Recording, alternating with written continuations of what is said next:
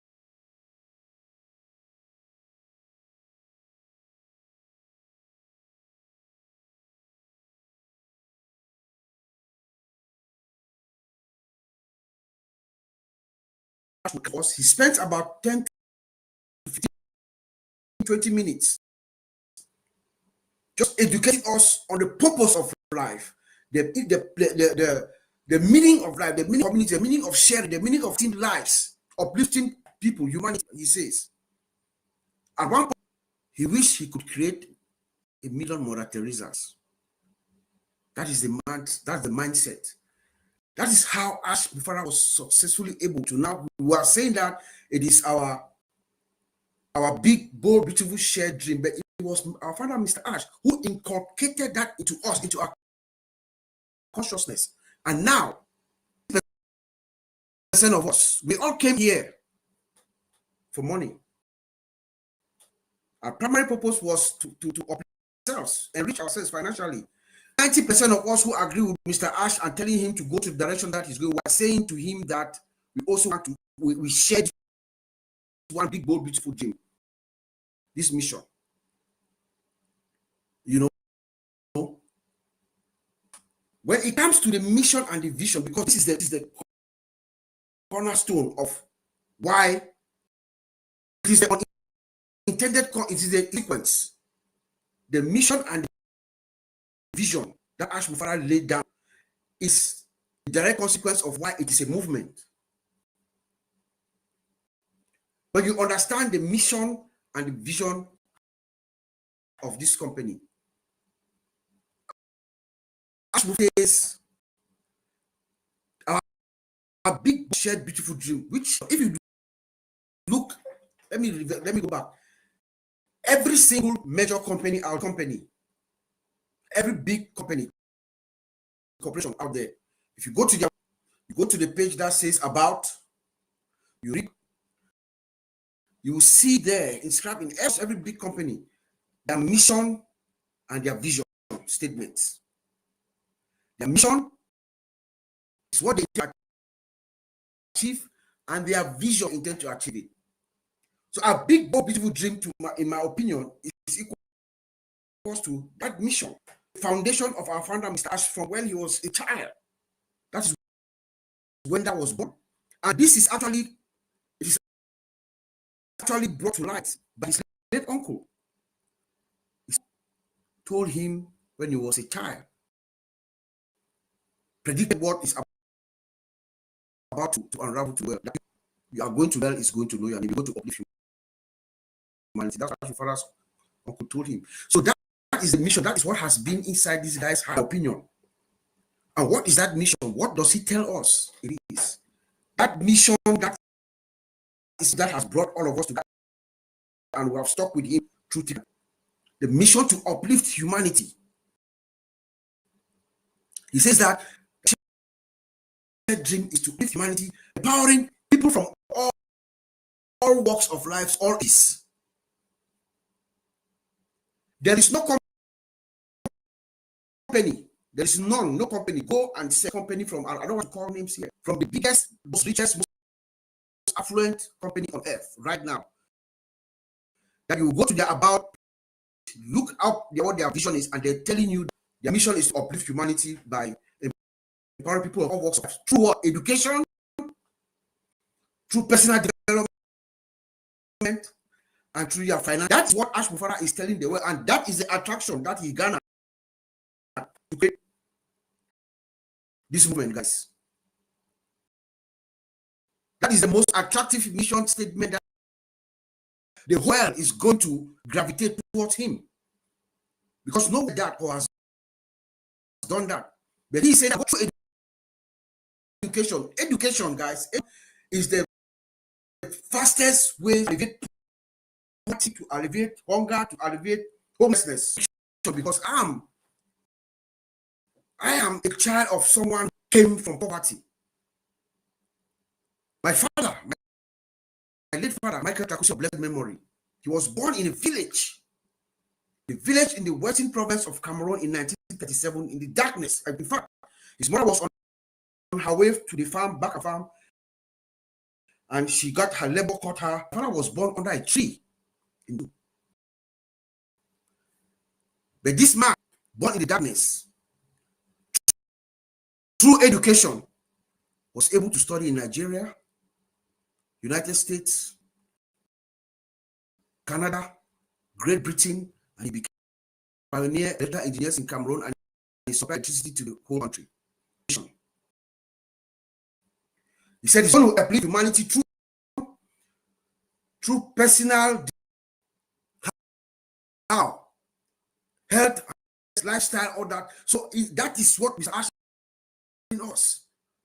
And then what is it? Money. I'm going to create a system that is going to make you happy so that you are financially well off. That is the vision of Mr. Ash to create the mission to empower you, me, everyone, the whole world. His hand is wide open. The whole world. It doesn't matter how old you are. That's the beauty about it. You can be 80. It doesn't matter how old you are. How are you through education, through empower you financially and your well-being? But how does he do this? He does it by creating a system, a revolutionary discovery.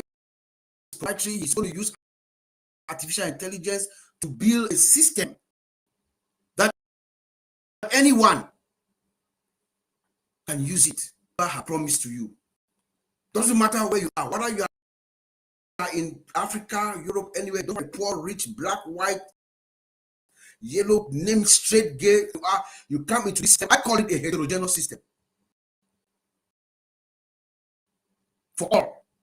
To this system is going to deliver her promise to you. A system that you're going to come in, you pay less and you get more. Do less and you earn more. So that you get a lot of money to uplift humanity. AI with heart. That is why this works and creates a movement before it is born, before the company is born. Ash creates a movement. He has an army of, we are here, us, and many others. There is no human being, there's no human who can endure what our founder, Mr. Ash, has endured to get us to this point. None. There is no human being. I often say he is powered, he has divine energy. There's something divine about it because of this mission. All the legacy, the delays, the disappointments, even ASH MUfreh's own personal time. Don't forget that this man goes through all these storms. He loses his nephew in Germany through drowning.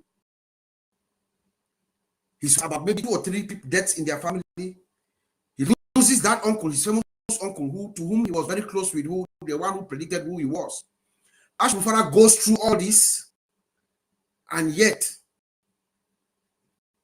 he's focused, he's steady, and he's prepared. He's focused, he's steady, and he's prepared because he, in his heart, he knows that this is a movement. It's not merely a company like he tells us. Movement. Unfortunately, 2 days ago or yesterday, he put in the back office, we have finally fully settled the SEC percent of us. We have said that we should move forward. The road ahead is clear with a lot of opportunities. We see this, the light at the end of the tunnel. The skies are clear. He's ready, getting ready to get into a bombardier, and he's going to say, catch me if you can. Because this is not merely a movement. It's not merely a company. It is a movement. Back to you, my brother Vincent. Thank you, Brother Bob. Thank you very much for this great speech. So, Brother Bob, summary very little because sorry, I lost. I had a network issue, so it's sorted now. So, he said the movement, not merely a company. Bigger statement from our founder, Mr. ASH MUfreh, because Brother Bob said he will do this through education and personal development. This is very good, and then also will bless our financial well-being. So this is great thing that our our founder, Mr. ASH MUfreh, and empower us through education. So Bob mentioned that as well. So it's a system that is going to deliver as well. And then that system also will help us do less and then get more. This is very important. So the mission is movement. So that movement, like brother say again, that what Mr. Ash went through, all the pain that will happen, but it was focused on the business. So this was a movement and then not a business, a company. So it's true also, it was also focused. And then finally said the SSC matter is fully settled. So fully done to move forward. And then thanks Mr. Ash for this great achievement for the great job. Thank you, Brother Bob. So now I'm going to call my brother Collins for the next step. Oh, thank you. Thank you, my brother Vincent and Oliver, Bob, the old tech pro. Bob, you just enlightened, my spirit. When you were talking, I almost shed tears because your story is my story, it's Oliver's story, it's Vincent's story, and it's, a lot of people we can count. Because you talk about your father, it touched all of us because we've been there. We know their stories. We know these people, their stories were born in Cameroon. Their stories and their travel, and they become great.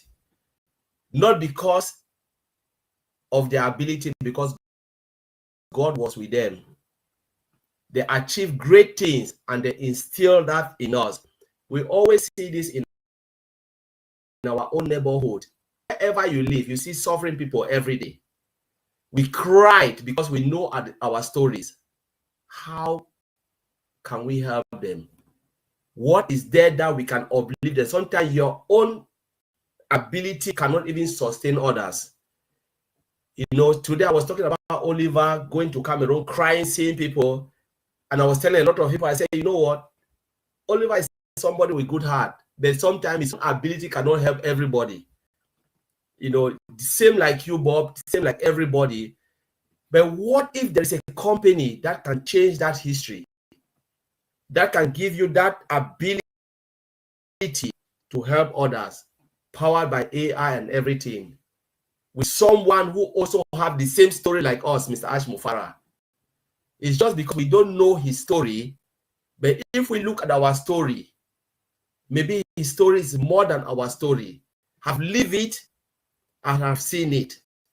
But he said, how do I change something so that the common person, people they term them ordinary, can achieve great things through a common platform for everybody, for the rich, the and don't have.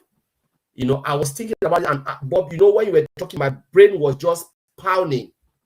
I said, this is our story. We are about to write history through somebody who was common, live and seen it, and said, I want to make a difference. As we said, it's not mere a company, but it's built for what? Humanity. He looked at the humanity part of it. So he transgressed everything and said, you know what? This will not be only a mere company just to make money, but it was about humanity. Because it was making money, I don't think Ash would through this, the pain and everything. He had that information. He made us to realize our own history, to rethink ourselves, to sit back and ask ourselves where from. If you were born in Western world, you have a history, you have a story. Maybe your great grandfather was sitting in somewhere that was not comfortable. And some of us lost our history. It doesn't from Africa, from Asia, from this, have or don't have. Somebody build that foundation for you. I said, how do we take it to the next level? But you ignite me to start to think, even what I wanted to say, but you make me to change, to start to rethink about history. That we all have a story. How do we prepare a platform for the next generation so that they can say, our grandfather or prepare a platform for us so we can write our name and move forward? And I was looking at this and I think about a lot. You can only achieve something when you believe in it. If you don't believe in it, you will never achieve it. They can put us on the same company where Oliver is working, where Bob is working. Bob has that greater belief to move forward and have the position. And you say, no, you the same position, maybe the same level. Oliver, Bob to move forward with that greater belief, they move and you are still in the same position. You came the same. It's about believing in the ability that you are better than this. Ash looked at it and said, you know, I can do good for humanity. I am better than where I'm sitting now. I think I can do something more. I don't care the pain, but I will do it. Sometimes, you know, God can show you your part. He said, Bob, you can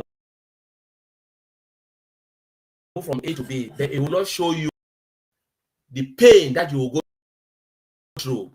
I want to take you from there to California to enjoy, but you will never know what lies behind that thing. The only thing is you will go there, but it comes with pain. You know, there are things I asked a lot, but when we were talking, I said, what kind of a man is Ash? And I was thinking about it. What kind of a man? Why do you want to endure all of this? And I said, I always think about my own share. I don't think about Bob, I don't think about Oliver, I don't think collectively as colleagues. What did I put in to make this man to die for me?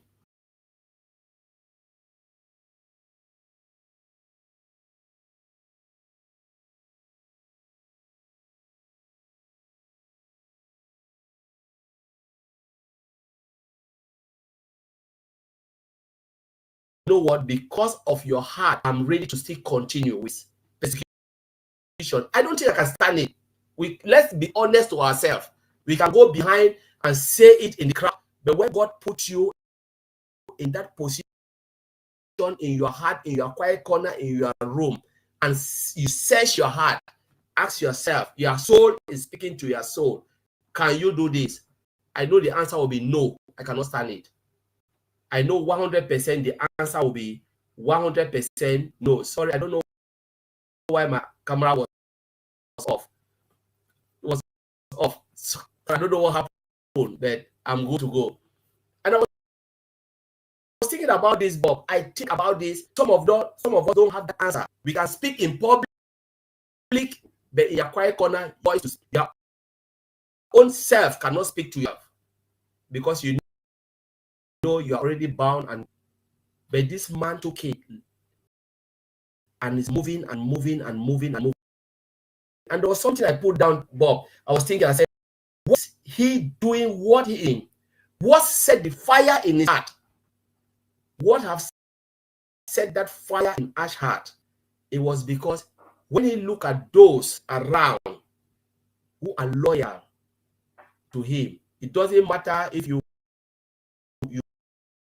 are this or you are that, you're educated or less educated. The mission and vision of his Ash MUfreh set that fire in his heart. He said, I will not let people down. I don't know if I go out with the only thing I will do, going out with nothing in return, I will do it. He said, well, if I don't get any benefit, he said, even if you offer me the presidency of United States country, I will choose what I'm doing. Because his heart is set to do good for humanity. His heart is burning.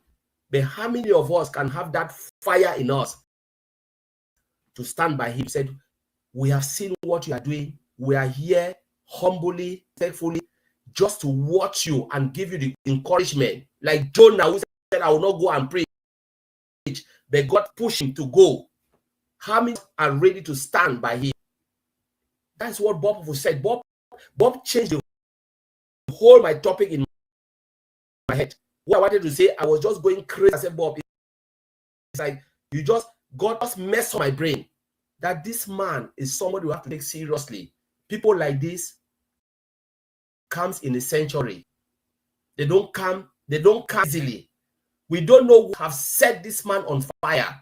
We may not know all details, the mechanics, but when he come out as fully going into the lion's den, the biggest corporation in the world, and come out indicated with nothing and said, I'm ready. I never said yes, I never said no, but it's like it was like a lamb who was taken to the slaughter. Nothing, no accusation put his neck for us to put the knife, but he came back and said, I'll still do this for humanity. And we sit back, we argued, we say something, and I said, sometimes you don't know. People like this doesn't come easily. Check all the companies in the world for theirs. They don't do it for us, they do it for themselves. They are ready to die for themselves, not for us. The man said, if you are happy to come, I'm ready to ride along with you. Mr. ASH MUfreh. It's something you have to take seriously. The journey clearly, because the fort has already been won. Whether we like is fighting behind us, and he have done it. And he said, this is the clear boat now, the ship. The gate is open. Are you the one who will stand and look at a discarded ship and said, I'm on for that ship. Give me the result. Tell me what happened with that ship. Or are you ready to come and ride with me? You have answered my question. I'm ready to ride with him. I'm ready to look at discarded ship and question why, what happened. And I don't want to. I want to move because the nation is where I want to go. I don't care the car take me there, but I care about where I want to reach so I can start to live up to that position to bless others. Bravin said, I will leave it there. Thank you very much. Very nice, very nice. Thank you. I said, my brother Bob enlightened his spirit. When brother Bob was talking, he enlightened my brother Colin's spirit. And then there's a story, so it's a very good story about his father. It's also about all of us. So the same story goes. So how we can help them. So this is a very brother Colin said. And then what Mr. Ash is there to change our story. He's also there to change how things go. So he's going to also use a common platform to change our story, to build the company for humanity. He's building a company for all of us, for our story. So he believes that before this, everything can change. And then he will do this to achieve his dream. So it's a very important mission and vision is for also us. So we need to understand what Mr. Ash is doing for us. So his art is good, his heart is good humanity, so he's there for us. So people like Mr. Ash once in the country, so we should take care of that, and then believe and make sure that Mr. Ash achieves everything that is doing, and then for the century. Thank you, Brother Collins. I'll change to Brother Oliver. You have the mic. Yeah, hi. Thank you, Bob, and Collins. You guys just blew my mind, and you know, now I also have to really, Bob also made me to like really direct it. You know, you've set the direction, so we just all have to go to your direction. This is what the CEO told us. He mentioned it to us that it's because of our support, our loyalty, our belief. It's a movement, and yes, it is, because when you look at all the other companies that are out there, the business model that he plays, no company on this planet Earth has that business model. That is empower us to impact humanity. This is something that has never happened. When you look at other big companies, it's all about the profit. He once said there's worth in the world. There's a worth in the world, treated equally. Now he has come to impact those who live in him, in his dream, and that bold dreams, loyal vision. We are. And one thing also that us for being there, off with this dream, even through all the hard times, good times, we will. And he said, we deserve results, action, and he will deliver it. That only somebody like Mufareh can do that. Only him can do that. The best not behind us, it is about to be revealed. Let me say that with what he said is about to be revealed. Guys, we should have a different mindset now. Reform.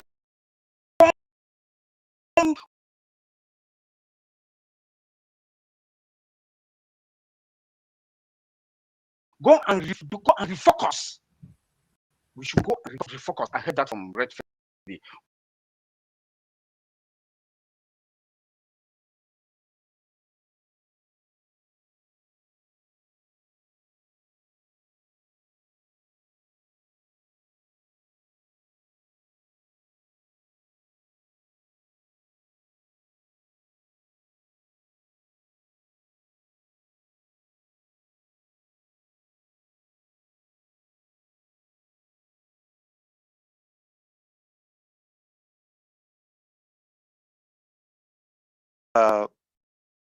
You know, basically, one of the things about OConnect, the part that you already know and see, it's already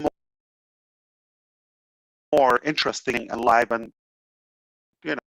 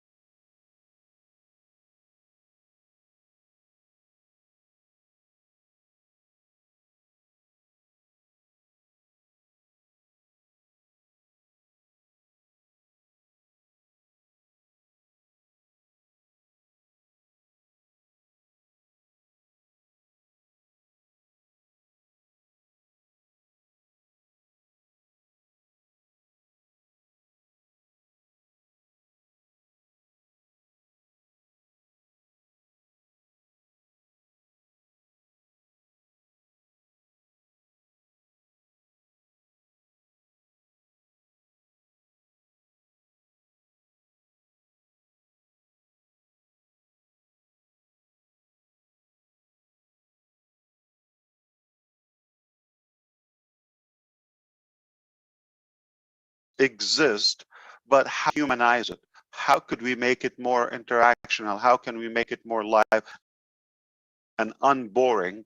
Have to do. In fact, for that reason, ironically, and believe it or not, we just rushed into finishing a tech meeting. Mr. Nazdal was supposed to come here because he said tell the three of you, he didn't know Andy would be here. I'm sure he would thank you too, to say thank you, all of you for everything to help our YouTube algorithm and word about the contest and all of that. And I told him, come on. I didn't know if he's going to follow me or not. I forwarded the link to him, but if he doesn't show up, he tells you thank you. So I did my job, you tell him, so I can keep my job. And you know, basically we covered one of the things about OConnect, the part that you already is already more entertaining and live and, you know, unboring than everything else on the market. Now we're adding, remember, we're going to have like once a week update, upgrade, okay, permanently. So within the next 2 weeks or so, you're going to even have some more interesting things. Obviously, on the live paid copy, because we're adding, as you know now, we froze what we have. But now going paid Connect, you're just going to see in the progression as we go. The main decision is to how the word crazy is being used in Onpassive meetings quite often. And it's in bold in caps, like crazy ideas, crazy innovation. And we look to make, you know, some interesting technology, not just the usual. You can get this done anyway. But for example, like we were with one of the vendors in Europe in the morning, and they use Zoom, to be honest with you, okay?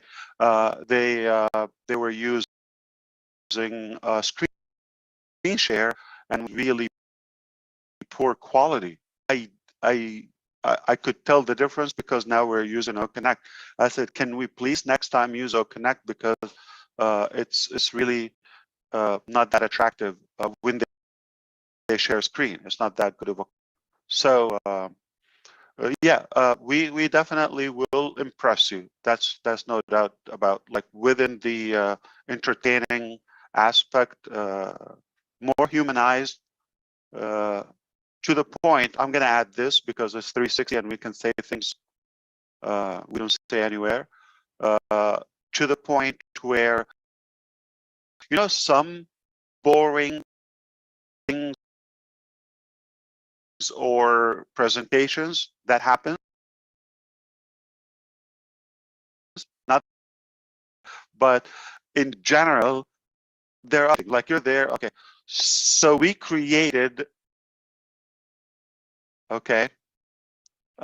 Well, it's not done, but there is something that is coming in the display. When it's boring, it break the ice in a way and make it more interesting, even if the presentation itself is boring.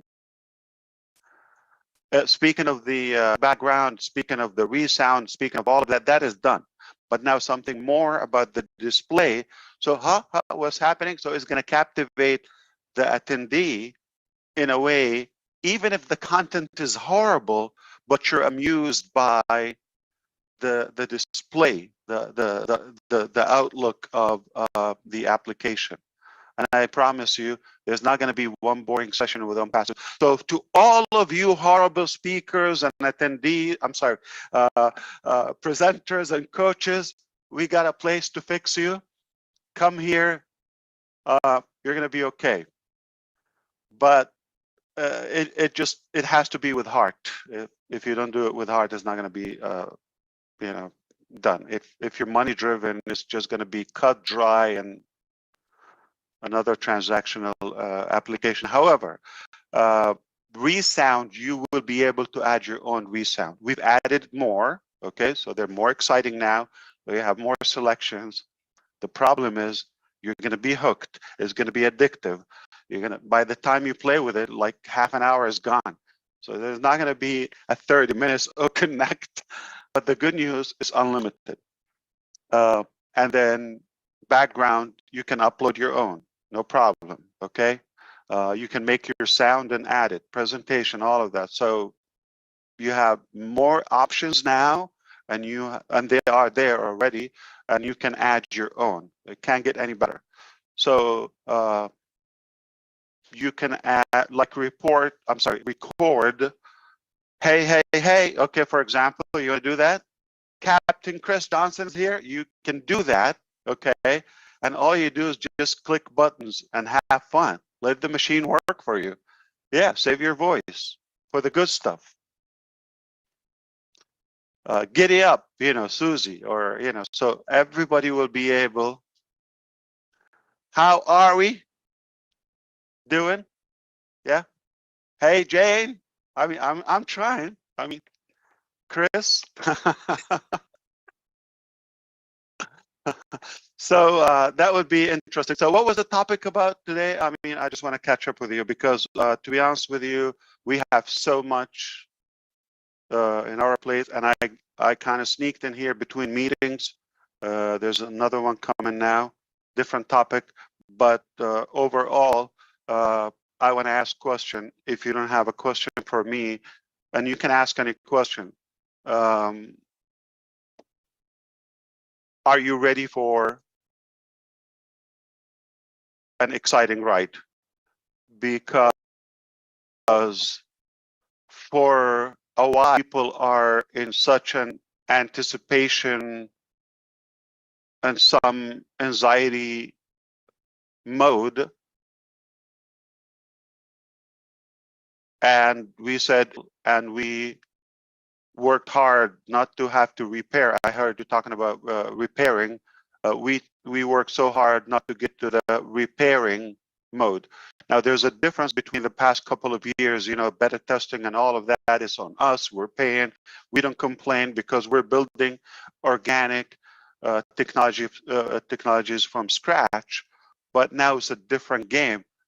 Not necessarily the people I'm talking to here on the screen, but the general public is not going to give you mercy when it's a paid product or when they adapt our technologies as a part of their daily activities or routine, whether in business or personal. So if somebody has an connect school or business or interview or something, the last thing is we want to break or drop down or fluctuate in the quality or the security or anything. We cannot take a chance. I'm going to remind you, Onpassive, exactly like NASA, failure is not an option. You cannot send people to space and say, let's see what happens, and we'll find a way to bring them back. We'll think about it. No, you have to really meticulously perfect the plan and the testing to see it all the way through and the return safely. So this is exactly how we see. So the question to you, so we've done our part. We brought it to the point now. We're about to give it to you. Paid. It's a big trend between free. Free is on us. It's the same work. It's all of that. But when it's paid, now you become entitled. Okay. You have that entitlement as a customer, as a user of our technology. I'm paying for this. I expect this 365 days, or as long as you're paying for it, you expect a perfect 100% uptime, running, functional, stable product. And we cannot take a chance with that, especially the first, product. So yeah, we will make a big splash for your product, especially with OpenNet, being there's nothing you can compare it to. There's nothing. The quality, I'm telling you, it just got up. So the paid is gonna get better. The display, the features, the entertainment, all of that, it just gets better. And every week something more, there's something more. But the price is not going to go up in terms like you pay for it, that's it. But we are going to, there's a whole team is going to work on the advancement as we go. But I'm not sure if the market is ready. Are they expecting now? Because they might think, well, I don't blame them if they think that way, but they're not going to go another month without paying now. We've given it to them for well over 3 months now, okay? And, we want to open shop. We've given so much, to the market, to the vendors, to the staff, etc. Now,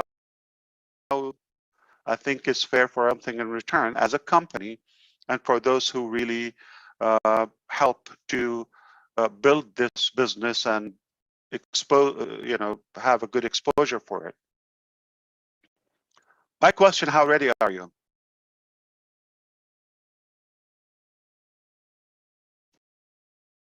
Or do you think some people will like now? Oh, okay, take your time. They're just gonna. It's not gonna break. It's reasonable.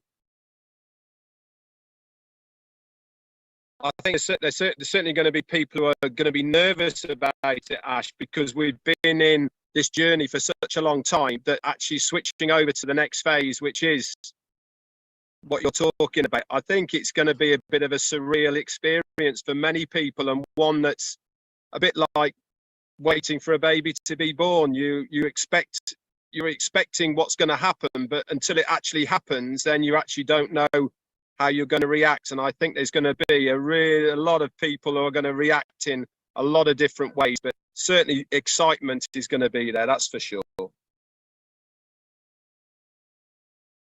Fantastic. Okay, fair enough. But it is real. It is happening. We've taken a very long free ride. I mean, it's fair for us to get into a real business. The four of you now, if you want to begin alphabetically with Andy, do you like to open a topic or a question? Like, what's something take advantage? What do you think? You interact with founding members and users. Something we can touch upon. Hi Ash. I'm intrigued about, and I'm trying to learn more. Obviously, hopefully, when we have our own website sorted, we can link that then to OTracker. But I've got several friends and colleagues that have OTracker, and they're working their way through it. Now, obviously, there's a guide to help them, and my understanding was that what Mohammed Nazal has been able to do is to take all of the features from all of the other products out there and combine everything under one, and then add some more. And add some more, yeah, absolutely. Wow. So this here's the thing we discussed today, ironically today also, it's going to be integrated when it comes to having your domain purchased from Onpassive through ODomain, then it becomes already, you don't need to add on or to copy a plugin or something. So it is automatically integrated, the single sign-on factor, so everybody could have a use of it. So a couple of months until we have that, service available to the public. I don't have a time. I'm not but it's going to happen in the near future. But when that happens, okay, you book your domain. So a part of the integration, OTracker is already integrated with, andyburks.com, right? The other factor, we asked for it to be integrated with Omail. And there might be Omail Pro, by the way. Okay, never said that. That's another product. But Omail and your domain name, the integration of OTracker, Andy, since you're interested, it will be, for example, you send out a broadcast. We have a list of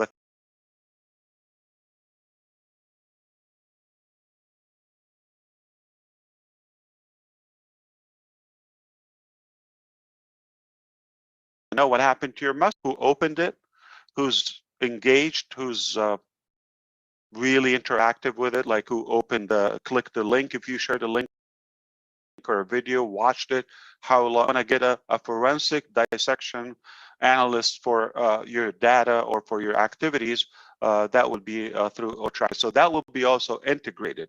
So as an add-on to that. So in today's discussion, also previously earlier, we've talked about the integration of OTracker with OMail.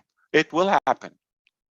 So so is it with the every allow me, there's no free mail allow you to track. It will be a paid bulk mail something, right? It's yeah, but with OMail you can actually message. It's incredible. You can see from what devices they open it, where are they. I didn't see your message. You're lying. I got the data. I got the evidence. Okay, I know what time. I know your IP address. It's no joke. It's a receipt. I got the receipt with me. So I'm sorry, Onpassive is like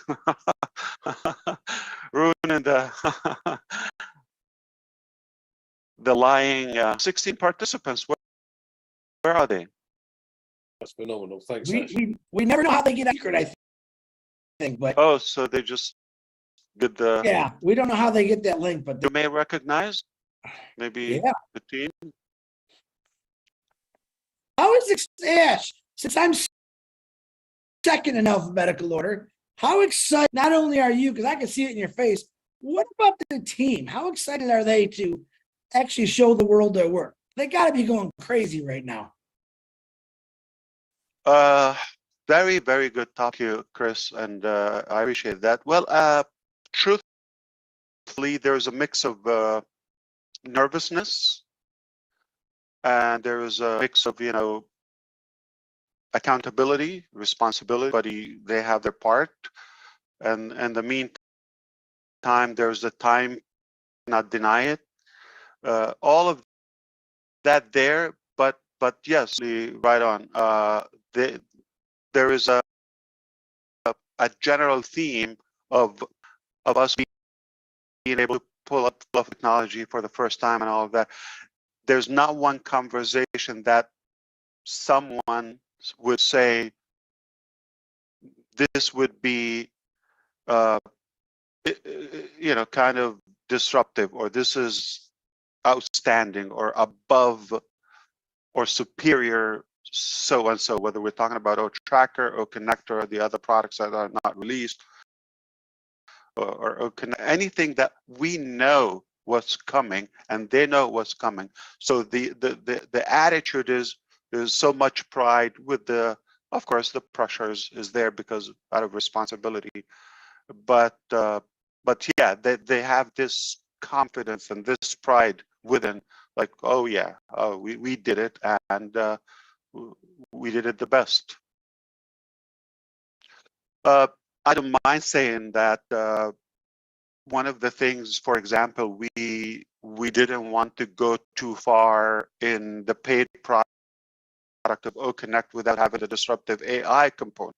So now I'm not going to say exactly, but a few of them are done. Now it takes time for them to evolve and mature. We know AI. We start with the basic AI, whether it's noise cancellation, and for the first time ever, you're going to have a speech to speech, not on the recording, on live. We're talking English now. Somebody can have translation in Spanish in real time. In real time, there is a latency. We call it seconds. You're not gonna mind it. You don't understand, what they're talking anyway. So you select the gender, the accent, male, female, and you're hearing in your language. Remember the recap. So nothing we say is shelved. Okay, we go to work. So when we were able to transform those ambitions and beautiful ideas and all of that, and now we're just like testing, tweaking, perfecting AIing them, I can create that term or verb. Lots of excitement, Chris. Lots of I think the most I can sum it up with pride. There's so much pride and confidence. Yeah. Absolutely. Thank you. That's a great answer. Yes. Marty, it's your turn. I know you got a good one. Come on. Thanks, Chris. Buy a air pressure gauge, by the way. Yes, the one I have is pretty close to what Chris said. With this this last 5 years for you, where you were, what you thought, what it developed into, what your thought would be. I would like to know how you feel today. Not where it's going to go. You know it's going unbelievable, but up to today. Looking back, and I can only I have some idea of some of the bad you had, but all summarized. How do you feel today about this painting that has been painted with you and the great team that you have? Beautiful. Fair question. And what time is Roblin live? 9 o'clock. Yeah. Okay. That's I can go on for that, but briefly, definitely, I can tell you this humbly. I go to work without any expectation. I just know I'm going to give it my all, do it or die. This is, I don't care about the results. The results came out much better very early on. They came out much better than I would have hoped for. I didn't hope for anything. I don't know. I just don't. I go to work. I know this is my mission. I'm going to do it. I'm happy because I'm working on my purpose. And that was the first phase. So I gained confidence with that. Oh, wow. So it's better than like, oh, I wouldn't even expect that. So this is good. The reaction, the results. Then who came on like yourself from, the public, the globe, up with us, that gave it another booster. And that gave me more confidence. You can only achieve more. So now self-confidence, add to it more because who are you surrounded or who believed in your vision, it increased my certainty about what's possible. And then, especially the last year or so, I would say 2 years,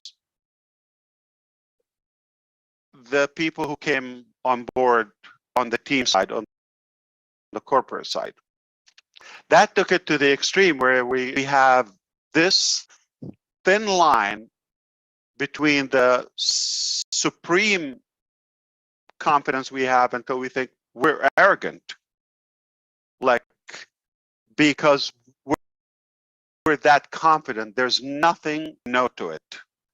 Everything is possible. Any idea, any great service we could do for humanity, for the public, the users, for the market, we will do it, no doubt about that. We will be the first company that would care about, let's say, the deaf community or any impaired community physically. So, for example, I'd ever bother to create technology for, let's say, sign language on a webinar application because they're not going to buy it. They're not, deaf people don't typically buy audio, video, webinar, video conference platform. They don't buy that. So why bother? We will be the first company because we don't think about how many customers, if one will use it, we've done the service. So that is the distinguished thing that as we go in time today, when I think about it, before I didn't have prediction. Now I think there's absolutely no limit. There's no cap for how far we can go, and we're proud of what we do. We're not competing with anyone. We don't down anyone. We would clap for them. There's so many services. I have nothing but respect for them. I will use them for as long as they're there or there's a need for them. I don't need to name a few, but there's several services. They're amazing. They're outstanding. They are who they are. So you may say, well, you're not going to be better than this. I mean, let's say people who say, how Onpassive is going to be better than Google or Microsoft? Well, we're not in the same game. They're playing, this is software development. They are doing, search engine and, now some additional application. What they're known for is, and we're not even touching that. So how could you compare? We have a different game, and nobody is AI with heart, is caring about humanity. It's not just about making money. They're good at that. They have 1, good 2, 3 services. That's fine.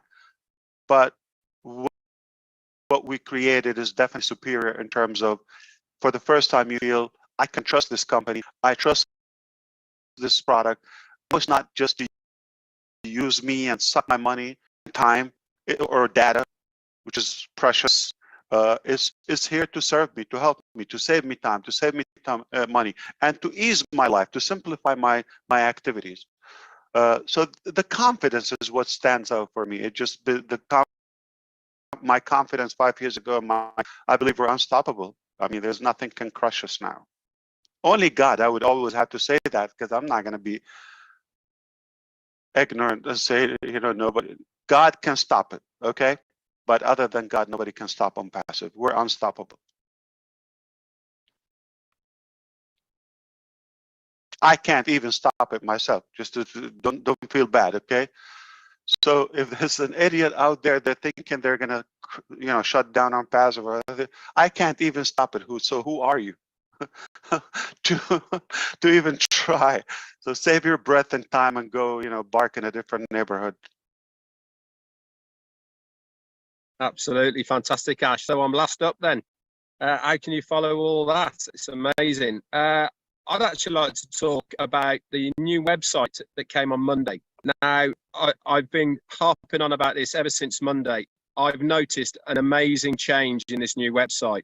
Mm-hmm. For me, the best website. And the reason it is because normal way of scrolling on a website or going is up and down. This is left to right. The visual behind it on the graphics has got a guy superimposed there in a video searching Onpassive products like he's in some sci-fi movie. Absolutely amazing. And I just wanted to give my thanks to the O Media team, really, for what they're producing now.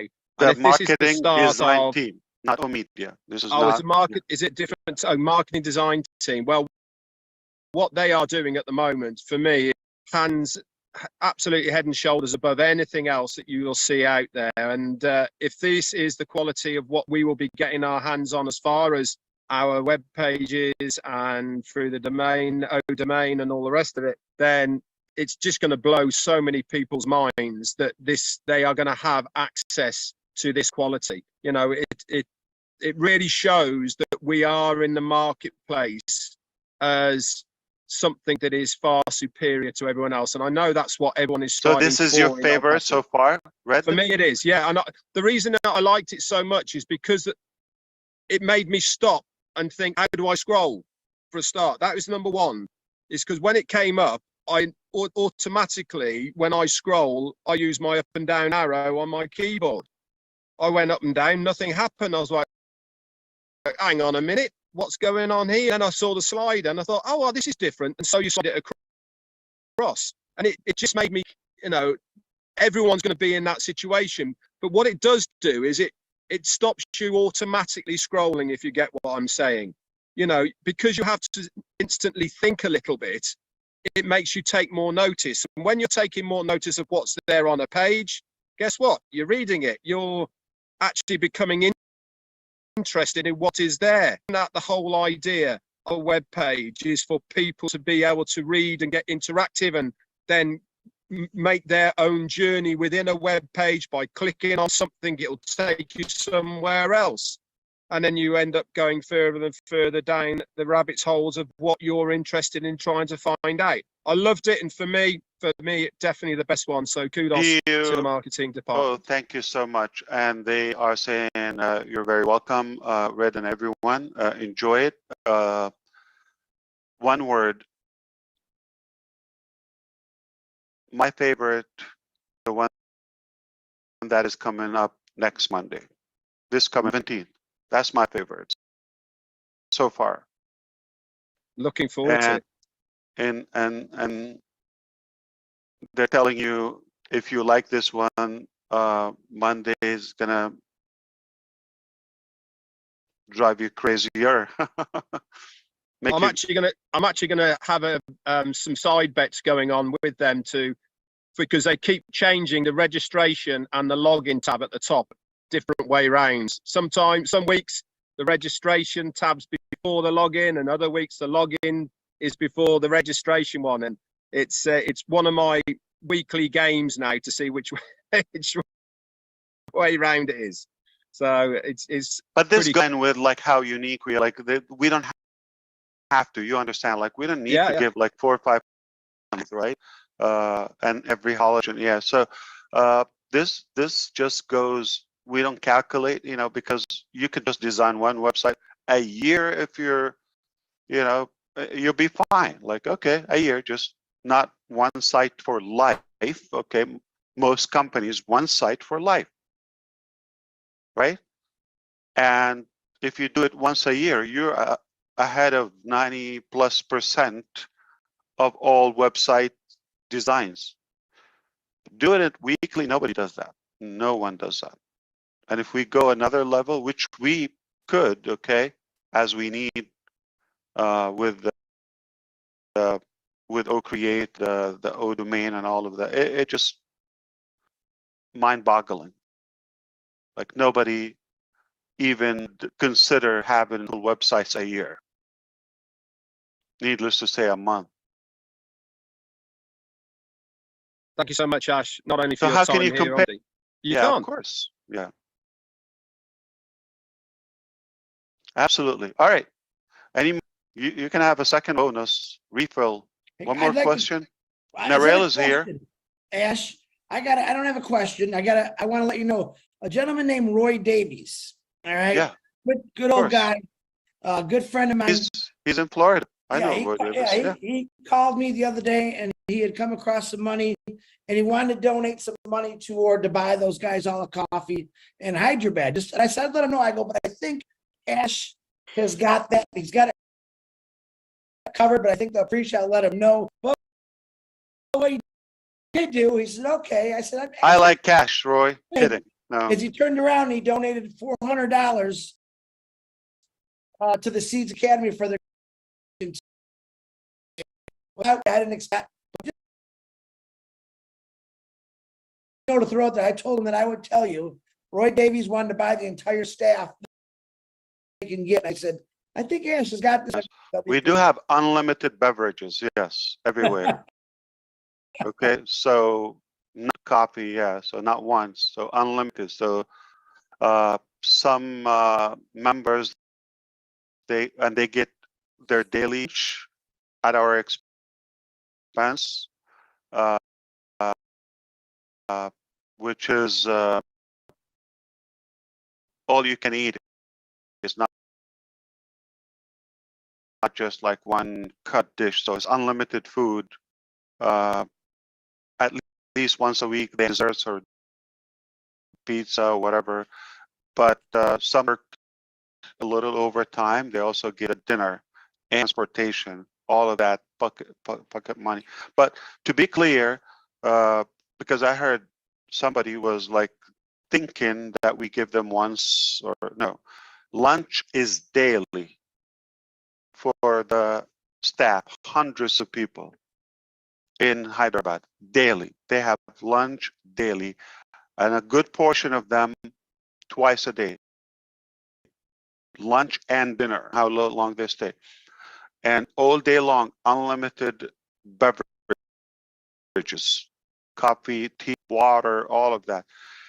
And if you're thinking about 5, 10, 20 people, 30 people, a wedding, 100 people once, that's a good effort and a budget, and you need to do that. So we have full-time vendors, you know, who cater to that. So when you're doing that, like daily wedding, okay, with several hundred people, and unlimited beverage, no doubt. A daily wedding. I like that. All right, one more thing. One more thing. I gotta say this. Health Ready? insurance and all the benefits. Yeah, 100%. All right, ready? When you're all done, said and done, I think we're gonna sit down probably by 2062. When I figured by the time you're really done, I wanted to bring something to your attention. You know, I love boats. You know that. You love. I love Of course, yeah. And I'm reading up this, and I wanted to tell you this last week, but I forgot.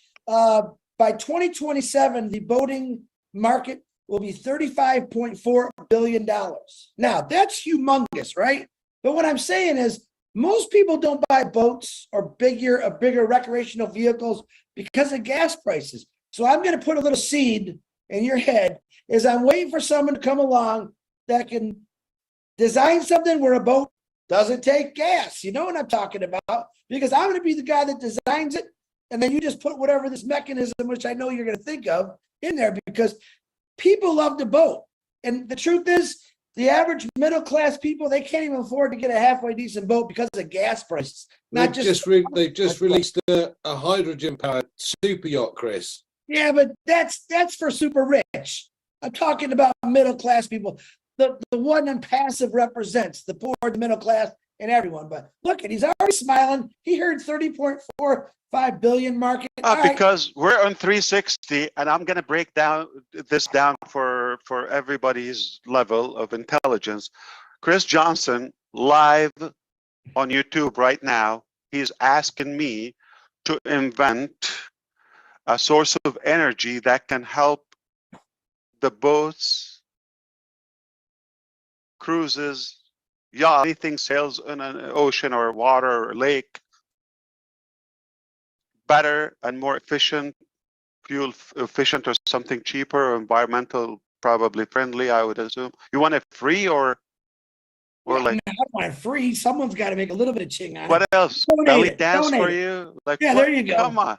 This is not like, okay, I got like this brilliant, okay. Oh, by the way, while you're at it, okay, Andy, can you invent like a car that can like spin and fly and dive and make food? And he's thinking about it, guys. Don't let him fool you. He's thinking about it.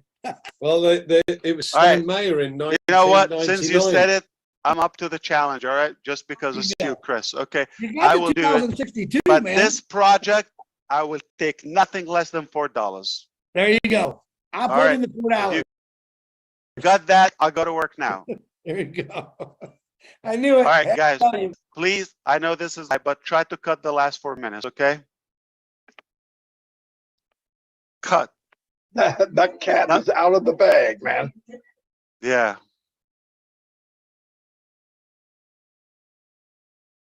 Did he like how insane he is? Like, hey, by the way, there. I know a couple of people who have cancer. Can you find them? Yeah. I'm waiting. I was waiting for him to say, yeah, but you got till Saturday. You know? Hey, yeah. I'm glad that's how much faith I got in you, brother. Yeah. He gave me a faith I got in you. You tell me and I'll get it done. So I'm telling you that you got till 2062, man. No. If I say I get it done, I will get it done. I know you will. Thank you, Ash. But you tell me the idea. I'm going to be clear because some people are going to tell me, throw some ideas. They will come up with the ideas. So they might be good ideas, but I say that I don't have the ability to do them. So, but I'll say I'll give it my all. Okay, that's different. I don't guarantee. But if I tell you I know how to get it done, it will be done. It's a done deal. Good enough for me.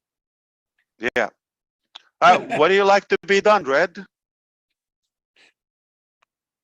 So what would I? What are we on the subject fuel for your boat? Actually, there's electric boats now and hybrids on the canal boats. It's a bone of contention in the narrow boating community, can assure you.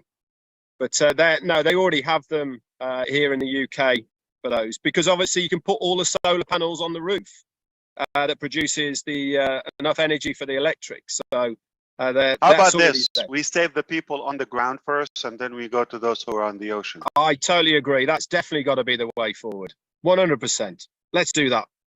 Yeah, you know, that's how I always think. You know why I always think fill your tank and then you go. I'm gonna give you the analogy. Anybody been into an airplane before? All right, have you seen that orientation or the presentation you know, when before the flight or just while taking off, which is how to use the mask and in case you and the floaty, the vest. What do they tell you? If you pay attention, they tell you the oxygen mask to yourself in case you have children after you save your life. So we're going to think you are the main passenger and others are the children on board. Put your mask first, then to the children. So we're going to save those who are on the ground and fill your tank and look up to yourself. So the new term, if it's fair enough, after understanding the analogy, put your mask first. Once you're okay, you can plug it into the kids. Unless you have, you can just throw the mask. My son is here. I would have said, you know, I would have said, I don't want him to be upset about grandma. No. Yeah. Just in case she's on flight, you know what? The mask has a hole, so. 45,000, ASH MUfreh, 45,000. Oh, Lord. All right. Are we done? One more question. Last question. Andy, come on. Spill the beans. You got something? Are we allowed to discuss what you Anything mentioned you want. earlier? Anything Okay, you well, stream and talk to me. I have another 20, 40 minutes I have. You mentioned the next level in OMail. Would this be available for companies? Because at the moment, most companies. Absolutely. You nailed it. Yep. Okay, so and it would be insane. There's going to be a feature that is not on the market. Period. Okay, not feature, a solution. Right. Okay. Because most companies obviously have their own servers and therefore put their company at the company name. So we'll have that facility then. No, that's with the domain name. Have your own extension. So your domain name comes with also the typically, like if you go to a registrar now, GoDaddy or Amazon, AWS, okay, Amazon Web Service, any host, okay, you register a domain name. Now, that doesn't give you a mailbox with it, okay? So that's an add-on. Webmail is an add-on service, like a whole new service, and they're not cheap. With ODomain, you get that extra, okay? But the interface, the mailing solution, okay, OMail Pro has components for advanced features within the mail itself. Fantastic. I'll give you an example. About instead of your marketing or your company, and instead of giving them a link to go to a website, you would give them a function or an action within or a transaction within the email itself. So instead of, for example, you're having a campaign for Obless, all right? Example. Within the OMail, you can give an option, you know, chip in $5 or $25. You can give it, click there, it's connected to your wallet, bingo. Transaction within the mail, you don't leave, you don't click, you just like get it done with it. So this is Pro. that will be paid. But there's more. I can't talk. We're just public. I didn't plan anything. Otherwise, you know, my team is never going to let me talk in public. Fantastic, Ash. Thank you very much, and thank your team for this wonderful work. It's extremely exciting. Every day is a well, like I just asked Chris to come up with some fantasies, and I go tell the team, got to come up with a solution to have the boat run on water. Recycle water from the ocean. Well, I was also thinking about advertising too. You know, race boats. It's a big, big thing. We could have our own down the road, our own Onpassive race boat. It's a big thing. I understand. Of course. Big thing. What's our saying? We leave no unturned stone.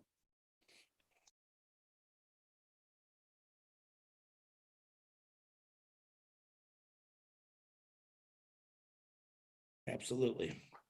We're going to market outside Onpassive until we become the market. And so it's everything within our lobby, within the house. In-house. You build it, they will come. That's what we just said. We built it and they came. Can you imagine what's going to happen?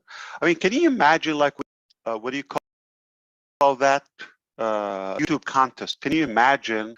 This is like $20,000 plus. Okay. Can you imagine you're given that per second? Like that much given away. So look what happens in a week or 2 weeks. You're just given 20,000. But let's put it this way: simple math. And we're using Zoom, so we don't have a calculator like Connect. So 20,000. How many seconds are per day? So 160 hours times 24, 1,440 times 60.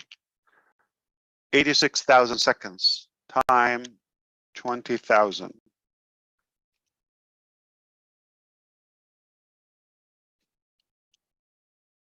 Slow down.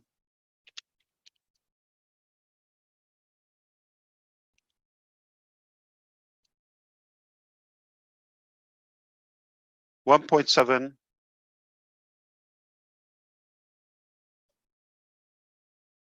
billion. Andy, you're the numbers guy. Number of seconds per day. So, well, we know that it's like 86,000 seconds a day. That's just a naive, you know, calculation that if we're doing that in 2 weeks, like you're giving away, you see the buzz that goes around. $20,000. It's a big deal. You know, some people are making 10,000 a few, but take that to the extreme, that 20,000 per second. But in a year, okay, or a month, I calculated that. So annually, if you give well over, let's say $2 billion annually, you're going to be averaging the 20,000 a second.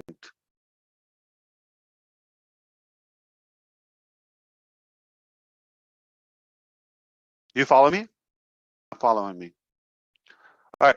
If we have a show for 2 weeks, $20,000. If we run that ongoing, so that is not going to be 20,000 in 2 weeks. Going to be 20,000 per second. If that goes on, some people are going to make that 20,000, and then you got 1 million people, okay, earning 20,000, 5,000, 300, 200, added up, billions a year, right? 1.7. So what would happen if you're having a $20,000 per second contest?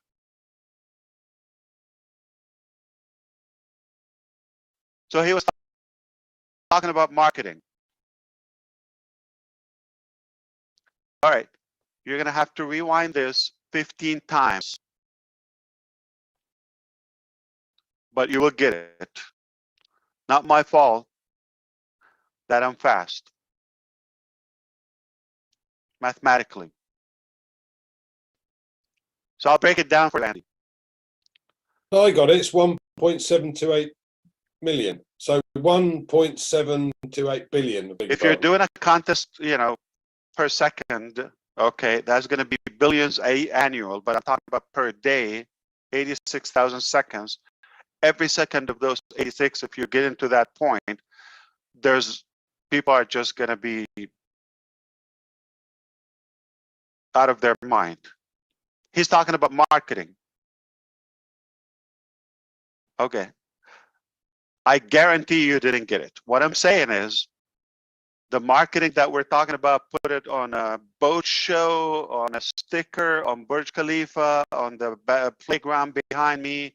All of that is one thing. But the marketing, once you put that ongoing around the clock contest, unlimited, it could be 20,000 per second. Example, there's no marketing needed. I'm just telling you. So cut this portion, rewind it 15 times, you will get it. Do that annual. So this is per day. Do that annual. Billions. Okay. What marketing are you talking about? It just, this is. Absolutely. Wow. Cash flow. That people all will the sniff it meatballs. a country, a continent away. There goes all the meatballs again, Ash. All Yeah. the meatballs right off the table again. Very good, though. I like the analogy. Yeah, absolutely. You don't need barbecue sauce. It will smell miles away.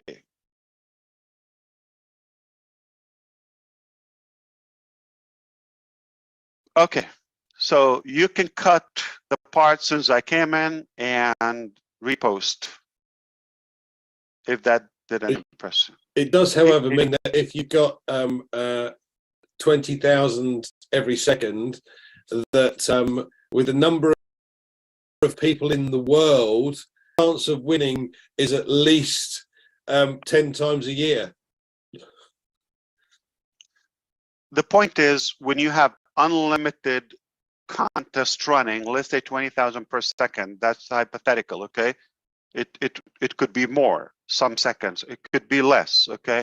But if you have that running all the time, I use the 20,000 because I'm just making a reference to the thing that we have right now when you get hundreds of thousands engaged. But when you have that every second, that cash contest running, I'm just saying it's a powerful marketing source.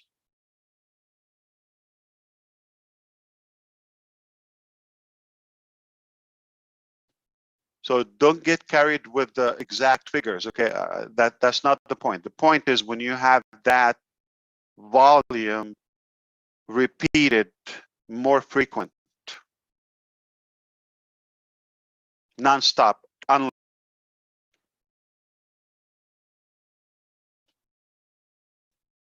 What's Robin's topic tonight? I could ask. I have no idea. It's Q&A. Okay. Or whatever you want it to be. They might be changing it. They might be changing it right now. I want it to be, are you ready? Okay, Are you the ready? company You is hear that, ready. Rob? Are you ready? He hears it. He hears it. Company's ready. Are you ready? Are you ready? Okay. Okay. He's got. Are you going to show up on delivery day, or are you going to hide? I'm sorry for that, but some people will hide. This is Rob. Oh, he's calling you? Or you calling him?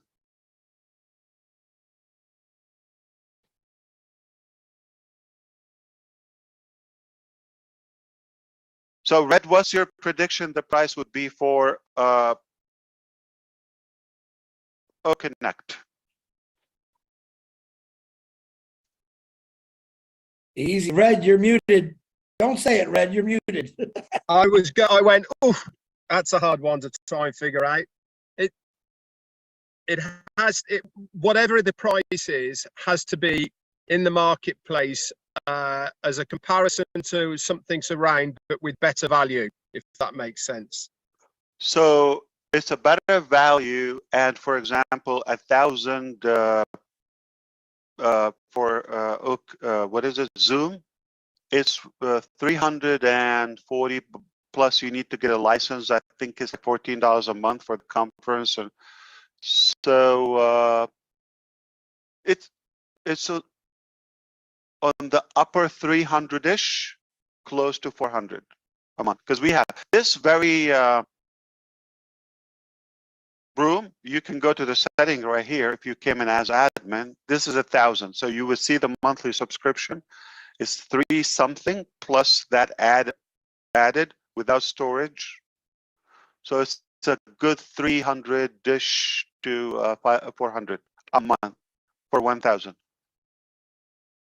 If that's the equation for 1,000 people, and you're giving something that's better, superior, interactive, all the rest of it, and even if you came in at 20% less than what is already there, then you're going to be you're on for a winner for sure. And Andy, what's the biggest difference between Onpassive and any other in terms of the cost?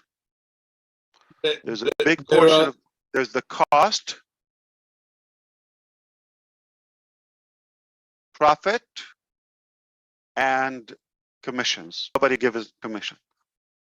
And so whatever our price is, that include the commissions. Yeah, say it. Yeah, but there's no other company that pays you to use the product. There you go. Which is what we will be. Which ultimately, if you have a couple of users or sales, okay, that covers your subscription. And then anything after that is a one game, right? You want to hear some good, Ash? You want to hear some good percentages? No, before I tell you that, before Chris and everybody, pay attention, okay? But also the 1,000 attendees that can come to your Onpassive Connect are free users. They're not just a one-time, attend and you have no connection with them. You have the ability to email, you have the ability to contact them, and they wouldn't attend until they create an ecosystem login. It's that simple. So you get 1,000 actual people with you. At least a good percentage of them over time will buy from whatever you sell or have to offer. And when they do, also, you make commissions. And they have the same opportunity. It's just mind-boggling. Will they have to do an OMail? Will they have to register an OMail email in order to get into the OAS then as a free user? It's 2-in-1. So, for example, if they want to attend, they create OMail. It becomes their login for the ecosystem. And that OMail login is if you log into OConnect by itself, if you log into OCademy by itself, if you log into the ecosystem overall, it's all roads lead to Rome. Chris, I'm ready. I'm sorry. I just wanted to throw this in there. One of my biggest questions that I get is, why would people pay for like OConnect? And I give it my reason, but I want to give you all a reason why. What's coming our way? Zoom right now is 900,000 business customers, 3.3 trillion annual meeting minutes. Okay, now 89% of people use Zoom for work purposes, while 63% use it for conversation with family and friends. These are the percentages that is going to, I don't think slowly, I think it's going to come. When these 500,000 businesses realize that we have a cheaper pay and a better quality and a better service, a business is in it to make money and save money. They're going to come to OConnect very fast. So all you individuals that asked me that question, I just gave you some pretty powerful percentages. This is Andy's job. Andy, you should have said this because you're the numbers guy, but this is what we're talking about. See, these are the things that a brilliant not just says, hey, we're going to do this. I got to believe in Ash's mind and his staff and the people that surround him have looked at percentages, marketing, everything, and then they do it. They just don't do something. I think they really look at it, but think about those percentages of businesses that are going to come into Connect. I think within the first 2 months, once they really find out about this. So I just thought I'd throw it in there. Ash, I'm sure you're going to add something to that. I don't know, but go ahead. Okay. So we're going to help Rob Gorman and Lynn Nakamoto tonight by, putting the word out. Okay. Are you ready? And what ready means? Okay. Do you have the funds ready at the door? Okay. Some people have been said, oh, I need a paid product. We gave you free. Okay, good. We gave you the paid product for free. You still, okay, we're ready. Are you ready? And we're hinting how it is. So we're kind of eliminating the excuses, okay? Because I do have a feeling that many of those voices will be silenced once you just like enable the cart, the wallet in the back office. So according to Red's calculation, we're going to go back to that question. You said, let's say they're $400, 20%, anything 20% cheap, compete. Is that fair enough? So 20% is $80, 300 left, 320. So if we sell OConnect for 1,000 seat unlimited sessions with all the features we have, if we sell it for $300, 320, we should compete with Zoom. You have to take into consideration what the company's taking in and what you're handing out. So that is so 320, including we're paying out commission. That should like double outdo, right? Overpower Zoom, because 320, it's just like if you're buying the service. We don't know you, okay? But 320 and you're a partner, is that a good deal? All right. So Redfern, I will tell you the price right now. Is if you cut that in half for the first 3 months, it will be less than that. I'm talking per month. Cut the 320. More features, unlimited, okay, including commission, less. So the 20%. So we end up technically less than 50%. And you're giving that to the founders. 50%. Yeah, 50% is 200. Wow. Is 200. So if I told you it's less than 200, we're 50% cheaper. What if I told you it's even less? I'm going to tell you exactly how much less.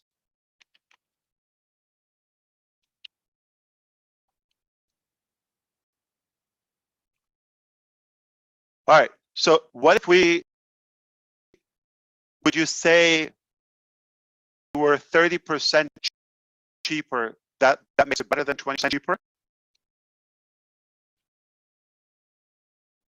Like related, 20% is $80, and we're talking about 1,000 seats, not the 20,000. Okay, so we're talking about 1,000 seats. So you said 20% cheaper than them, we should compete. But what if I told you 30%? Game cheaper. over. Game with over. Commissions. I'm gonna flip it. Watch. If you get purpose people I've met today, okay. What if we're not 30% cheaper, but we're 30% of the price? We're 30% of their cost, meaning 70% cheaper. So flip it. What if we are only 30% of what they charge. And with that, we give commissions. That is insane. You can do the math now. I can do the maths already. 120, That is yeah. insane. And if you're not ready, you have no chance. You have no chance to succeed anywhere else. If you're not going to grab this, like the minute we say, go to the cart, to the wallet, you have no chance. Sorry to tell you that. You really have no chance. This is going to be 30% of the cost. What's out there, better technology, you get more products with it, you get ongoing added products in the marketplace with commissions, all integrated, single sign-on, done for you.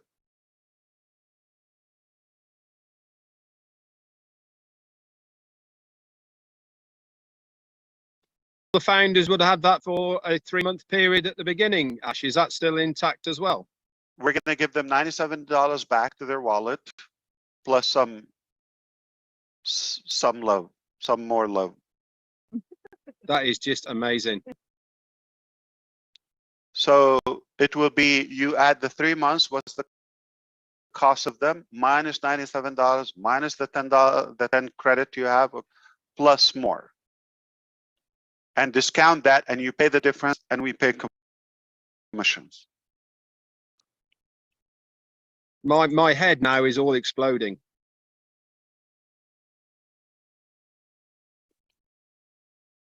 And if you're thinking this is the stupidest man I've ever met, you are right. You're definitely sharper than me. And that is true because no one would do it. And it doesn't make sense. It just would try just to stay in business. That's all we're doing. But in the meantime, it's a balance because you want to give more. You can't have nothing and give. You have to get in order to give back. All right. So let's go do some math, crunching some figures, okay, if you have calculator, and it's going to be fun, fun, fun, fun. So free ride is there for the tire kickers, okay, but for the serious people, it's going to be there. Let's see who's going to show up. Daily wedding.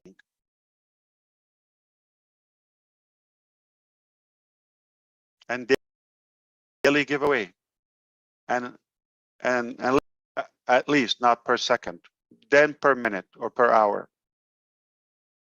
I think I think you've said so much. You made Chris so scared he's had to run away. Look.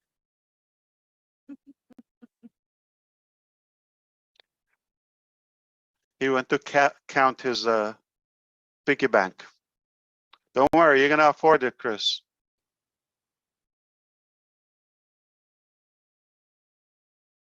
So if he is not on the screen, he's done, or he's just like disabled the video. He dropped out. Yeah, he's dropped out. Yeah, I know that I'm looking at my YouTube channel at the moment in the chat area, Ash, and everybody is thanking you, is shocked at what you've just said, and they're absolutely blown away. So thank you to all the people who are watching. 30% of the cost with commissions, more features, more products, and a journey for life. Just off the internet, pal. Now he's gonna come back and tell me fix my internet, invent something. Yeah. Invent something. You got till Saturday. Yeah. I thought you've already done that one, Ash. Oh no. not in the game now. But I hope this helped in any way. I just thought we haven't talked in a few days, and I thought I'll show up. And Nazal wanted to come, but he has other commitments. Okay, but he said thank you for what you're doing, and we're cooking. So all I can say is, all right, company's ready. Are you ready? That's the question. The company is ready. Are you ready? Somebody just texted me and said Chris's head blew up like his boat did. Yeah, exactly. Mohammed Nassau has definitely got an invite to 360. I know he wants to come on, so he's got an open invitation. Well, thank you Yeah, guys for inviting he's me as well. listening, but I believe he's driving. Yeah. Oh no, he's.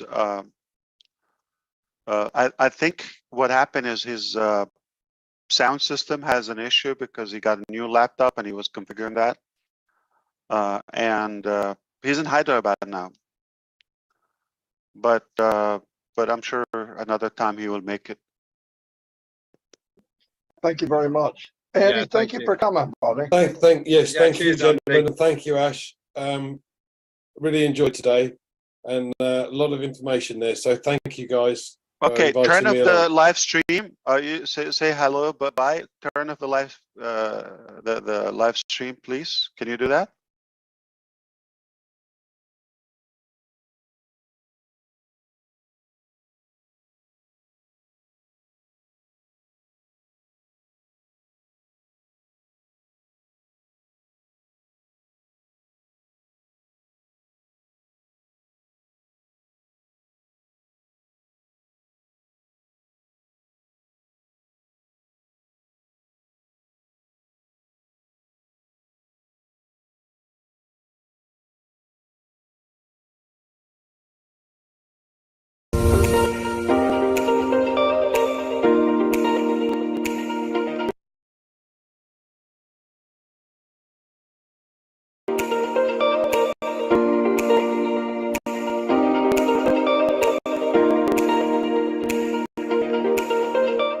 Let me first say congratulations to our boys, Harambee Stars. You made us proud. The future is bright. It can never be brighter. Thank you for uniting the country. Now to the country. The eagle has landed. They said the king is back. Rigathi Gachagua arrived in the country yesterday from his sweet tour in the United States.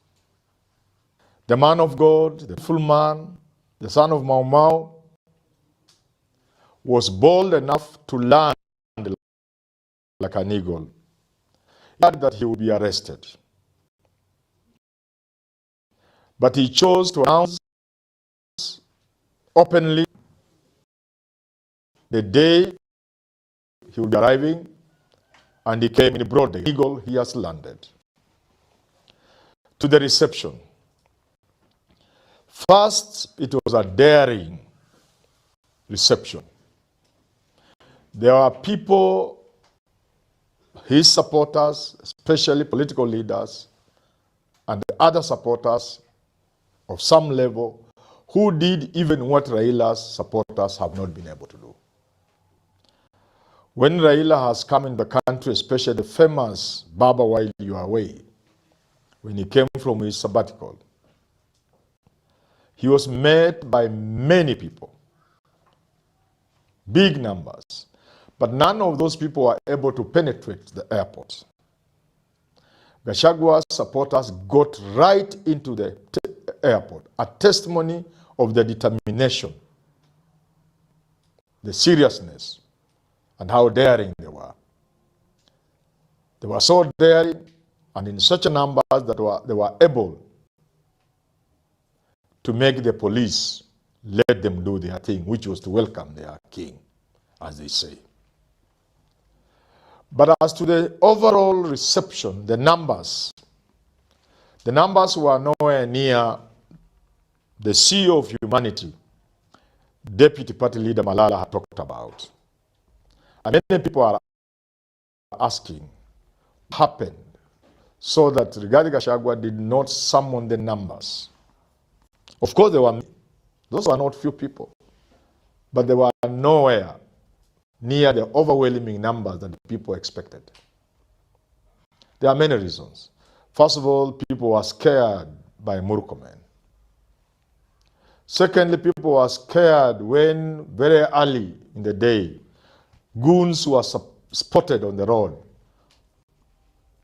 carrying all manner of crude weapons. The trademark horse sticks, Pinia Jembe. Nobody in their right mind would want to confront such a goons. But overall, I had the impression that the plan planning would have been better. The mission could have been greater. The reception would have been more overwhelming. But we must give it to the man of God, the son of Mau Mau, to be able to pull out that feat of yesterday is indeed a testimony to the sort of person he is, namely a tough politician. And that anybody who has been underrating him needed no further proof that Rigathi Gachagua is no pushover. The statement from the absence and the reception yesterday. While Gachagua was away, the opposition all but died. There wasn't much activity from the political benches in the opposition side, on the opposition side, which is a clear indication, like we have always said, Gachagua is among those politicians who now shake the political landscape in this country.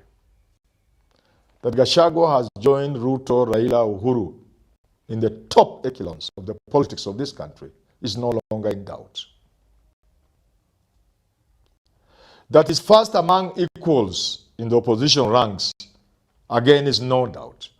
Because if they had been his equal, if they had been his match, we could have seen activity when he was out. There wasn't much activity. One could argue, as indeed I have explained it before, that is a matter of style. Gachagua is playing his style of politics using the masses, the people mobilization, along the lines of what people like Raila Odinga do. Kalonzo Musyoka and the rest, Maraga, would be doing their own style. But if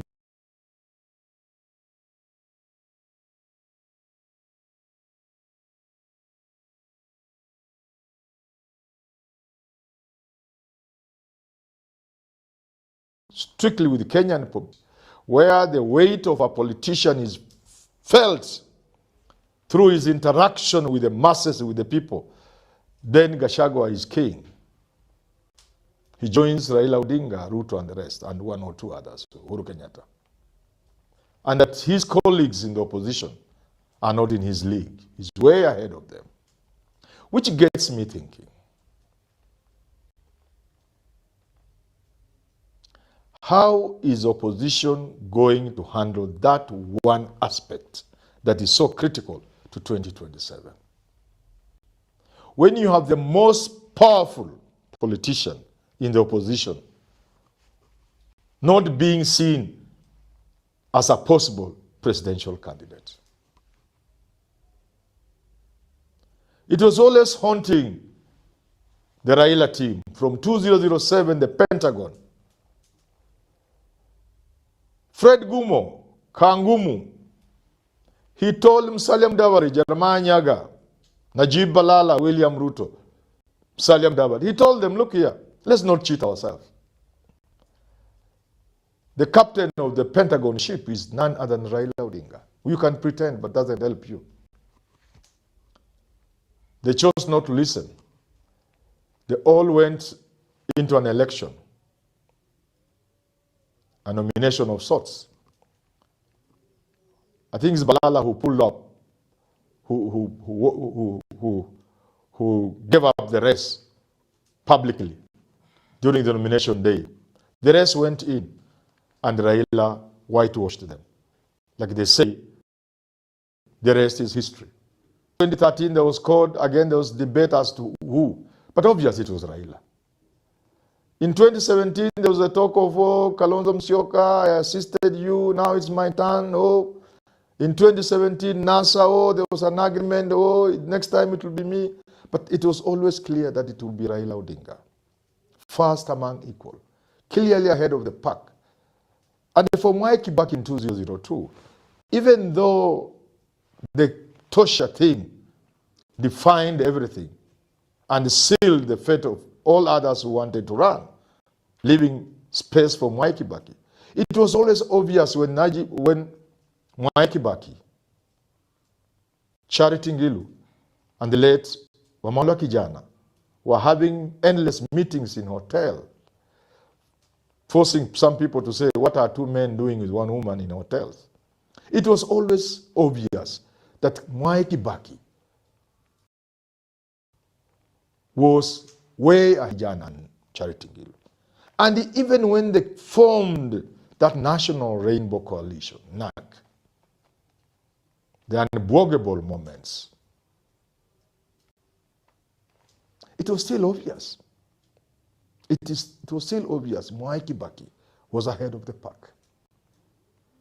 So now, what is the opposition going to do this time? Now that it has been demonstrated beyond doubt that Rigathi Gachagua is ahead of the pack. It's going to be a headache to them. How does a man who is clearly ahead of the rest give way for those who are much weaker than him? This is the question the opposition is going to have to wrestle with. Arguments have been advanced about impeachment and therefore being barred from running from office. I don't buy into that argument because that is not going to stop Rigathi Gachagua. Uhuru and Ruto being indicted for international crimes against humanity and charged at the Hague did not stop them from running in the year 2013. You're not going to stop Gachagua because of some impeachment. I'm also certain, as our law state, until you've exhausted all mechanisms in court, all the mechanisms in court, nobody can bar you from running. I do not see how this case can end before 2027. And even if it were to get to the final stage in the Supreme Court, I do not see how the Supreme Court, having identified along the way, all the way from the initial stages where the case has been, because the case hasn't even started, with all the flaws we witnessed, how the Supreme Court can find Gachagua to be barred from running from office. They may find it too difficult to reverse anything, but they will not support the idea that is barred from running. So I don't see that impeachment standing in his way. There's also another argument, which is a very strong argument, that this Kikuyu Kalenjin thing should be broken. And Uhuru Kenyatta talked about it, and many people have talked about it. And many senior Kikuyu politicians, Charles Njonjo, Joe Anjui, and Macharia, SK Macharia, and others, they said, in the interest of peace in this country and harmony and togetherness, we need a sustainable arrangement where we need to break that seesaw. And therefore, people have been arguing this is the time to break that. So that stands in the way of Gachagua much more seriously than the impeachment. Together with that, there is the belief that that sacrifice from Mount Kenya, that they don't want to be presidential candidate, they don't even want running mate, will give impetus to the opposition campaign in a manner nothing else could do. But that notwithstanding, the devil, the elephant in the room of the most powerful politician stepping aside from much weaker candidates is a challenge the opposition is going to have to deal with. And to Gachagua himself. How is he going to handle this animal?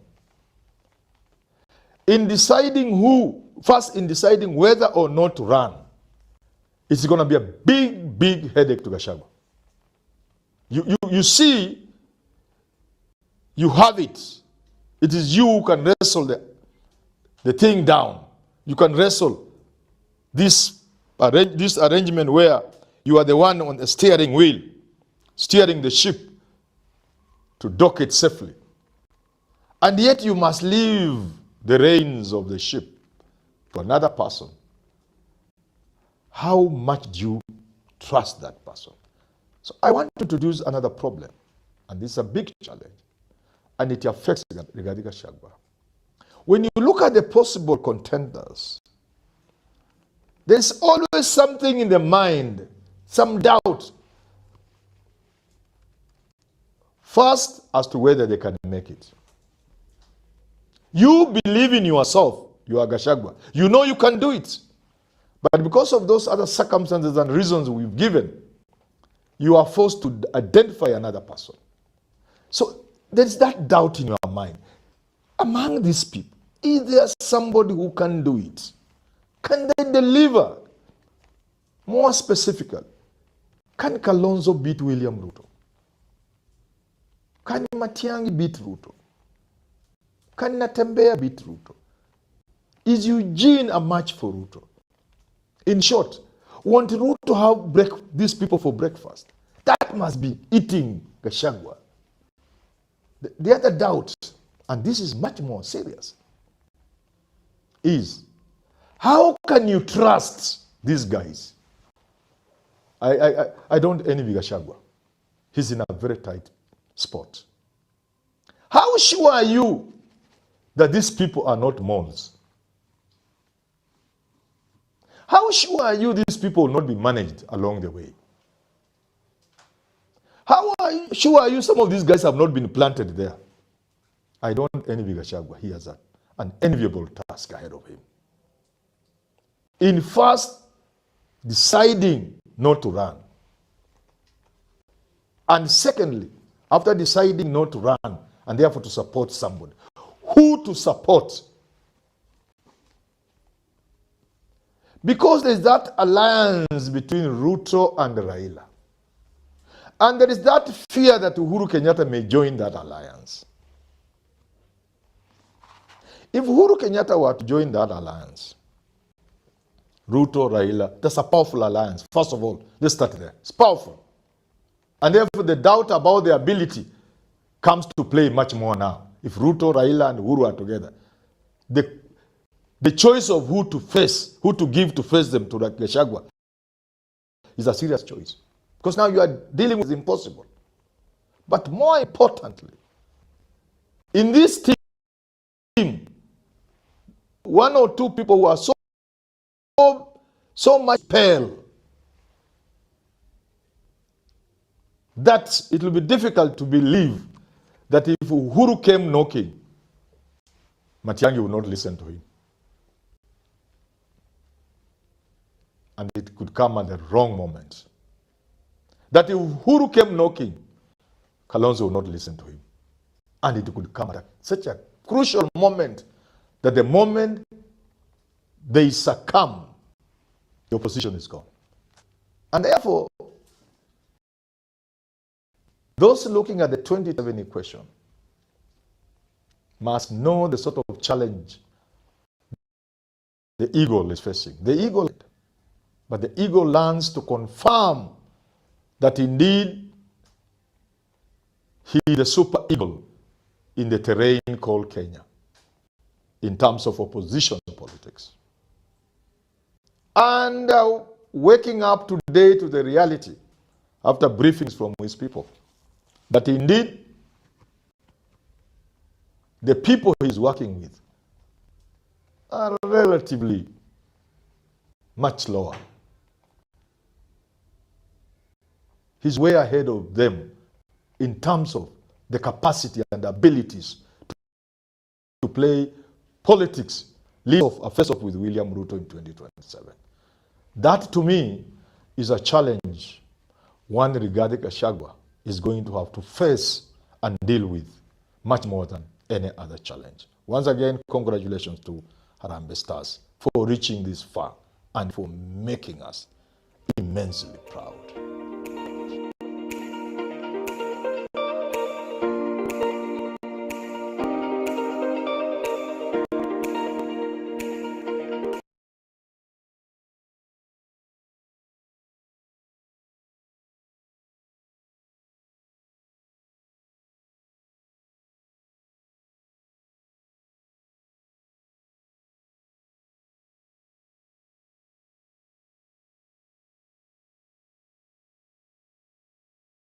We are joined by Professor P.L.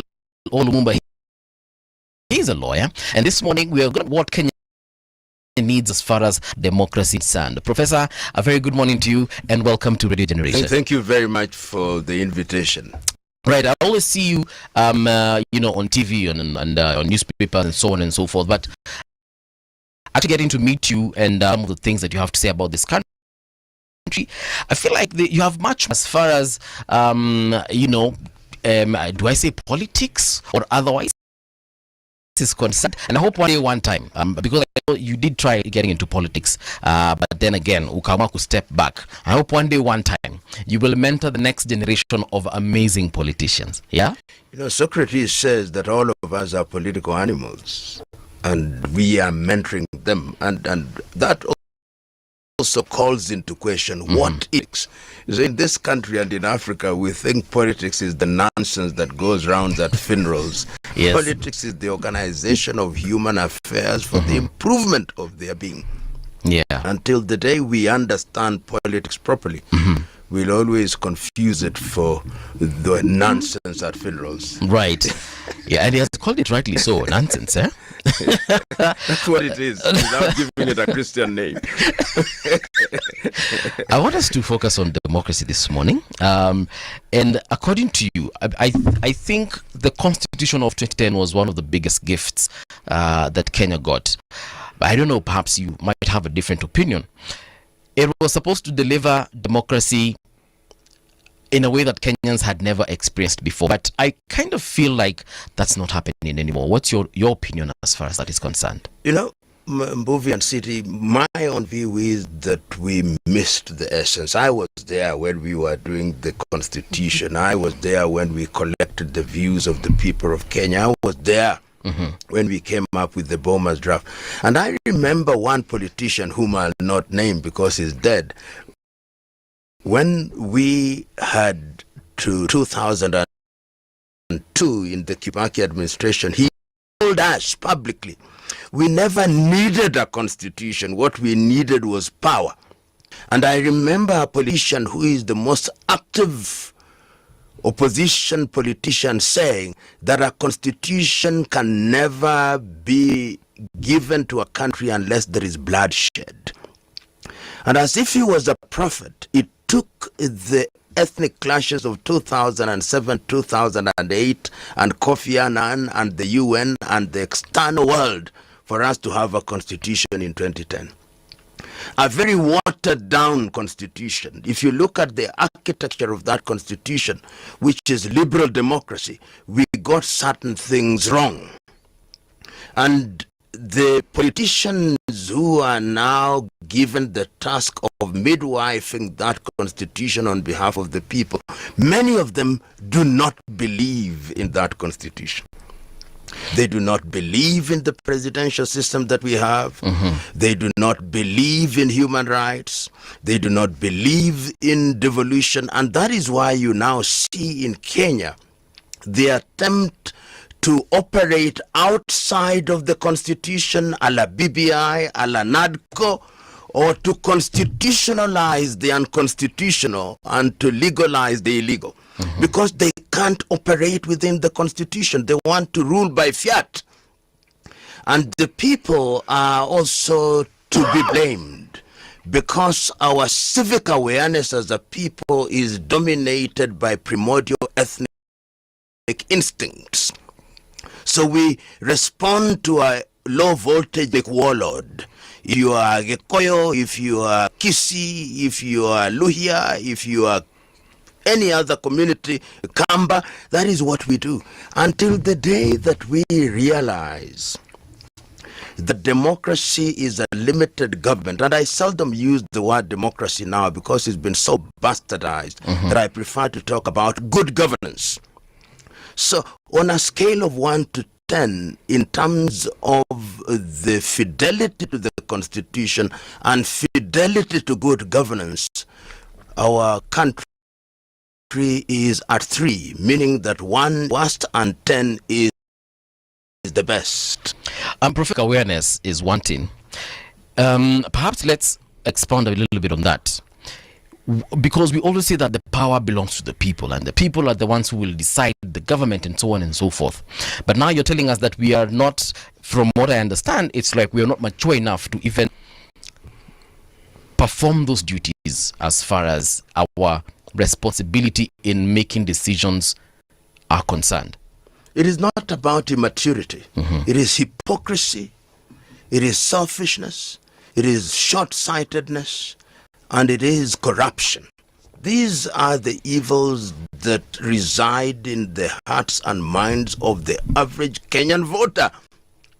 That is why they respond to the stimuli of 200 shillings. That is why they respond to the stimuli of ethnicity. And because we have not liberated ourselves and become citizens, I think it is the Greeks who categorize the population into three. There are those who are tribalists, who think that it's only when men and women from their tribe preside over state instruments that they are safe. Then there are idiots who just don't care about how countries are run. And then there are citizens, people who love the country and think intergenerationally. Unfortunately, they are few and far between. I'm in a number of forums in WhatsApp where I remain silent like Jesus Christ, we say on the wall. And do you listen to people who have gone to school? Professors. It has nothing to do with formal education. Right. It has everything to do with a reawakening. And I think that is the Kenyan problem. Look at the debate that you see. Look at our people when they are at funerals. Somebody is lying dead and somebody is talking about elections. Somebody is lying dead, ought to be respected, and they are talking about the economy. Somebody is lying dead and ought to be sent off, and they are talking about empowerment of the youth. That is how low we have sunk as a people. And until the day we consciously take charge and tell these individuals who I'm reluctant to call leaders that they are on the wrong track. And remember that many of these individuals who now rule the roost in Kenya are carryovers from the Moi administration. What did they know best? They knew that you go to a marketplace and you say that you are going to empower people. They knew that you summon people. Nowadays we have governors' residences and the status. You summon them and give them something called development. That is all they know. The Kibaki interruption was too short to have a permanent effect. Right. And look at the individual. The administration of President Kenyatta was simply a reload in many ways of the Moi administration. And of course, my good friend William Ruto was the prime mover in Youth for KANU 1992. That is where he was born and bred. And for that reason, the only thing that he knows is to run government by fiat. And fidelity to the Constitution. The Constitution is actually a hindrance, an irritant, which must be avoided at all costs. And if you are to respect it, it's just a salutary gesture to it. It is sad. It is painful. And we don't appear to feel the pain. We have been here. And this country is progressively, because of our lack of fidelity to good governance, losing our leadership role in Africa. Look at the bangles we make diplomatically. Otherwise, if it is not Sudan, if it is Congo, if it is not Congo, it is Israel. If it is not Israel, Harawi. We are making blunder after blunder, and it is sad and painful at once. CT has been saying here time and time again that the problem is not the laws that we have, not even the Constitution. It's the fact that we as Kenyans don't hold our leaders to account. We don't question. We don't make sure that we question what is happening and literally run after them if they go in a different direction. Do you think that again boils down to our civic duty, or have we been so brainwashed by our local leaders that even nationally we are not seeing the bigger picture? City is right. It is not a question of laws. We have a forest of beautiful laws. On Friday, I wrote to the man who is the head of NTSA about the state of the roads in this country, the quality of our driving. It is terrible across the country. And as if I was a Jewish prophet, look at the number of accidents that we have had this time. Is it because we don't have traffic rules? Is it because we don't have bylaws? I drive on Jogoo Road in Nairobi and cows are grazing on rubbish. There are city council bylaws on what ought to happen. We have laws. The governor of Nairobi says at a public forum, I'm forming a company to employ 3,500 people. Looks good on paper, but on the basis of what law is he doing that? In other words, it is not a question of absence of laws. In fact, if we were to obey and to implement the laws we have, this would be El Dorado, the land of gold. But the reality is we have chosen to go the other way. Look at, if you permit me, this thing called NADCO. The President of the Republic of Kenya and the nominal leader of the opposition, Mr. Odinga, signed something which is unconstitutional. It is extra-constitutional, and we don't say anything about it. All the things that are to be found in that document are in the Constitution. Why are we going outside of the Constitution? Why are Kenyans not complaining about it? It is because we don't love our country suffering. We are not patriots.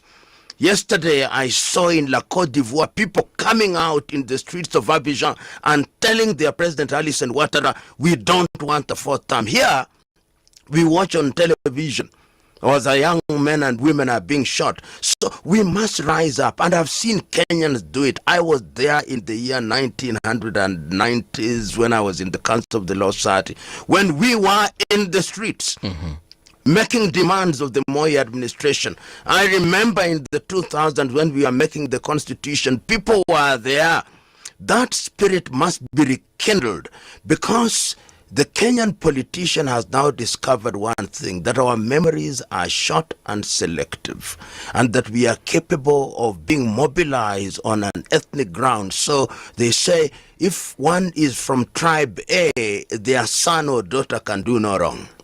And for that reason, they have perfected the art that was introduced into this part of the world by the British, divide and rule. For them, it was divide and conquer, but here it is divide and rule. And divided we are, and being dominated we are, painfully so. Professor, there is nowhere I remember being taught anything about our Constitution, apart from me making that effort to access it online, read through it, and, you know, get to understand whatever it is that I will understand. And I don't want to excuse Kenyans here, but allow me to do it, because a majority of them don't know better. They do not know what exactly their rights are as far as the Constitution is concerned. They do not know what responsibilities they have as far as NADCO is concerned, or the 10-point agenda is concerned, or BBI is concerned. According to them, whatever they've been told by the President Uhuru or President Ruto or Raila Amolo Odinga, perhaps it is what they, at that particular point, is what they will debate about. But I feel like they do not understand that they actually do have the power in numbers, and they, if they decided to rise up, they can actually make the changes they want. Look at what happened from last year to this year.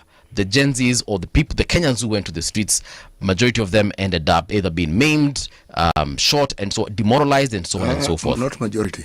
A number of them, sorry. A number of them ended up, you know, dying in the streets. They ended up hurting themselves, and so on and so forth. So when we see that on TV, when we see that on social media, why would I want to join my fellow brothers and sisters in the streets, and yet I might be the next headline tomorrow? You know, all struggle that give birth to good is sacrificial. The very fact that we regained our independence is because others sacrificed. If we don't sacrifice, we can lose this country. And it's not about civic or want of civic education. If you listen to the vernacular or vernacular radio stations, there are programs. It is Inoro, it is Ramogi, it is Musie, is all these. They have where they talk about Wado in Agikoyo or Pendchik in the Luo. They do. And people are all remember when we were doing the Constitution. Let me tell you, there is not a village in this country that I did not go to. There is not one. We were present in every village and we talked. People know. It is not this sophisticated legalese that you find in the document that defines what a constitution is. A constitution is about what is right, and people know that they ought not to be bribed. We have just chosen the path of what now can be called, I think it's Luther King who called it moral relativism, that nothing is wrong. Everything depends on this or that. We must make a conscious decision. And that decision comes, the shortest avenue to it is to have enlightened and committed leadership. If you have it, then you can have a populace that responds. And I saw it. CT will remember this. I hope so you also remember. When the NAC administration came in for the first few days, people were arresting police officers for receiving bribes. Yes. And then a few days later, we went back to a factory setting. We now read in the newspapers that police officers collect 13 billion in bribes, traffic, documented. We don't get angry. So until the day that the anger wells up, and if you want to play safe, like most of us are going to playing safe, there comes a time when we can lose the country. And you can see it when you go around the country, see the abject abandon. Look at politician. A politician comes and says, when the elections will be held in the year 2027 and the votes are not enough, we will steal votes and make them enough. Another one says that I'll mobilize people from my rural village and bring them to Nairobi and beat people up and they are not arrested. So what message are we sending? We are sending the message that we don't care. And they say in Kiswahili, mtego wa panya wanasa waliomo na wasiokuwemo. Those who want to remain in their little houses, thinking that they are safe, when the house begins to burn, when the Titanic begins to sink, all of us, mwenzako akinyolewa, kichwa chako kitie maji. Wamenyolewa Sudan, wamenyolewa Darfur, wamenyolewa Central African Republic, wananyolewa Eastern Congo. Kenyans had better wake up to the reality that if we continue on this trajectory, where leadership is impervious to reason, where leadership think that they are larger than life, where the leadership think that they are infallible, and where the population thinks that they can be led, in fact misled, because of ethnic considerations, then we are in danger of destroying this good country. May I add to what you've just said? You know, those who present and give flesh to what you've just said are what you call the political leadership, and they lead large to the point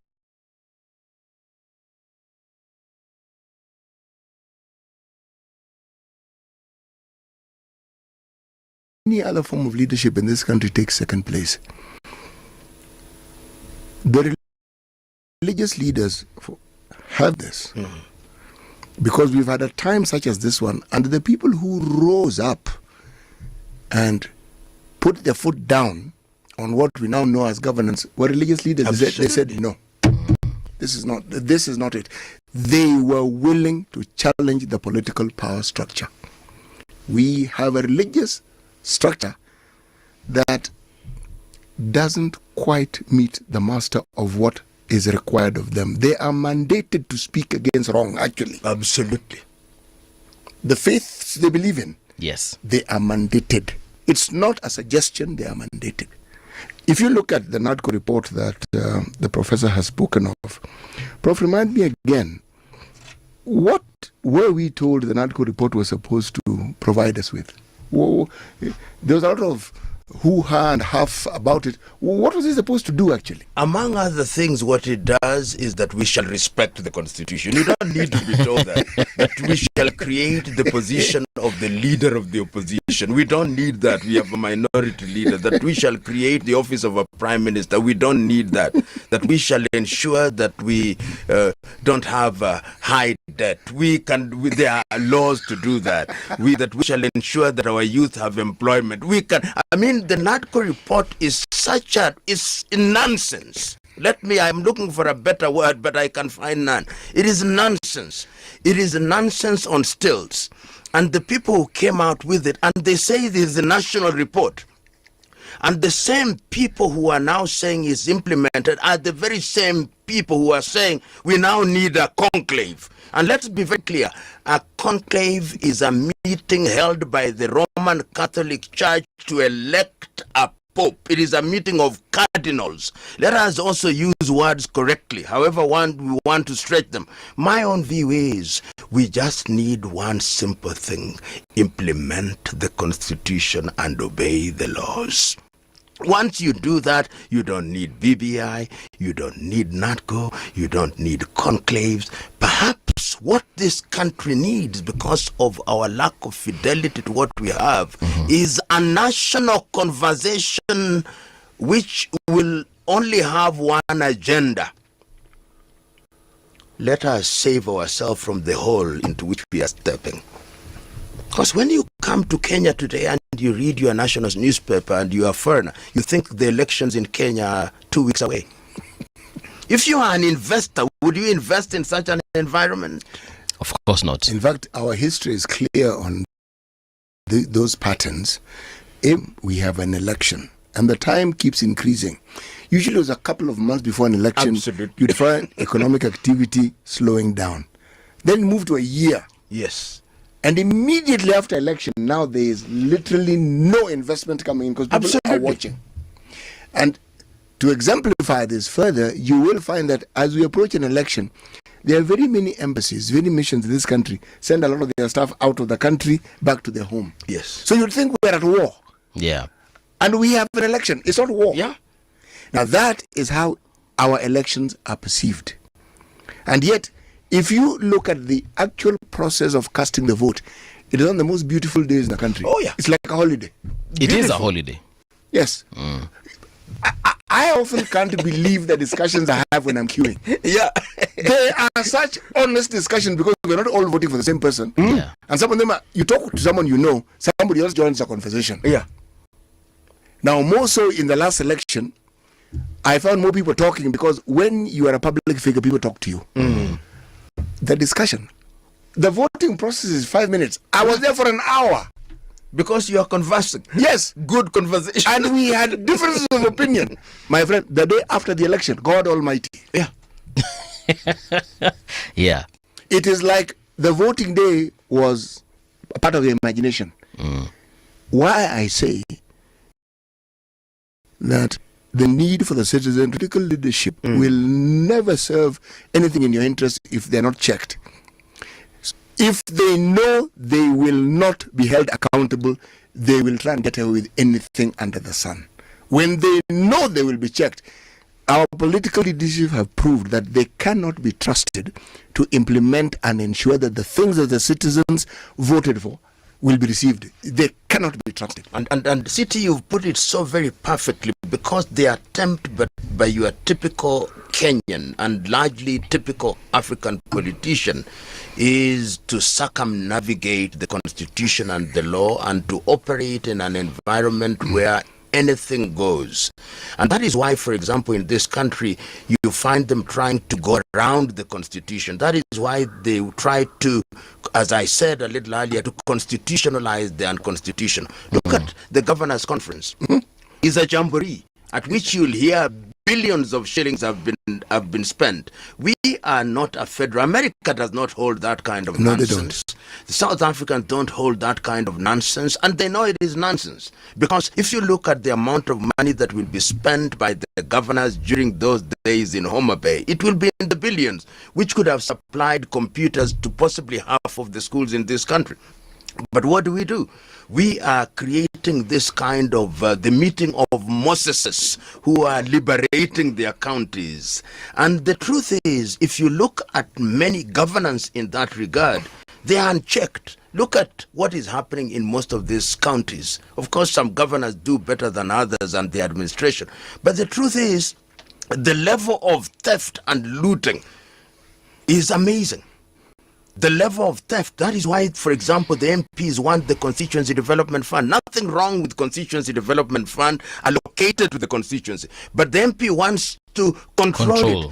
Because in each constituency, take my word, the MP is behind the companies which are trading with the constituents. You'll never see their names. The MCAs also want their own. The women reps want their own. The senators want their own. Everybody wants their fund, which they are using as slush fund. It's called, in America, they call it pork barreling, where you spend public money in public projects for the purpose of enticing the election.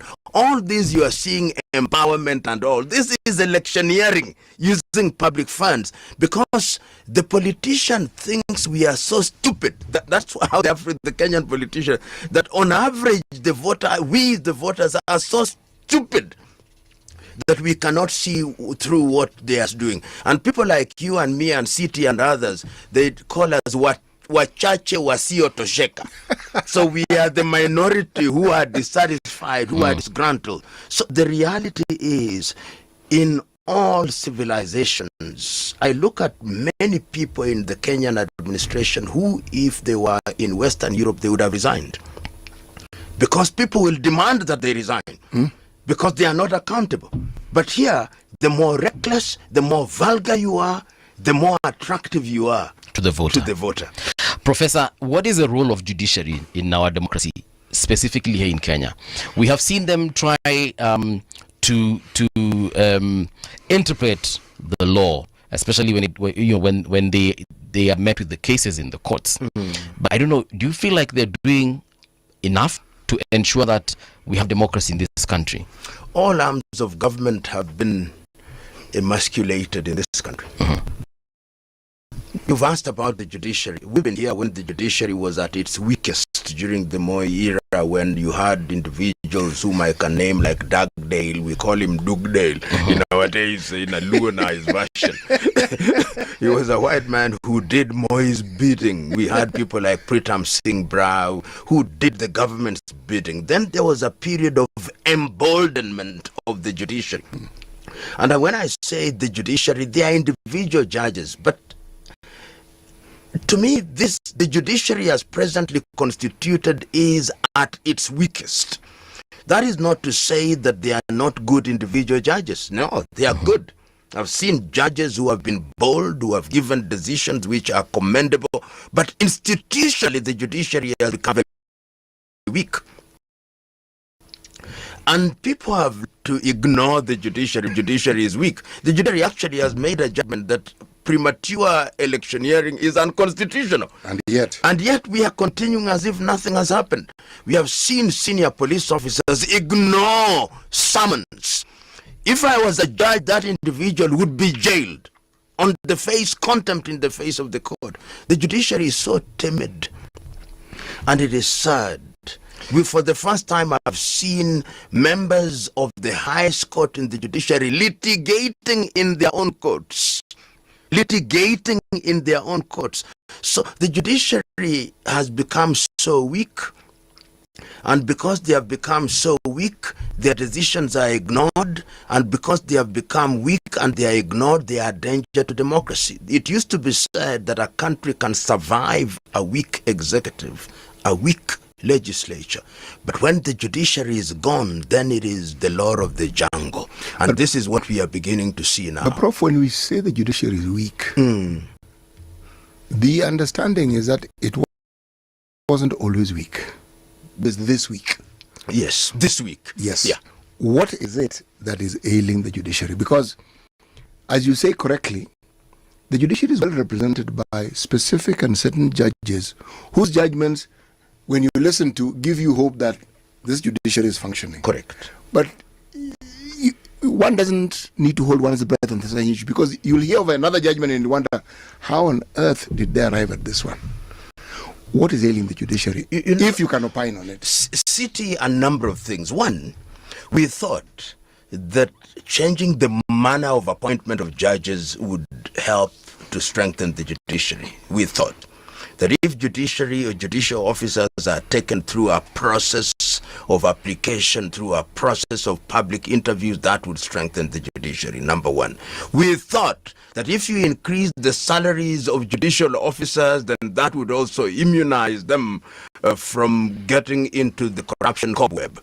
But unfortunately, what has happened happened is that the political class have ensured that even the of application and appointment of judges is controlled by them. You look at the composition of the Judicial Service Commission, it is not proven, but there are suggestions that it is not merit that rules the day. So when one is appointed and has political godfathers, then one is likely to pander to their whims. Number two, we have judicial officers who are also in competition to enjoy the goodies of lives. And we know anecdotally that there are individuals who use their seats in the judiciary to feather their nest. And that is why we have had purges to remove this.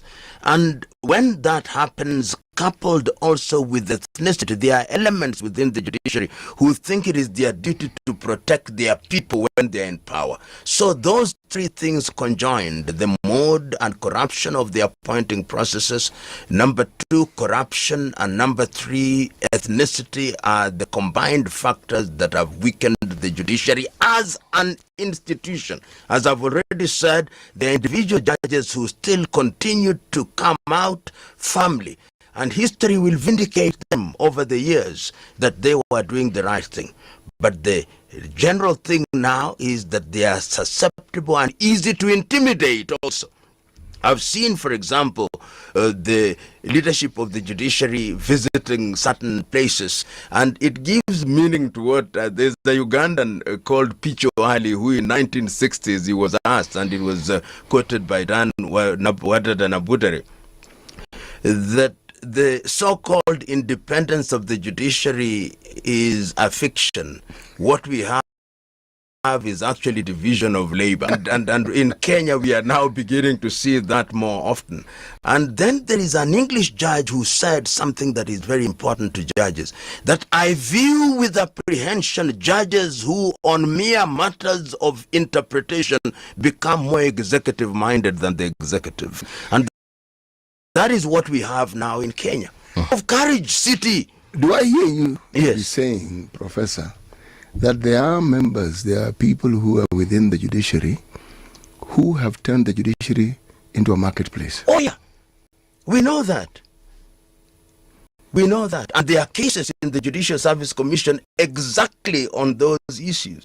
Some of them, of course, is anecdotal, given the nature of corruption, is that once the two parties are satisfied, nobody wants to speak. No, and it isn't received. And it isn't received. And ESCC, Yes. to their credit, have done their own investigation. And I think in one of their latest reports, the judiciary occupies an enviable position of top 5, I think. Top 3. So it's a medal. Whether it's bronze or gold or silver, I think the police get the gold, and then the judiciary. You know, there's been this discussion. Yes. About how it is Parliament has been captured. A contrary view. Mm-hmm. The executive does not elect members of Parliament. Even individuals who don't elect, they may influence. Yes. But there's a limit to that influence. If the limit wasn't there, then you wouldn't have such a large number of people who don't belong to the party that the individual who heads it is the president of, and the president of the country.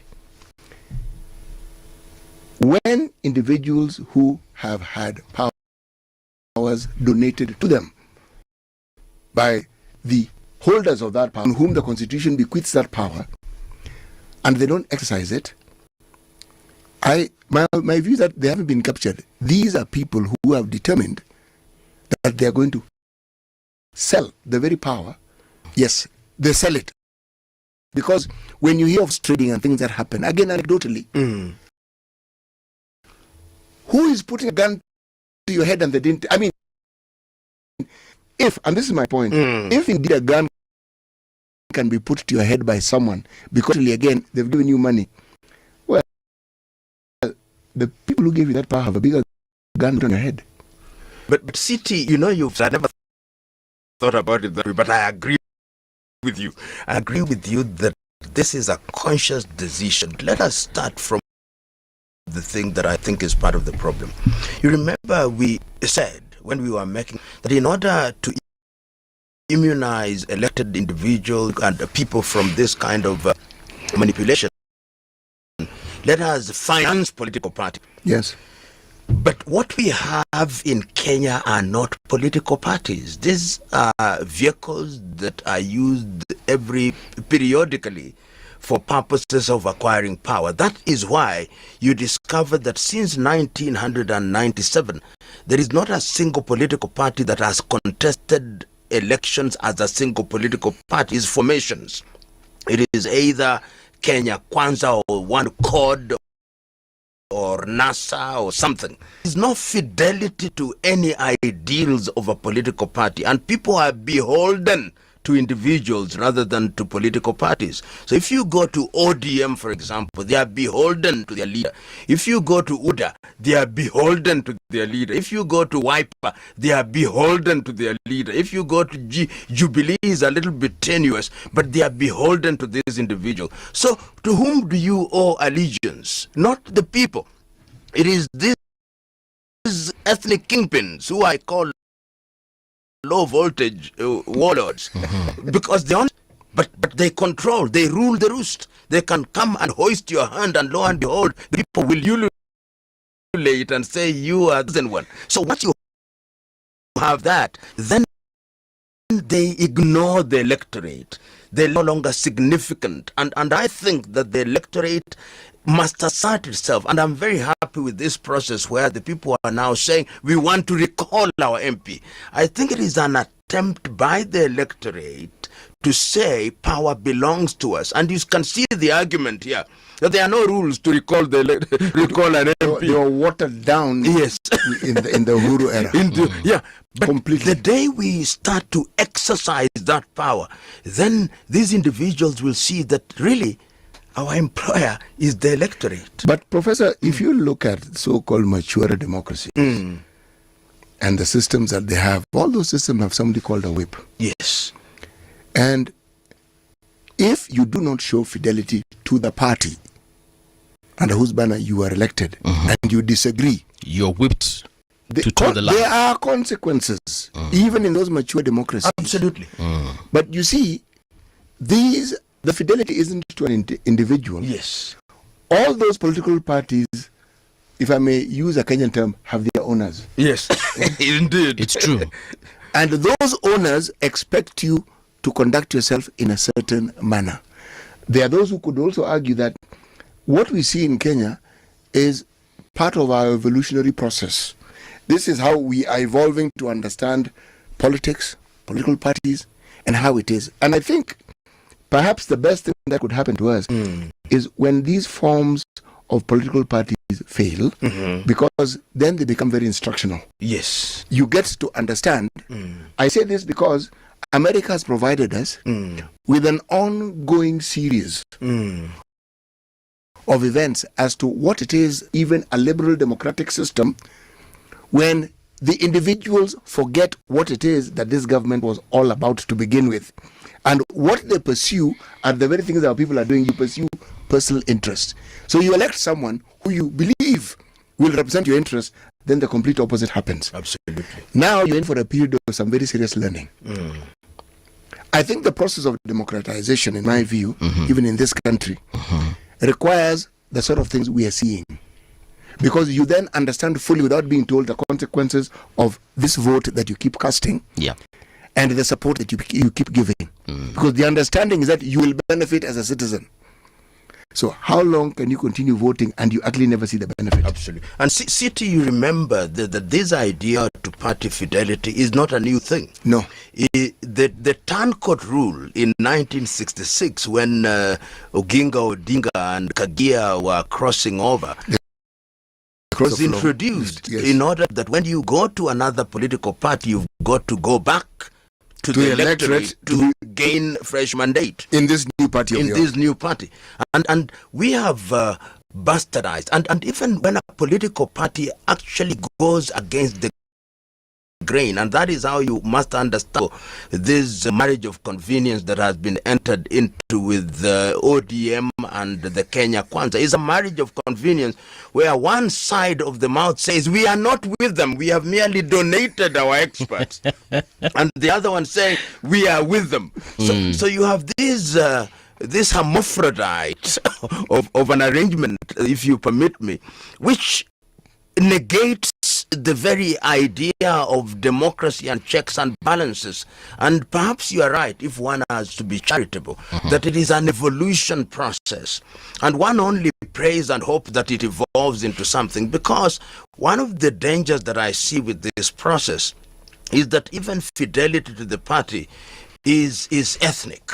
I saw that, I've seen that in the saga that you find in ODM, for example, where the Secretary General is being reminded by elements within the ODM, some elements, without being rebuked by the party leadership in sustained manner, that this is our party, this is our tribal party. You go and ask your tribe to form another party. So that the evolution may actually spiral out of the rail and lead us into the direction that we do not deserve. But I think sometimes it is necessary for this kind of pain to be borne, for people to wake up. Prof, you've stood for elections. Yes.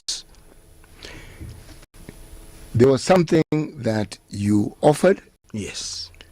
And those who you sought the votes from, somewhere along the line did not quite see your point of view.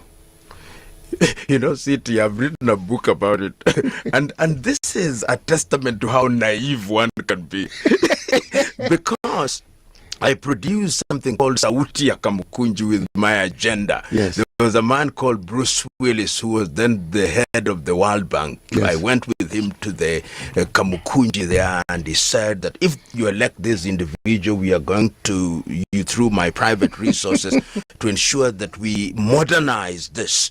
I held 250 town hall meetings talking to people. I had only 1.5 million. And your own? Was given to me. 1 million was given by a man called Wala bin Wala. He gave me 1 million. The author? Yes, the author. I was shocked. And another one was given by my mother, who wanted to remain anonymous. I'll not say my mother, adoptive mother, who said that she should always remain anonymous. I spent only 1 million. And believe me, on the day of voting, and this is my naivete, the people that I was campaigning amongst were not voters in Kamukunji. They were resident in Kamukunji. But the Luo group had taken their votes in Kibera. The Luhia group had taken their votes in Westlands. Yes. The Kamba group had taken their votes in Embakashi. The other candidate had meanwhile registered voters in Kiambu and the periphery. And on the day of the voting, I meet people that I do not know who are the voters. so I mean, how can you beat that? The gentleman did not campaign, so I felt very stupid. And I think there are people who speak now. That is what they do. Yes. So that is why they don't even care, because even the people who voted for them are not resident in that constituency. That is true of most of these Nairobi constituencies. Yes. Voters are imported. And in my particular case, it was very interesting. When the voting then started, the vote counting, ballot papers were strewn all over, and the candidate who was declared the winner was actually declared winner by court, and the number of votes cast in his favor we do not know. But that tells that if you go there, good intentions alone are not sufficient. You'll be shocked. Next time, perhaps if you ever join politics, campaign elsewhere, but go where the voters are. No, I think you register your own vote. Professor, chapter 6 on leadership and integrity. Yes. We have seen Kenyans who have got that integrity, and they're in leadership positions. But unfortunately, this country is not kind to whistleblowers or people who want to, let me call it, be righteous as far as leadership is concerned. People end up dead, people end up disappeared, so forth. How then can we deal with that situation? Because it is a very huge part of a democratic space. We keep on keeping on. There used to be a program on, on one of the national TVs a long time ago. See, you remember? KBC. Keep on keeping on. Voice of Kenya. Yes, Voice of Kenya. Yes. And I think we must not tire. The voices that we keep on, and this is intergenerational. If there are people, I mentioned it because he's my friend and was my teacher at one time. Look at the manner in which Professor Kibwana served in Makueni. Like him or hate him, he was clear, and you can see the dividends of his commitment to his people. They even the MCAs wanted to remove him, but he remained. He said, I am prepared to leave, but I'm going to do the right thing. So when you do the right thing, there is a sense in which people appreciate. But as it is now, people call themselves bad boys and bad girls in this administration, and that is meant to be a point of attraction. So I am of the view that it is not going to be easy, but Kenyans are reaching the tipping point where they are able to say that enough is enough. Why are they reaching the tipping point? Because, one, there is no money in the pockets of the middle class. There is no money in many households, and they are asking why. The level of insecurity, the greatest growth industry in Kenya today is our security guards, which tells you insecurity is there both in rural and urban Kenya. I grew up partly in rural Kenya and in Nairobi, and when I go to Eastlands, I talk to those young fellows, and I go there every 2 weeks, and I talk to them. They are graduates who have never ever secured a job, and they are 40 years of age in their parents' homes. And I think that people are beginning to wake up. When you saw this Gen Z revolt, if you may, and I saw that young girl doing the poll vote and crossing that razor wire, to me, that was an iconic moment. The message, the hidden message there was, nothing will stand in our way. It is going to be painful. It is going to be slow, but I think we are beginning to move in that direction. Yeah. And I saw recently, when there was an attempt to profile the Agikoyo, people came out and say, I am Kikuyu. People are saying that. In other words, they were telling those who are trying to profile people from an ethnic standpoint, we are all is the same. It's just like, I think it is Martin Niemöller who said it after the World War II, when he says, first they came for the Jews, then they came for the communists, then they came for the trade unions, and then they came for me. In other words, you must not think it is for them, it is for all of us. And this country is a beautiful country. If you look at even the UN saying that they are bringing their officers, is a vote of confidence on us. But how are we dealing with it? How is the political leadership dealing with it? So don't despair. I think that it is said in Greek mythology that when the Pandora's box was opened, the only thing that remained trapped was hope. So we must never lose hope. And there are many good people. The trouble with good people is that they tend to work in silos. They don't collaborate. Evil people know how to network. The time is now for good people to network. And I've told some of my friends who have said that they want to be president, stop it. Being president is not going to solve the problems of this country. Network. Let us ask ourselves what is the problem of this country and present a team to the country which is capable of saying, when we seek and obtain power, we are going to be a government of transition, we'll serve for 5 years, and none of us will ever seek election again, so that we repair good things. But if you say everybody wants to be a president, they think they are Moses going to part Red Seas.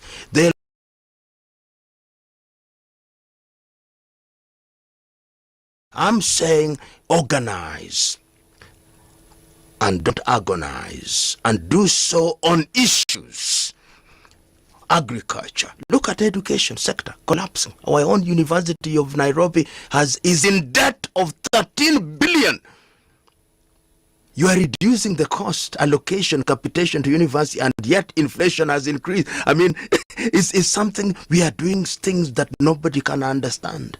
So I am of the view that the good elements within parliament must continue to raise their voices. I remember this, and City, you will remember this, both in parliament. There was a time when people like Jean-Marie Seronnet were lone voices in parliament. Yes. When people like Martin Shikuku were lone voices in parliament. When people like Bildad Kagia outside were lone voices. And to his credit, even Oginga Odinga, people like Chelagat Mutai, they were lone voices in parliament. And in the religious sector, we had people like Maurice Cardinal Otunga, Alexander Kipsang Muge, John Henry Okulu, Timothy Njoya. They were Father Ndikaru wa Teresia. These were there. And when they issued a pastoral paper, pastoral letter, Moi would call them to State House. And the country would calm down. Those voices are now far and few and far between. Yes. Now we have fellows who wear very big crosses and claim to be religious fellows, and they are called to status. And when they leave, you see them carrying some envelope, which I've never looked at keenly, but I suspect it's Sadaka. So there is a sense in which we cannot afford the luxury. And media such as yours, because a country is built through debate. If you look at all revolutions, whether it's the Bolshevik, Menshevik, whether it's the French Revolution, whether it is the struggle for independence, there were warriors.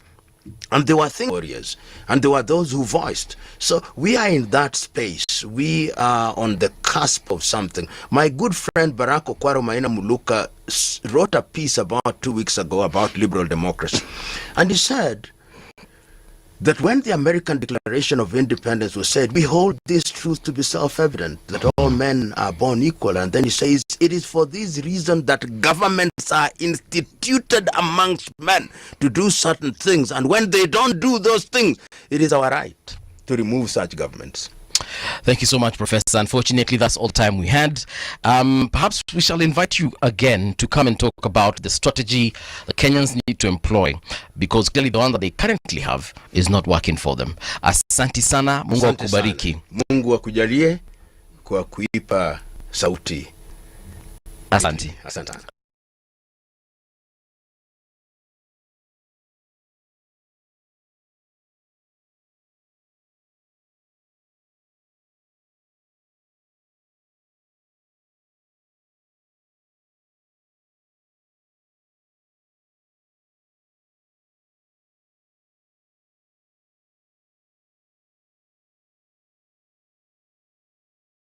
In studio, we have a very interesting panel. With me, of course, City Muga is here, and he's going to be helping me have this conversation with Mheshimiwa Honorable Kimani Ngunjiri and Dr. Festo Fadamula. The conversation this particular morning is going to be around the political regrouping that we're currently seeing, and of course the road to 2027 as far as the general election is concerned. So, gentlemen, welcome to Radio Generation. Thank you very much. Yes. And I'll start with you, Mheshimiwa. Dr. Festo tumekuwa naye hapa, amekuwa na nafasi ya kuongea kwa hii studio before. So acha nianze na wewe. In terms of the political landscape and what we are seeing right now, people have got different theories as to what is happening. We have a lot of regrouping. We are seeing even the opposition is trying to, sieve something, rather not sieve, but really sow something and bring it to the front. According to you, what are you predicting in terms of, first of all, what we are seeing between President Ruto and former Prime Minister Raila Odinga in terms of their coalition? And of course, Raila said that he's going to be supporting the president till the very end in 2027.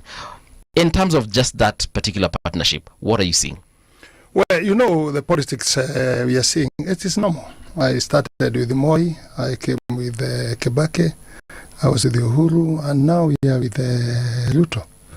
These adjustments are there in politics all the time.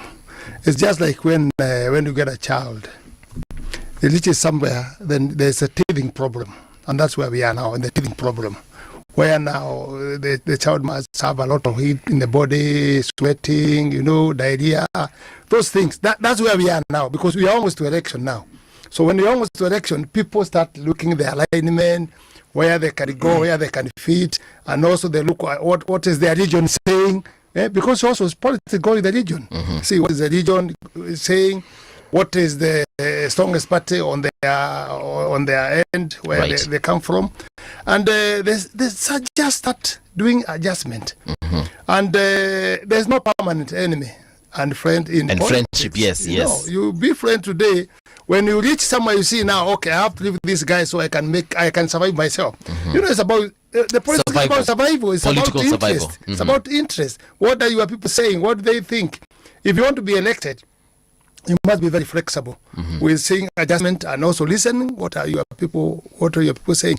I think that's where we are for now, and people should not be surprised for people shifting from here to going there. I don't want to say the name of politician because I'm one of them, but they are very interesting people. Now, I will mention some names here, and we'll talk about DCP leader Gachagua.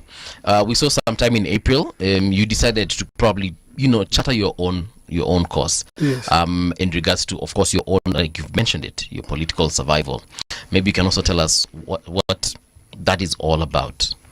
Well, when we talk about the Gachagua, the famous Wamunyoro, I was with him from the word go, and I'm the one who actually pushed him to be the deputy president. I was with him throughout.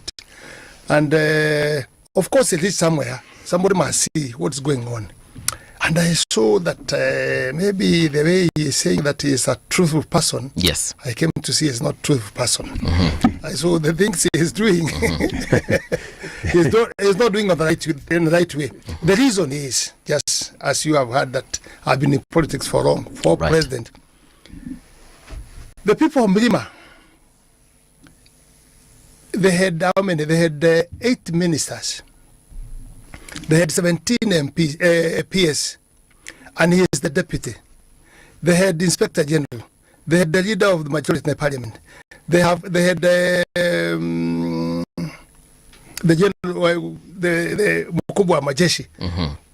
And in the MP on Kenya Kwanza, if you separate the MPs with the parties which came together, they had the majority.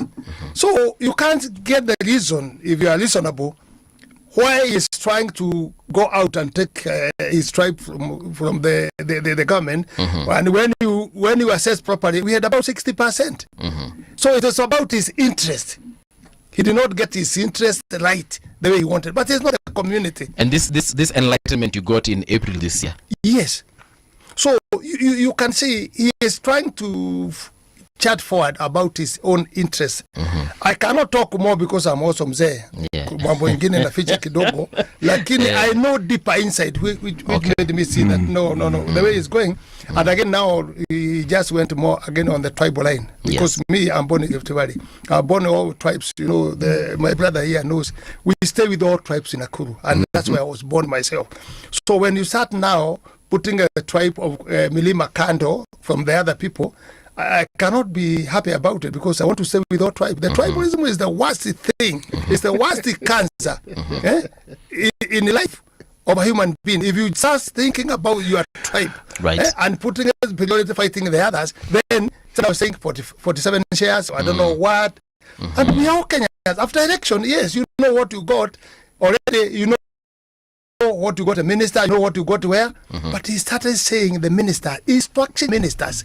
You are 8. The president had 2 only from Rift Valley. He had 8. He started telling them, you must listen at me. If it's not me, you could not be. You could not be there. So listen at me. Any employment, any tender, I have to say. So now they started quarreling and giving a lot of problem to the president and to the Kenyans. And that's why we ended now. Now the people of Milima, they are also now saying they are Milima. I've seen people now again, and we know them, saying sisi tuko pahali fulani, sisi kama kwenye ni Wakamba, tuko Wakamba, kiongozi wetu ni huyu. Haya, huku wanasema Matiang, ni Kisii, huyo ndio wetu. Haya, Western wanasema hii. This is not good for Kenyans, because all of us, yes, we did not apply to be born a Luo, a Kikuyu, what, but God gave us those names, but we have to manage to stay together. All because right. every tribe has its own gift to the country.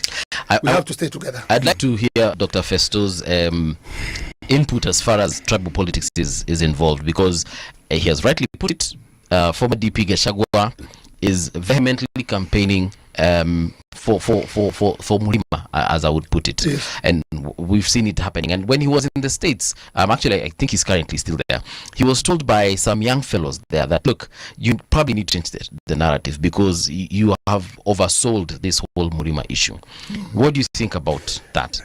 Thank you very much. I think you have a problem with my second name, Fadamula. Fadamula. No, I'll get it. But Dr. Festo is yours, right? Yeah, it's okay. Yes. I think the issue of tribe and how we use it in politics and in life in Kenya is a very historical issue. Because if you look at independence, I think there are certain tribes that consider themselves as having fought very hard for independence and gained it, and actually they gained power earlier than any other tribe. And if you look at our history, those tribes are the ones that have always been very vocal. The Kikuyu, the Luo, a bit of Luya, and I think those are, and the Costarians. I think those have always been the most vocal. And looking at what Gachagua is doing right now is something that did not start today.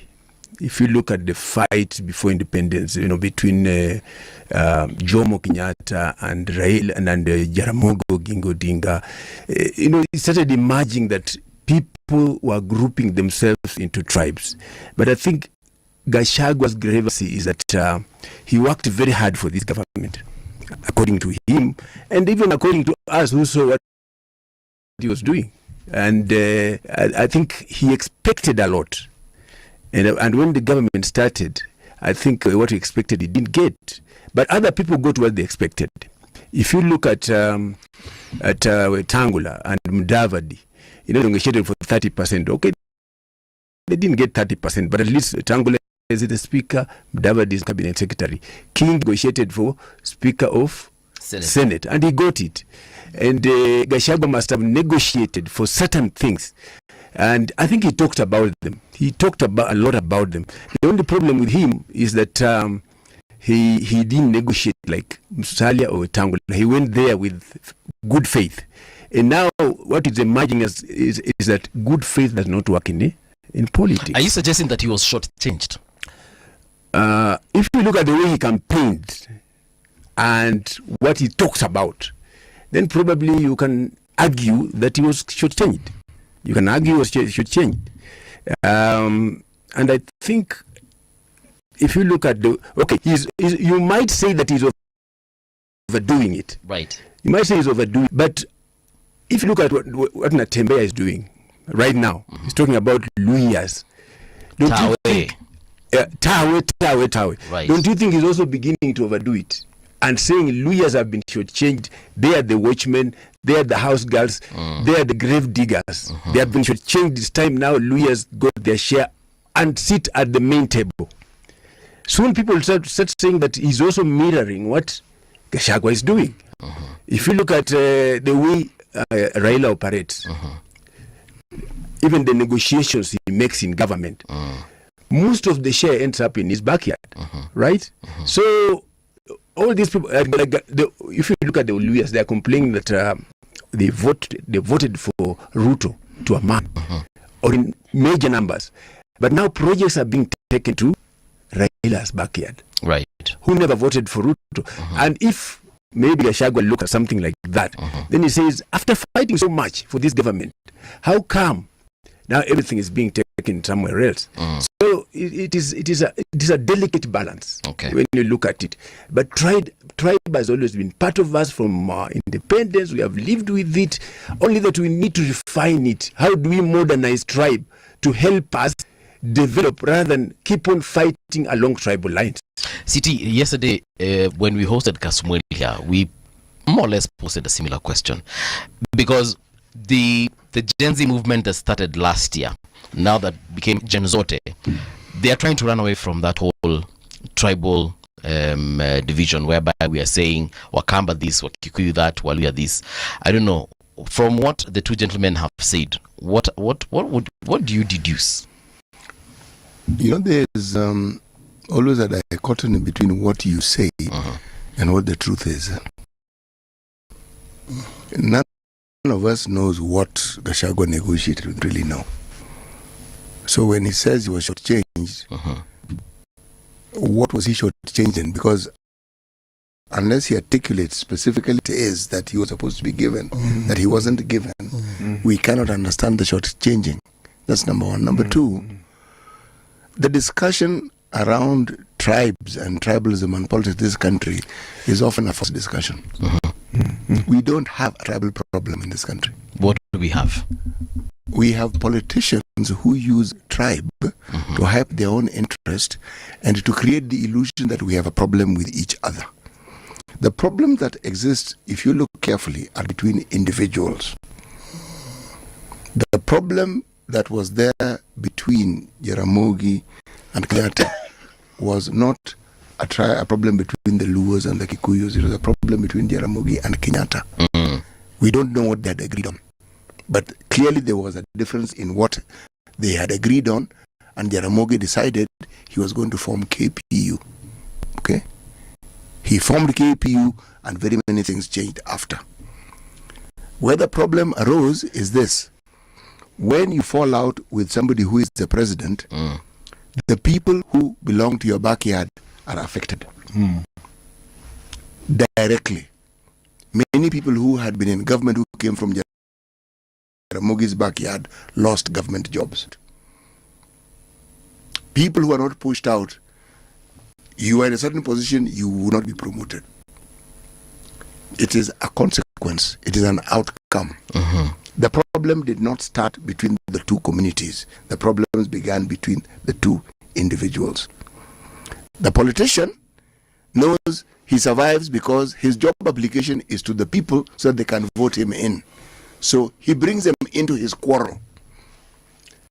But he never quite brings them into what they have agreed on at the beginning. We only hear what agreed.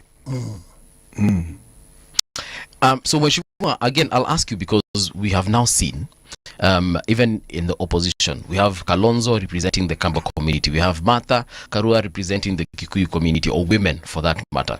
We also have Matiang'i representing, Kisii, and a couple of others. I'm forgetting them right now.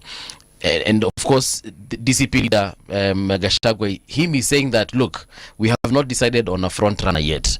We are going to decide that I am the best of the best if we have to boil down to an individual.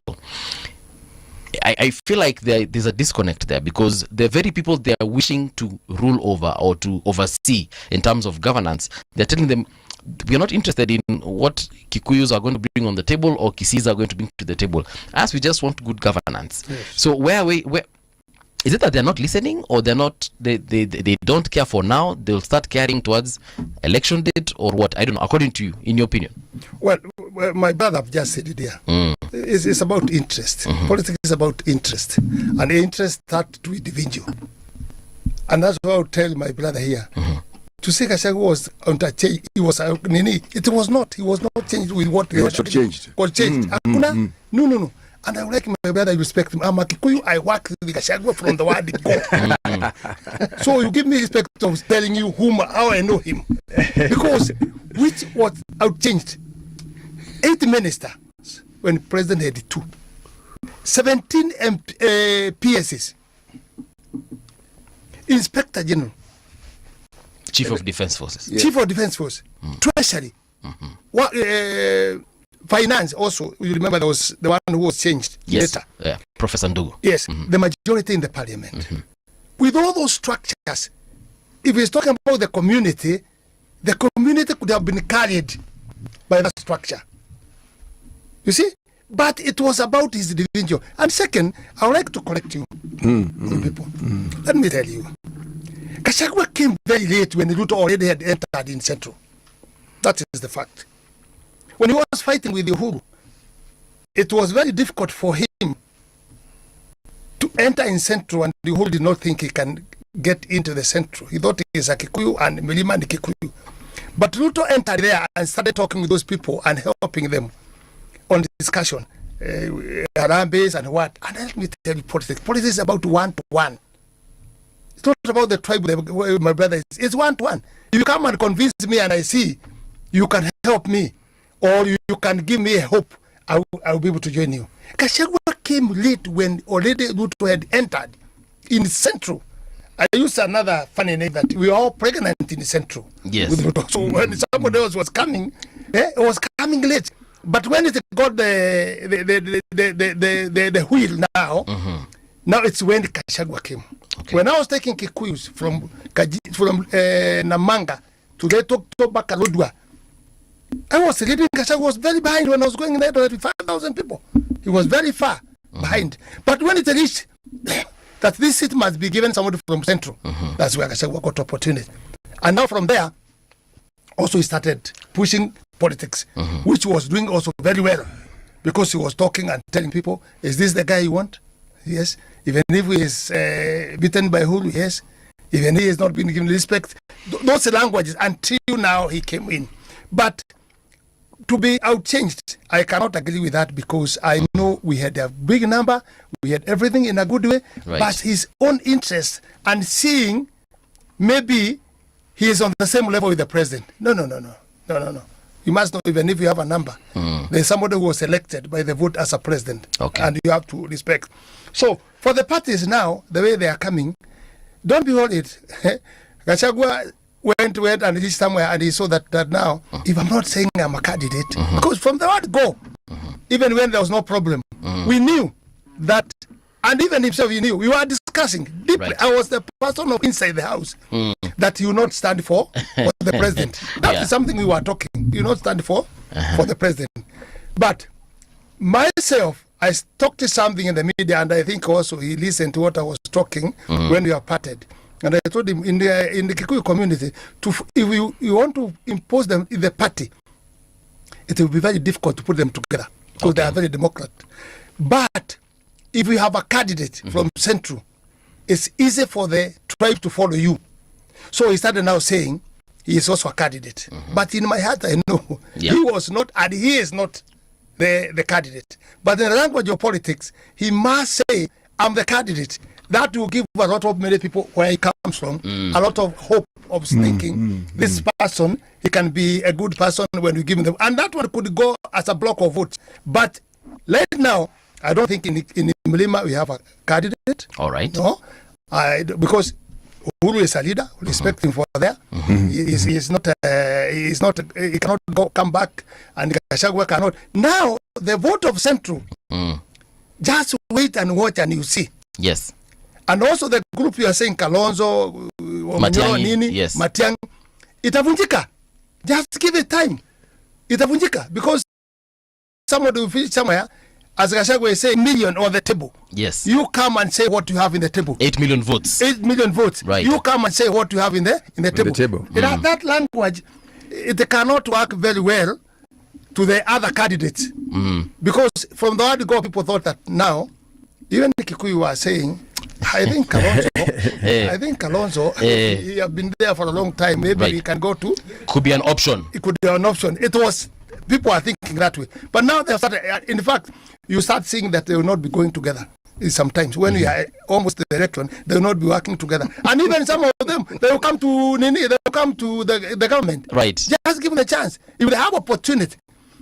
Listen, what is he saying when after the court talked? He said he want to be paid his salary for 5 years, his benefits for 5 years, and security and everything.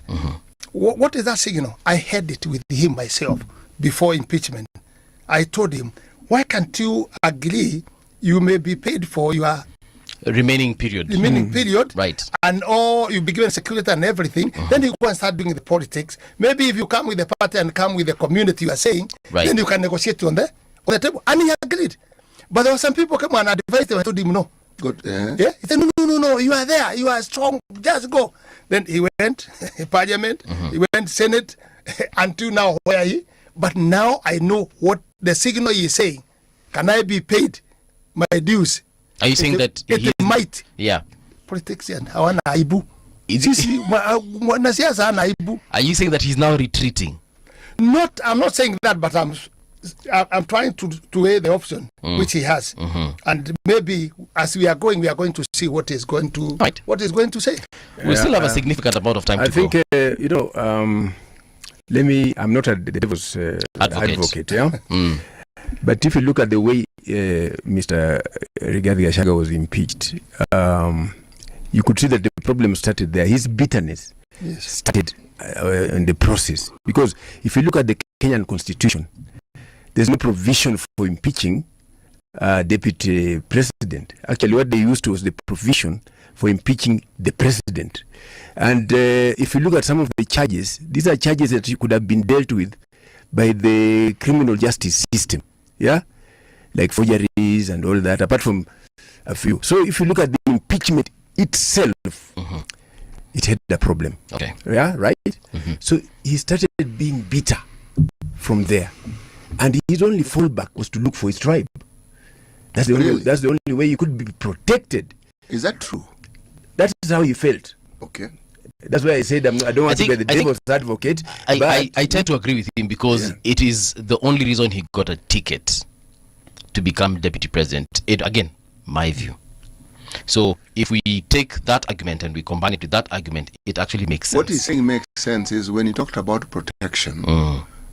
I'm asking, is it true? Because the question I'm asking is, what is he being protected from? I think to make whoever impeached him feel like, started regretting. And you see, people believe that what he did... And by whoever impeached him, you mean the president? Yeah. Okay. And people believe right now that... The president impeached him. No, but according to him. What he's alluding to, the person he always blames the president. Yes. He doesn't blame parliament. He says, the president impeached me. Yeah? It was the president's game. Yeah, but is it true and the president and he even insists that people were bribed. I don't know that he has any evidence about that. There are always allegations about bribery in parliament.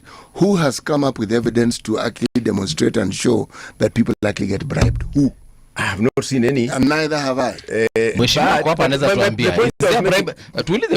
Is there bribery in parliament? Well, I Kosagi. Okay. I Kosagi. So There's a certain percent, but let me tell you, my brother. Have you been answered? You need actually to respect me on this topic about Gachagua. Because I know Gachagua myself. I will listen. Gachagua was not impeached. Gachagua impeached himself. I will explain why when it reaches Really? there. He impeached himself. Why? He became with the same level with the president. He did inside there, Itumbe, I don't know what. That one I was there, I know. Second thing, he fought with the MPs. You know, when Nyoro, the president, okay, or I say the system, or intelligence, they are very clever. You can be balanced in one way or the other without knowing they are balancing you. More used to do, if he has an MP and he's not hearing him, well, or he's not coming, he's not being loyal to him. It's being defiant. When you go to the meeting and start Barasa, he will tell the DC and the other Nene, who is the opponent now of yours, let him also bleed people. So he want to balance you to see he has alternative way.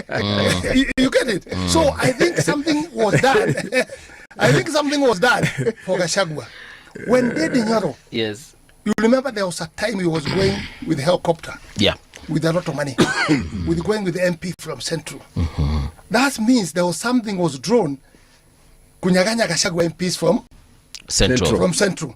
So when they started going with the Nyoro, other tribes were been given money, and they were saying, you can be alternative of running mate of the president. You can be deputy. Right. Then Gachagua took it very seriously, my brother. Let me advise you. Okay. That's why I'm telling you, he beat himself. When these MPs come back the weekend when he meet with them, he used to abuse them very badly. So stupid. There's nothing to do with me. I have a book. You will not be elected again. I'm the one who is saying Central. So he made a big fight with MPs. And that's why you saw when it was being impeached, it was going like lightning. Because everybody was against it, and there was opposition also who wanted. So you're saying it took little effort to get him out of office.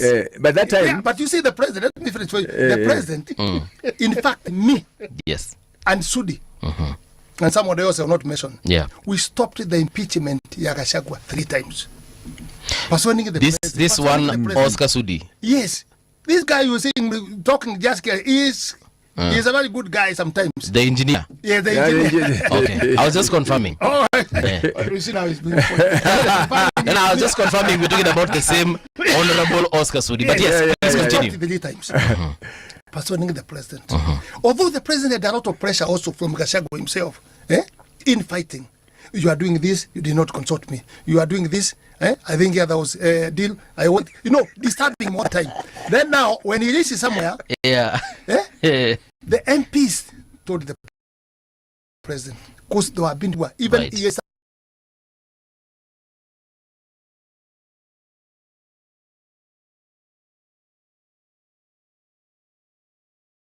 And he was not going other areas.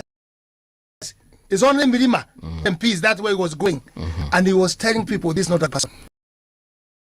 I've written a book, you not be. You see, the MPs went delegation to the president and told him, please allow us to impeach Gachagua. Let's deal with him.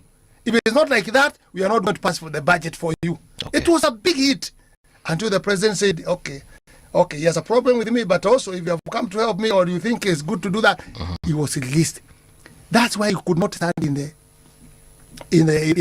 National Assembly, in the Senate.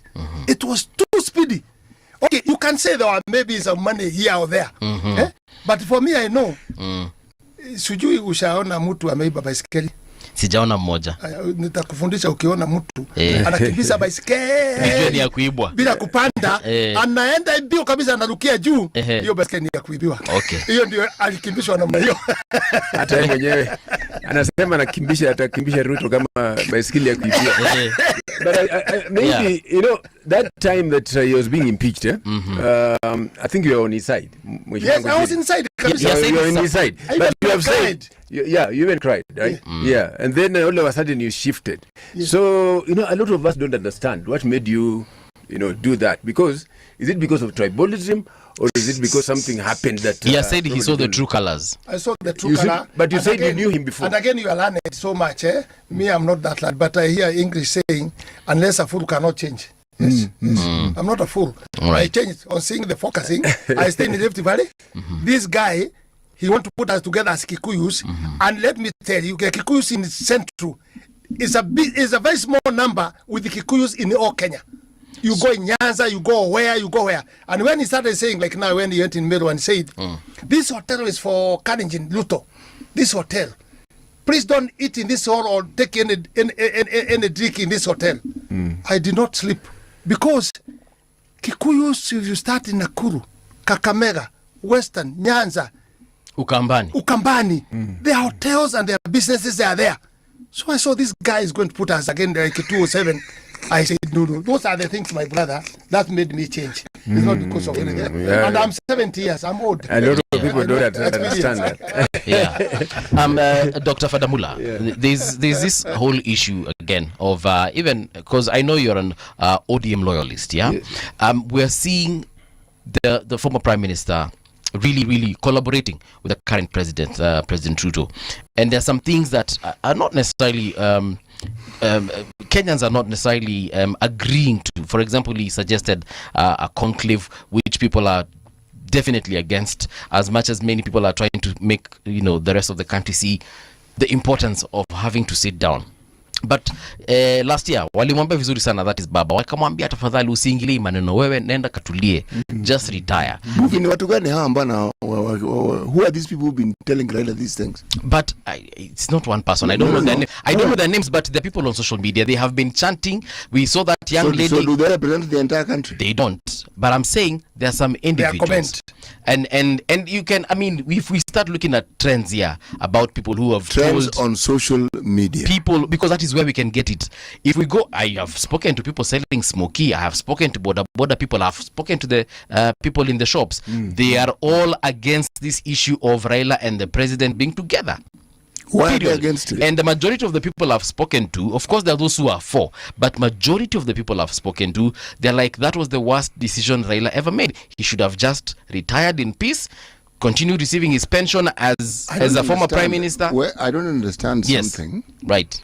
Raila should have kept out of it. Raila should have retired. Right. So the people you speak to feel they have the mandate to determine what Raila should do and when he should do it. No. And how he should They go do not about, have and how the he should mandate. go about his politics. However, they have an opinion because whatever Raila does has a direct effect on their livelihoods and on their lives and on what they do and what they cannot do. The point I'm trying to make here is this,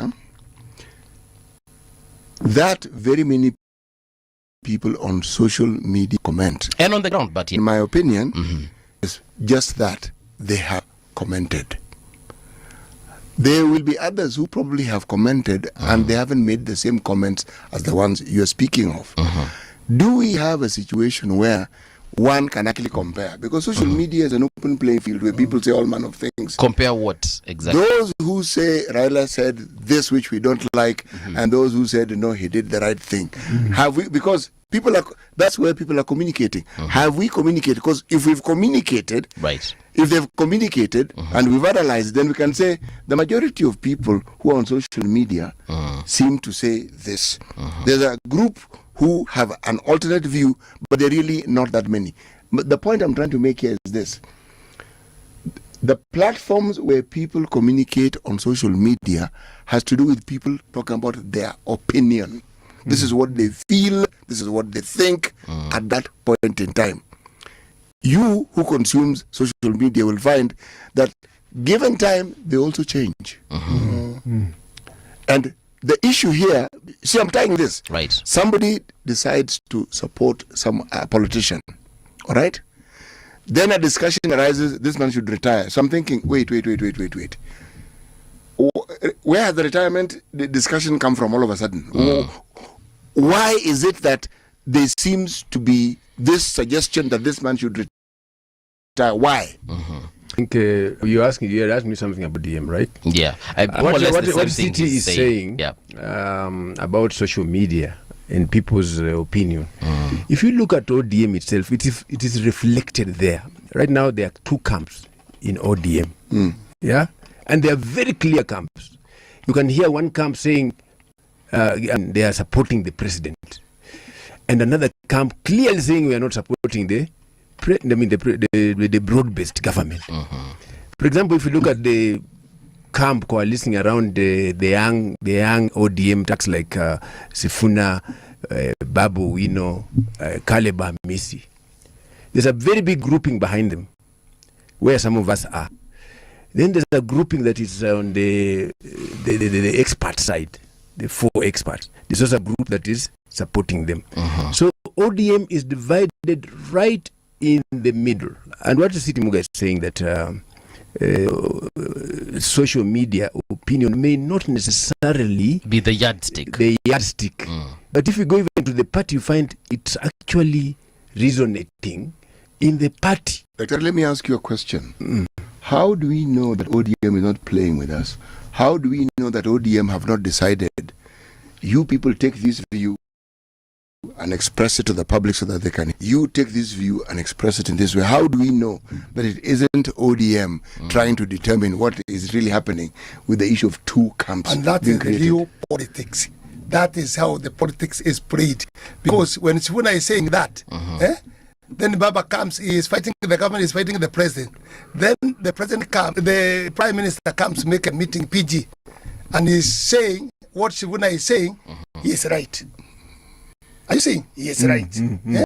That is that's the stand of the party. When he comes to this, the other side, I agree with the professor, he says something else. So it might be maybe nila kutupa kijiti kwa maji uone pahali samaki iko inaendekea pande gani. That is politics. But at the end of the day, let me tell you, I know Leader knows how to play politics. Let me tell you. And I defend him, people saying, as you have asked my brother here, right? Why did the leader come that he missed? You are the one who put it, that he missed. But let's look at the big picture of the country. The country, when the leader came in, it was stable. Because he knows his politics to make the country stable. And also, don't blame also the president. Some people are blaming him, maybe some people like us, that we brought the government, but people who did not fight for it, they came in. There is a big picture for the country than individual. Okay. Dancing at the face of Kenya is in the constitution, that the face of Kenya even if you are elected by, you must put the face of Kenya. To put the face of Kenya is to put everybody inside. And actually, if Nyanza has been left outside for a long time, why should they not enjoy now when it has come and they are getting what they are getting? It is good. Some people feel bitter that we did this at Gachagua. Hemeweka mitego everywhere in the state house. Leader hata ingia hapa atategwa na mtego. You see, that is in politics is like showing you don't want development in Nyanza. Okay. Lakini the mtego changed. Instead of kutega leader, ilitega yeye. Hiyo mtego. So the country is bigger than all of us. Let me tell you, my brother. And that's why I am preaching today. I don't know if you realize. I have my own party, but I'm preaching peace first. Yes. Peace first, politics second. Then other things come on the tribal line, because you cannot complain where you are born as Mukamba. I was born as a Kikuyu. That should be that. But the first thing, peace. So that one time when it gets peace. 2 times when it comes, gets peace. But actually, I want to ask the question. Yes. How do we know that this isn't a scheme by ODM? It's not a. How do we know? You can know only if let's say they eventually exit Sifuna. Then it was not. It was not a scheme. It was a really fight. Even if they exit Sifuna, it could still be a scheme. Unajua ndugu yangu, Waswahili husema ndoto usumbua mwenye kuota. Sio mwenye kutafusiliwa. Ndoto usumbua mwenye kuota. Sio mwenye kutafusiliwa. This game I've been there. 4 presidents I've been with them. Na any government comes, I was in 4 of them. So na miaka ni hiyo niko naye. I'm in the bonus now. All right. My brother. We are going on the bonus. So this is where we can talk wisdom and experience. You actually look like a 25-year-old. Yeah, that's what I meant. So like a Gen Z. You've done well. It is God's grace. Yes. It is God's grace. And maybe because he knows my heart, I maybe aware on preaching peace. Yes. He had prepare me to be younger. So I can prepare. And preach longer. Yes. That's why, I'm still stuck on that question. Because these divisions that we speak of, okay, I don't see anybody exiting the party. You don't see anyone being fired? No, not even fired. One could argue that ODM is a fairly democratic party. Okay. The truth of the matter is this. Political parties are not democratic institutions. They are not. Yes. Kenya. No, the world over. Political parties have owners. Whether it's the Democratic Party, the Republican Party, the Conservative Party, they have owners. And if you look at how those individuals handle their politics, to understand it, they even decide who is going to stand where and who can get elected where. They decide. The owners decide. We think that we're different. We're not. And the reason why we think we're different is because our political parties have individuals who stand up. So it isn't this amorphous party. It's an individual leading the party. But it's not really different. If there is democracy, which in reality doesn't exist in political parties, then you could say ODM is one of those unique entities that they actually has democracy. You are allowed to have differences, but you still carry on with being in members of the party. Is that what you're saying? Let me help you on something. I'm here to give you the experience, which I have, as supporting you what you are saying, dividing the party. I was chairman of Kano, Nakuru district. That time was district. And I used to be very close with Moi because all Kikuyus were in the opposition.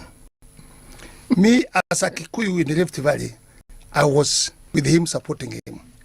So we used to talk. Even I used to be left in the house with him. He used to come in my house. Just a small boy like me, I was a small boy. He used to come even in my house. And I had a lot of experience. Let me support the professor what I saw one day. When Matiba was there, and Jaramogi, they were very, very, very strong. And they could have actually taken the power. Then one day, he called me. And he called many people different way. You know why he could not put you even sometimes together. He want to deal with the individual. Now, you know now it's coming, what you need to do. Mobilize all the Kanu, the way you go with the all these trucks and what. go and receive Matiba in the airport. And he's our worst enemy as Kanu. How? Now, because of following the instruction, yes, I could not do anything, but I was watching. What is this? We are given money. This is Kanu. This is Mombasa. Where? When Matiba was coming, yes, with the flags and packs, we are in air and we are told to sing and support him. So the guy had planned to separate them. Okay. Yeah. So when all the people went there and the pictures, then he used the media and everything. A big crowd. Everybody breathes. Even Moi has agreed. Kanu has agreed. It is Matiba. It is Matiba who is going to take. So when Matiba came now, he was told also by his people, and also the people who are in Matiba, some of them, they were corrupted, they were being given money. Separate with Jaramogi. You are going to take this leadership. And you have seen all the Kanu has come to you. So Kanu have agreed. And if you see Kanu like that, they cannot do something if Moi have not told them. So even Moi have accepted. Has endorsed. So now they separated. They start now registering new for the city. Then within a week, I was very close with him, and I used to make him laugh with many things, talking. So I went to Kibera. I was told there's an operation. I went to Kibera. When you say Kibera, you must tell them the residents of the deputy resident used to be in Kibera, yes, and Moi used to live there. Cabernet Close, I know that. Yes. So we went there. So when we went there, he was very happy, in a very good mood, and it's a very small group, but he trusted me very much in Kanu. So we got in the vehicles. So we went somewhere, I don't remember where we went. Then we were about 5 vehicles. And when we went there, we were left in the vehicles. He entered in the house. That's where this, what we call this, was for Camelin. The Kanjiru died, it was for Camelin. It was Dr. Koech. Dr. Koech. That is his house of Dr. Koech. Okay. We left in the combat. He entered inside. He stayed about 3 hours. And Moi used to sleep early. So I knew that is a very special thing when he passed his time like that. Then he came out, and there were some vehicles parked separately. He got some briefcases of money, were put in the vehicle. The other vehicle was put in another vehicle, another vehicle. But unfortunate, I was very curious to see, this is my boss, this is the president. Right. This at night. What is going on here? I suspected there must be something going on here. Right. When I looked, I saw Jaramogi, and I saw Leila, the son. And the car which was put money, they drove with that car. So when we went back in Kibera, Moi was very clever. He asked me, okay, okay, what did you see? I saw nothing. If you are clever, just say, I saw nothing. I saw nothing. Don't try to say you have seen anything. I saw bugs. I saw nothing. Then I followed later, trying to find out what was there, what was going. You know what he was telling? He told Leila, he wants to separate these people. Hii ni kuachia hii nyang'au wa Kikuyu, kumaliza nyinyi. They will finish you. I better leave it to you. To Jaramogi. If I leave this thing, we saw how they received him. Yes. This Kikuyu, if they take this seat, yes, you are going, Nyanza, you are going Kwisha nyinyi. He separated them. Did it work or not? It worked. It worked. So I'm supporting the professor what he's saying. Let me tell you, politics, hesabu yake ni kama ile ya chess. Kula hii. Kumbe unataka ukunue 6. Na umepeana yako 2. You are saying hizo briefcases zilichukuliwa na Jaramogi na Raila. No, they were put in the vehicle. I don't know which vehicle now, whether it's one. But they drove that vehicle. They drove that means it was for them. You fill in the blanks. Yes, so I support the raw data. Now you analyze it. You process. Daktari. Again, I will still go back to what Siti Muga asked you, and to what, of course, Mheshimiwa here has alluded to. Is it that perhaps tunachezewa hapa hivi mchezo wa karata?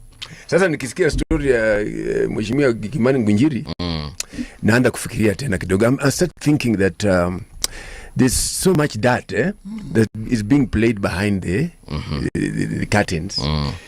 And when somebody stands to speak, he may just be speaking his own things. Right. But behind the scenes, it's something different. Yeah, exactly. So it makes politics a very dirty game. Very dirty game. But City is saying that all parties operate like that, but I disagree.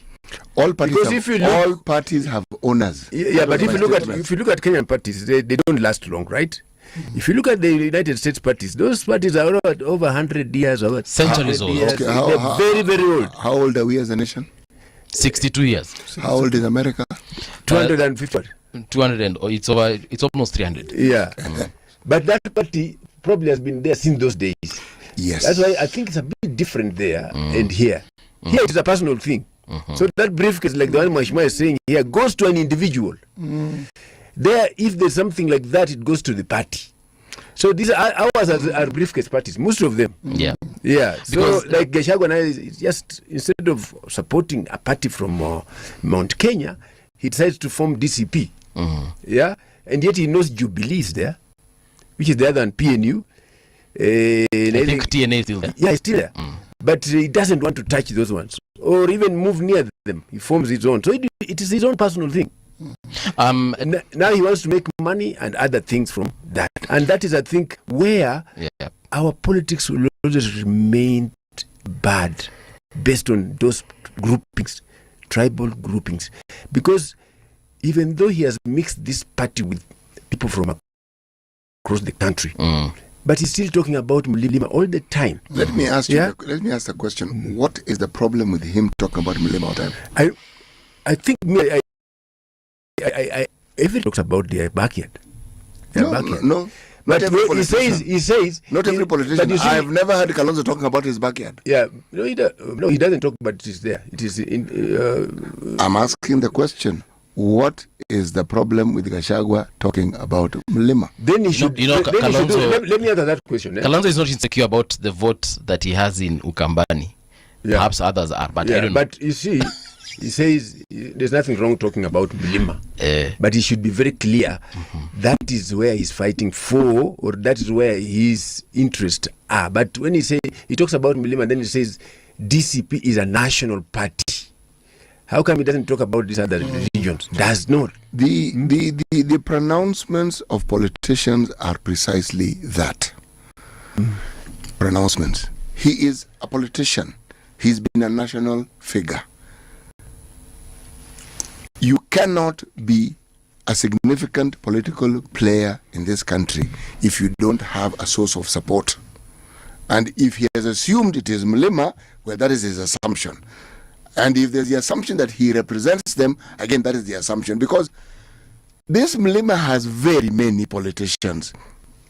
And there are politicians who preceded Gachagua in politics. There are those who lost in the previous election who have not given up. If you're talking about a place which has human resource to spare in terms of political people, it is that region. So he is loud. But how effective does he have Mlima behind him? Because if we talk about Kalonzo's way is because the people where he comes from, they have chosen to support him. They have chosen. Have the people of Mlima chosen to support Gachagua? Or is he looking for them to support him? And you see, Professor, there are two things which is raising Gachagua very high. And they are very dangerous in politics. There's something called sympathy vote and the tribal vote. These two things. There is somebody from very high. Let me tell you, if you are vying for a seat, even in the constituency, ifanyike kitu, your opponent akuwe na kitu imekuja, sympathy, it's so dangerous. That's why unaonaka wengine wanapiga gari yao buduki, wanapiga risasi, wanapiga wenyewe wakitafuta kitu naitwa sympathy. They know. People like sympathy things very much. Hiyo ndio imechukua, you know, the inner workings of politics. Yes. If you look at, if you see many politicians, even some of them who like to be arrested. Nobody likes to be arrested, but they would like to be arrested to have that sympathy. And say, now, you see, this is the president. Let me tell you, like now, all these things are happening. We saw yesterday the the report of anti-corruption.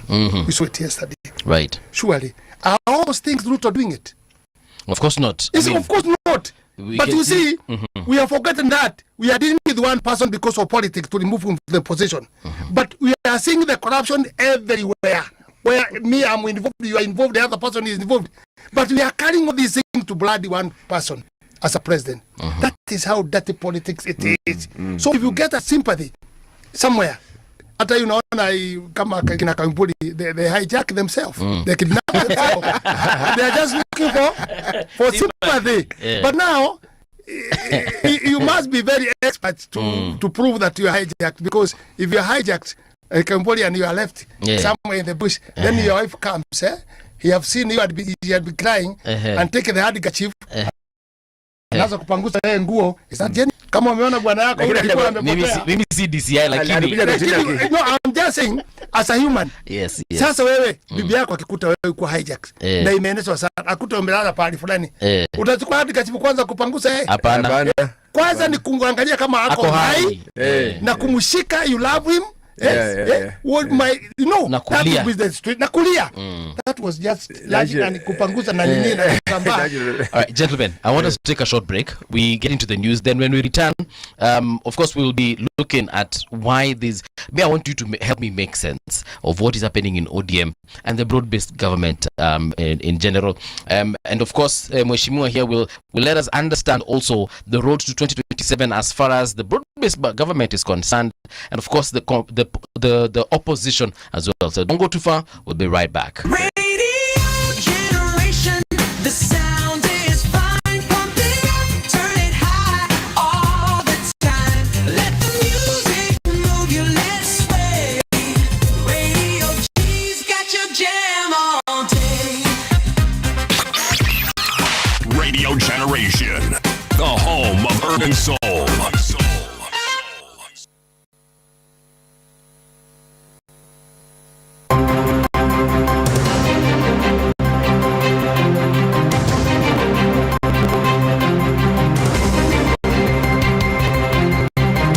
This is the Radio Generation News.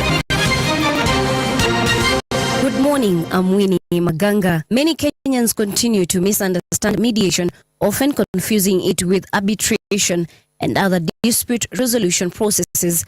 This is according to James Mangerere, the president of Mediation Training Institute East Africa. Speaking during an interview with Radio Generation, Mangerere said the confusion stems from a general lack of awareness about the differences between the methods grouped under alternative dispute resolution.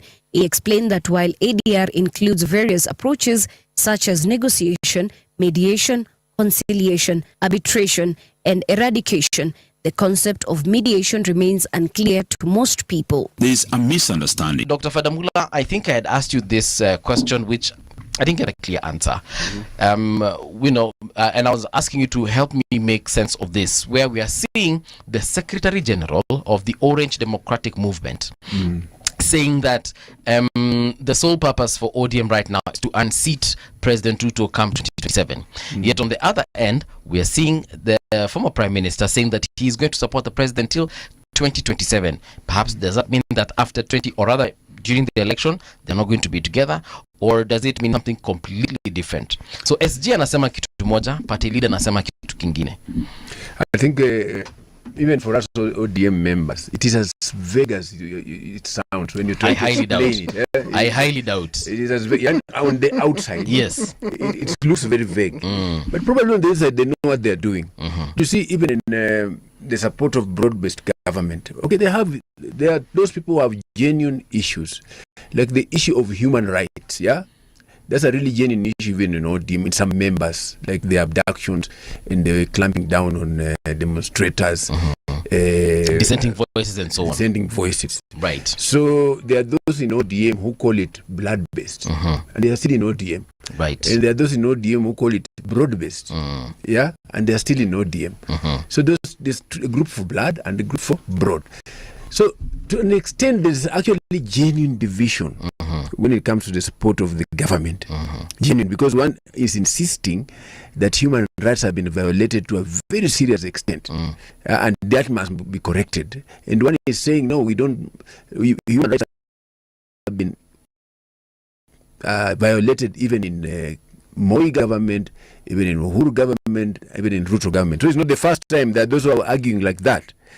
But there are those who are also arguing that just because it happened before must not continue happening right now. And in fact, the president went around promising abduction will be a thing of the past. Was this before or after he was elected? Because I know that was before he was elected. Yes. Yeah. But now things changed after he was elected. And there are those now who feel, no, we cannot support that kind of government. So there's a that is very genuinely divided. And there's a part that is playing politics. Okay. Yeah. So do we know the part that is playing politics? That is the one that I'm interested in. Maybe the broad-based side is playing more politics than the blood-based side.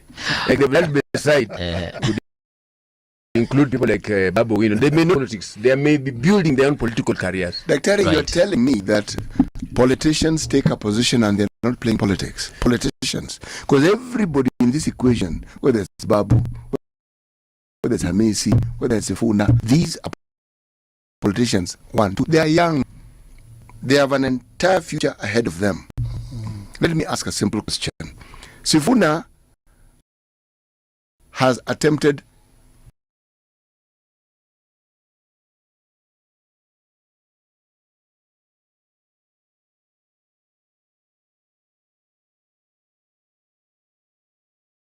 a representative of people once he did not make it. He's now senator. He's not going to stop there. So you are telling me that he has taken a position which may jeopardize his future because the party you belong to listens to what Raila tells them. It's not really complicated. Yeah. It does.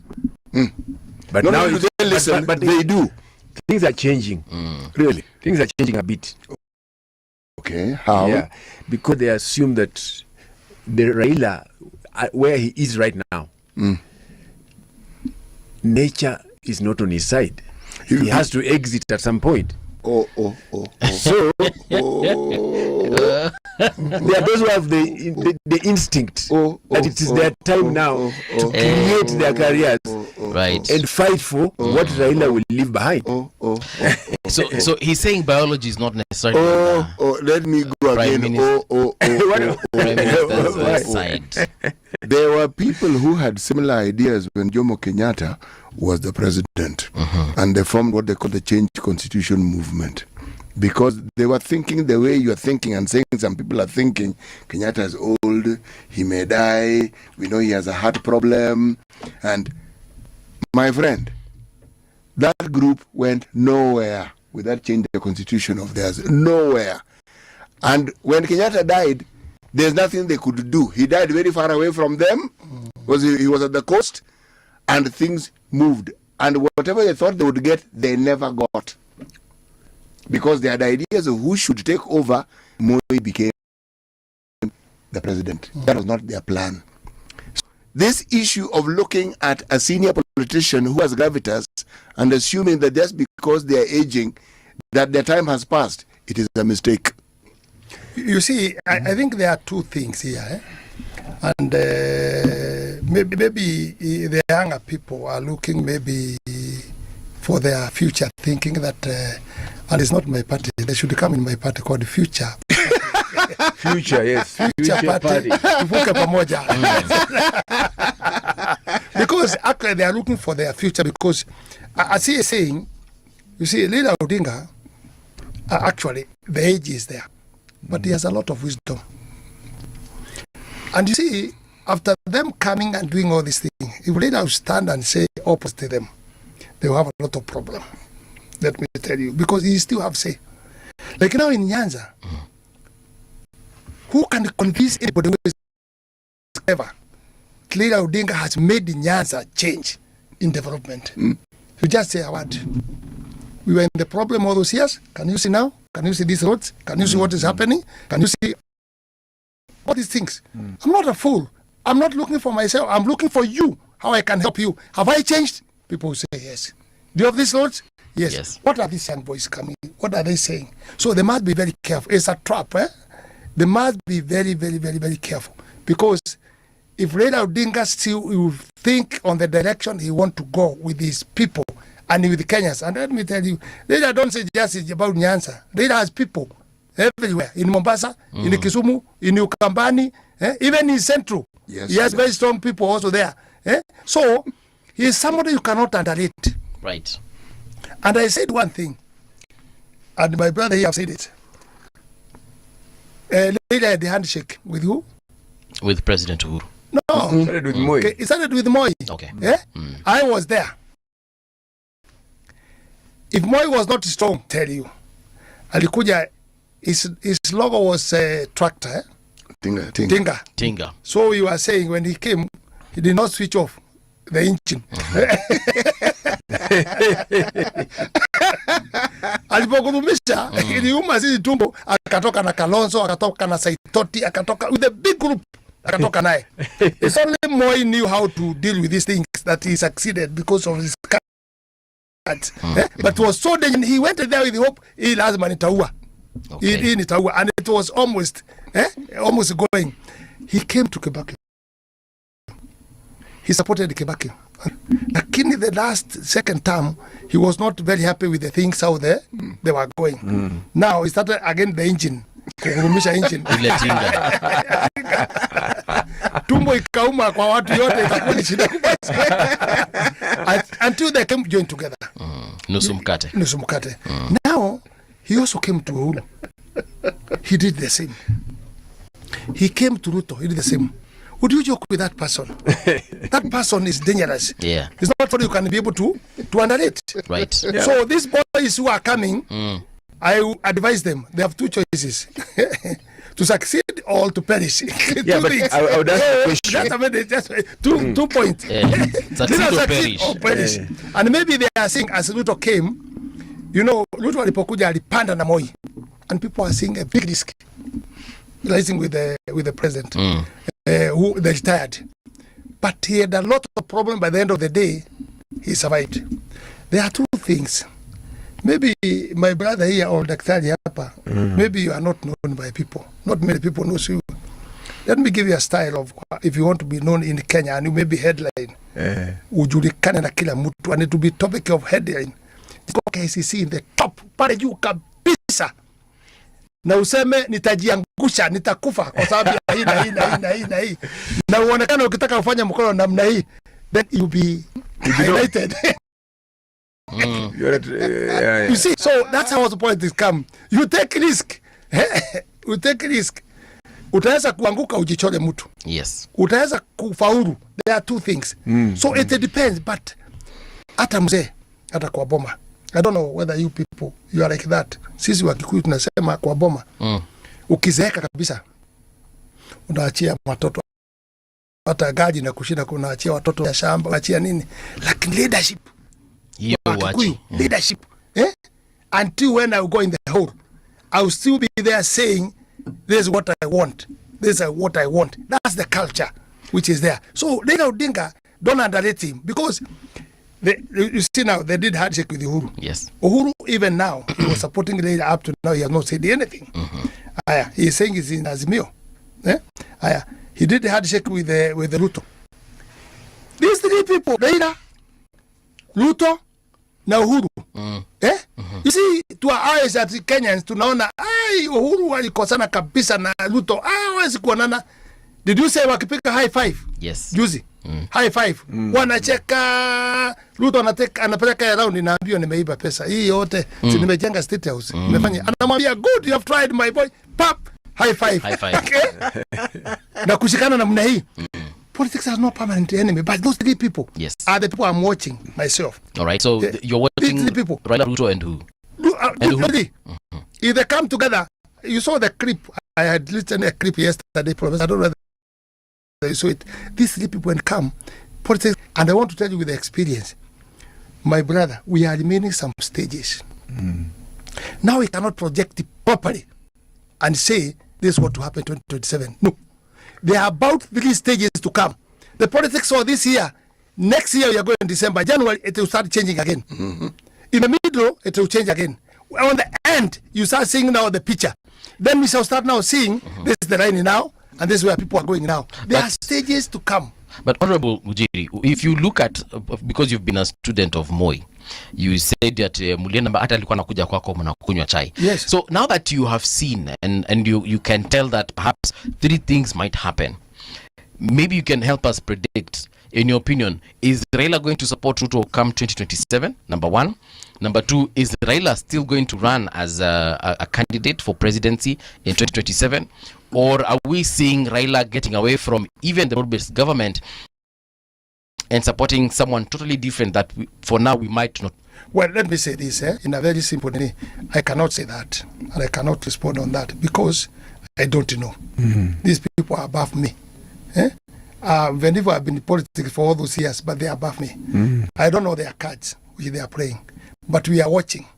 Like now, when we saw Ruto and Uhuru, the crowd changed a bit because now in Milima, people never wanted Uhuru. They refused when he brought the candidates as Raila Odinga. But now again, you can see now, and I promise you, Uhuru, he has a say now because of behavior of the other side and Gachagua, because he is also fighting his party, he is doing all those things. And you know, you saw, I don't know whether it was yesterday, the Uhuru shared the PG of Jubilee. That means he strengthened his party. Gachagua is saying there are some led parties that is now Jubilee. Yes. And he doesn't want to mention me because he knows my fight, he said. And there's another blue wheelbarrow for Uhuru in Nakuru for somebody who was my friend. So you see now, if he's fighting all those people, the problem with Gachagua, he's fighting people of Central, and he wants them to support the leadership, and he wants them to support. You cannot fight inside the house and outside. He better stop fighting the people dividing in Central and even saying, I'm the one who is going to say who stand here. People have started giving money. 20 million. I'll give you a ticket. Those kind of things. It will separate. It will bring a lot of problems. Therefore, I cannot project, as you have said. I can project, but not now. I don't want to say. I know politics changes. Have you just said that people are buying tickets for their like MPs, gubernatorial and Senate, just securing those in advance?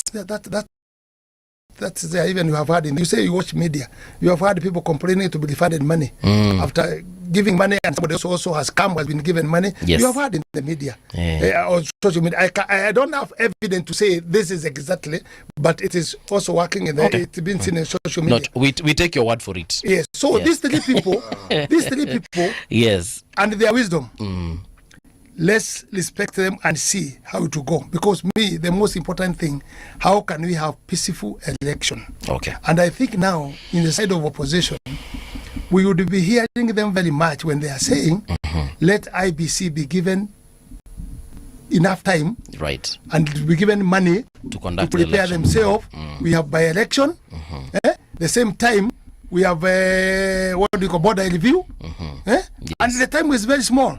At the same time, the public are taking signatures to impeach the MPs and to impeach Ure to work on the same time. Those are the things we'll be talking. How do we shape so that we have a good election coming 2027? That is the most important thing. We might do all these things and fight for the seats and for the parties. But when we reach to IBC, it might be messy. And we cannot get the right thing. And maybe the bloodshed can be there, which is very bad. But if we can prepare in the right, and young people, they may know we are doing the right thing for them to have free and fair. They are getting ideas. They are getting what in a proper way. I think that is the most important thing, which the opposition will be presenting now, pushing the government. Have you given these people money? Like you see, opposition, they are also fighting the IBC. So when we fight and the process was done, whom are we going to follow? Or who are we going to respect? That's where there is a lot of confusion. Dr. Fadamula, you're an analyst. I'll ask you the same question. To know nini? Raila ataenda hii kitu mpaka mwisho ama kashuka hii basi? One thing I'm apande matatu sure. tofauti. Thank you. One thing I'm sure about that I can tell you for sure here. Ruto wants Raila to support him. That we know. He wants Raila. Yeah. It follows support him. So that is for sure. So everything that is happening now is to buy that support or to get that support of the Raila followers. But in the process, there's also a lot of damage being done. Okay. For example, like me, I come from Western.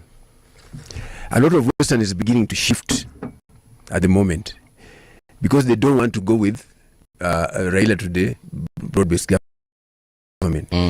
So if Raila is going to run as a candidate, then he must reach somewhere and say, no, I don't want to go with broad-based. And it should be early. Yes. Because as early as now or as early as the end of okay. Yeah. Otherwise, when we enter next year and he has not made a decision or he has not pronounced, he might lose certain blocks like Western and part of Coast. Let's talk about some of the Western leaders we're looking at here. Of course, we're looking at Oparanya. Yes. We're also looking at someone like Musalia Mudavadi, the prime committee. Yes. We're also looking at the Speaker of the Parliament, Honorable Wetangula. So now, and of course now we have the others who are in opposition. We have the likes of Natembeya, and so are we saying that we are probably looking at a coalition whereby even some of the people in the government right now might shift allegiances? You are forgetting that there's also deputy party leader. Oh yes, Malala. Cleophas Malala. Yes. And then we have Natembeya, who is in DAP, but is trying to exit and form his outfit. And we also have Eugene. Then we also have Eugene. But if you listen to the ground, we have always been in opposition. We have always voted for Raila. Now you have taken us to government. And if you listen to the ground, they don't want to go to government because a deal was made somewhere that didn't include them. And they believe that they are not getting any of the deals. They believe that if it is Wetangula, his deal was personal. If it is Musalia, his deal was personal. It has not benefited the people. So? It is. He's telling you what the ground is saying. The ground doesn't feel the two right now. That's why in Bungoma, so they don't... a month ago you saw that in Bungoma, Wetangula was trying to work up the crowd and they were not saying anything. So he asked them, how we used to do, how we used to cheer Ford came. Yeah, because they were like resisting what he was doing. Okay. But let me ask you a question. Yeah. We are in politics.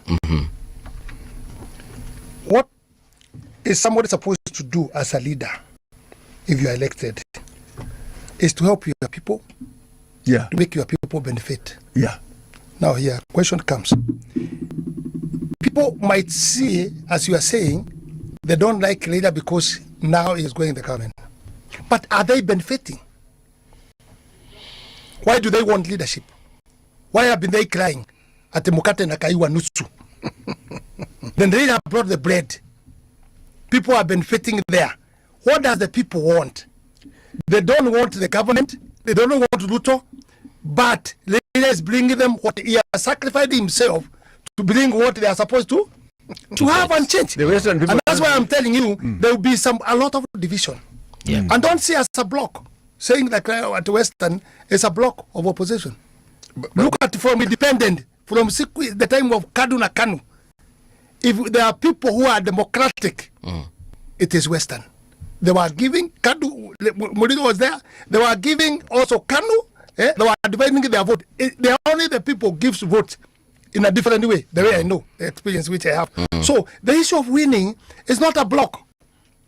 It's having a piece here, having a piece here, having a piece here, having a piece here. So you eat from all directions. You eat from all direction. You know what? How do you eat ugali just with the mboga peke yake? You need the There's the issue of what kind of block are you talking about? Yes, what size of it? You know, like Raila has been getting 66 to 70% of Western. Right now, people are projecting he may not even make, if he runs, he may not even make 30%. Who are these people who are projecting? The Tawe movement. The Tawe movement is a movement. That's like I'm putting it. It's a movement. And it has gained traction. serious traction. How ni akina Natembea. Yeah. Yes, yes. Serious traction. How exactly? The only problem is that Natembea has not declared exactly what he wants. Does he want the deputy presidency? Does he want the presidency? And then now he's fighting with the party leader, Eugene Wamalwa. That's why I said he wants to form his own outfit. But that movement is serious movement. All right. You're saying it is serious. What are the indicators?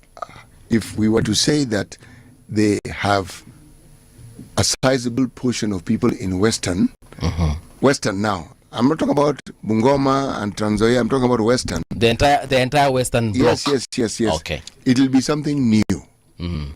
Because if you look at, and Mheshimiwa said it very well, Ford Kenya is a Bukusu party predominantly. Yes. There are people who vie in it and have won, but they are spotted. Mudavadi had his own party. Then Eugene came with his own party. All I'm this. If you come out to the sides of Kakamega, there were parties within Kakamega. There were those who were ODM.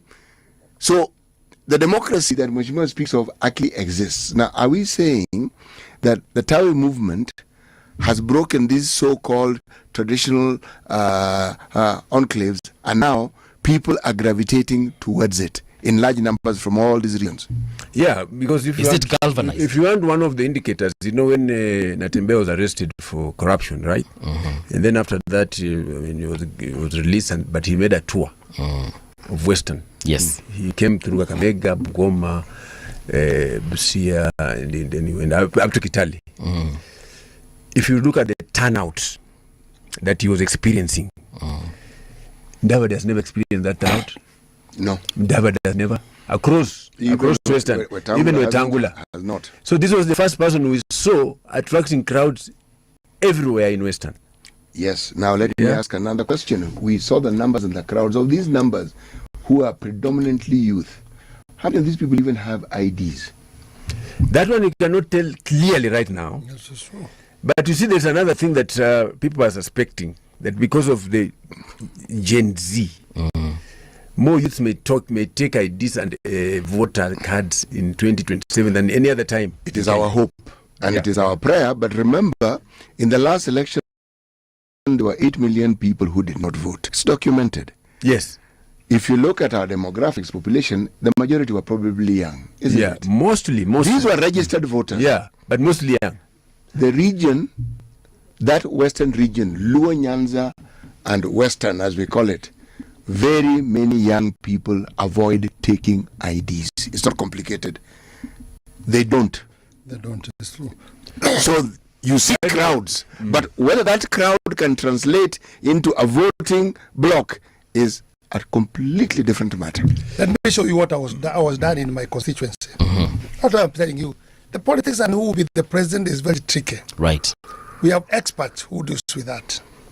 I had expert Adif in my constituency. You know, we had just left from COVID. We had a lot of problems here and there. Then now, he decided he had a lot of money, which he had stolen. Then he was buying ID from areas he knows I'm very strong. Buying ID. Give you 3,000 and when they return to you nakwambia atakurudishia kipande yako na 2,000, that's 5,000. He had enough money. It changed my pattern of areas because of the corruption. So that's why I'm agreeing with my brother. This issue of ID and what, let me tell you, these young people queuing, as you are seeing them putting pressure, but queuing to have an ID is also a problem. Hawafanyi. It's also a big problem. So here, let me tell you, you are saying about you saying the callers, Natembea. Yes, I agree. And he's doing a very good politics, saying these guys have never changed here. Now we want a new leadership. That's fine. He's been followed by the people. Do you know where he's going tomorrow? Do you know you do coalition with who tomorrow? Do you know the government is also watching how they can have people who are people? How they can poach. And his interest will be, are you going to give me this position and this and this and this? Oh yes, come. politics is very tricky.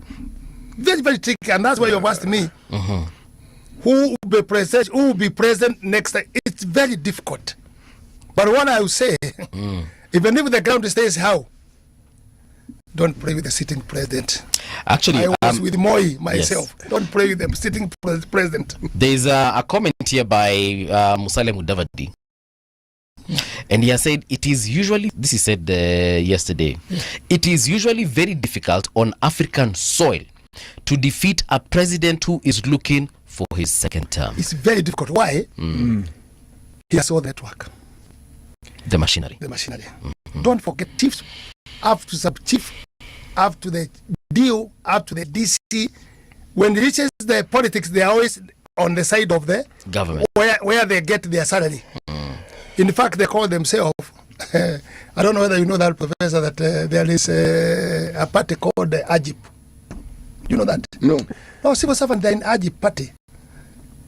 In the government, in power. In the power. Oh. It's called AGIP. Yes. So civil servants are in AGIP. And you cannot change them from there. And again, they also fear. Okay. Like now they are crying about the reduction of what, but also they are also very careful. Can another government come, I lose what I'm getting in the routine of my everyday. So that's what I'm telling you, it's very tricky. And the sitting president, he is listening. The more you make noise, like Gachagua making a lot of noise he is making, even if the people he is with opposition, they are very happy with Gachagua. Why? Open the way. Open the way. You might put the tarmac in the road, but you not use that road. Yeah, but it has happened in Liberia. Right. It has happened in Botswana. It has happened in unseating a president. Yeah, unseating. Okay. I think about 6 countries in Africa have unseated a sitting president. You know, there's a new dynamic. There's a new dynamic here that is unknown. The Gen Z dynamic. You know, currently I'm also vying in Mumias West for member of parliament, right? So I'm always on the ground. I'm always talking to youth and people, yeah? And the people there, Mumias West is just one of the many constituencies. But now how many voters are there? They knew about 53,000. Okay. But that new dynamic, you can feel it when you're on the ground. Because I vied also in 2017, it was not the same as it is now. Yeah? Now the interest among the youth is very, very high. I don't know where it came from, the finance bill of 2024 and the demos, but something has triggered them. No, I think it's the living. It's the living. Cost of living. The cost of living. Something has triggered interest. But Dr. You know what you're saying. I actually agree. It is factual, and there are those who conduct research into these matters. The thing that I find, these numbers, and they are vast, they will follow the trajectory that we fix, and they'll follow parties that align with their tribes. One, and register to actually vote, and whether they will actually vote. You see, everything you say is not in doubt. They will, because if they do vote, there will be changes. But you see, the changes will not be new. If you look at the turnover of this country, it tells you we change. We want change. You can see the attrition is something like almost 70%. Now, whether they will elect the sort of people whom they say they want to see as leaders is yet to be seen, because this group is not tested. We've not had a political situation where the things they say have been tested and we can say these people mean what they say. Let me ask Daktari a question. Yes. Because you have said you have vied. I'm vied and I'm vying. And I can compare the two. I agree with you. Yeah. But I don't know whether you have gone across, because even myself, I've been in that politics. You get, especially you get people near the polling station, especially young people. They are staying in the group of 20, 30, somewhere. And it's almost the closing time of voting. You think that's the time they would go there. Here we have not voted. can you give us our I've seen money? that. You have seen that. Give us give us money. We can vote. We go and vote. Those are the things we are saying. This is still young people. If we are not careful, I'm not saying maybe from town or I don't know, but I'm saying Mashambani where I've been myself buying. You get them 10 or 20. And they tell you, we are here, come. Actually, they say corners because they are fearing the police corners. And they will just, when you come, as a candidate, you're allowed to go everywhere. For the polling station I was going. Then they will tell you, come. We are here, we have 40 votes here. What are you going to get? And they'll negotiate. They'll tell you, no, we want this amount. They negotiate. When you give them, even you don't know whether they are going. Some they might vote for you, and some will not vote at all. And some you have not shown them. You have not asked them because they are security. You can't ask them. Let me see your ID. That now it will be bribe. As a candidate, you see asking them. They can ask them. Oh, you have sent your votes. Yes. Where is it? It's here in the pocket. We are going to vote for you. So these things, we hope, as the Dr. is saying, and also the professor is saying, if God can help us to change and to get the right people without corruption, let me tell you, that's why my city went. I never used to give money, Professor. No. Okay. Me giving money or transporting people. No. I have 5 wards. If I go in this ward, I don't carry people to go in the other ward to be seen a number as they are doing now, people. Right. No. I just go and deal with that ward the way it is and the people of that ward. And that's why I was getting quite a good vote. The first time I got 51,000. Yes. 300 and something. That's the first time. The second, I got 60,635 and 50. You can see that addition. It was meaning a lot. But when the money came, the money culture, and the money also. We must be very careful, my brother. If you are it's tough. Money culture is very tough. Because people expect when you just land, they are going to get something. But you see, this is the dichotomy. The Gen Z have spoken things that give us the impression that they are what you call their base and their understanding has to do with issues. When you tell us you're tribeless, leaderless, and so forth, you're telling us we don't want that politics. What we want is we want an issue-based what? Campaign. Now, if we are talking about the same group of people who then want money for them to act, then I'm afraid everything that they've been telling us, if we take it, then we cannot take it seriously. Yes. Because if they are issue-based, they will be challenging you on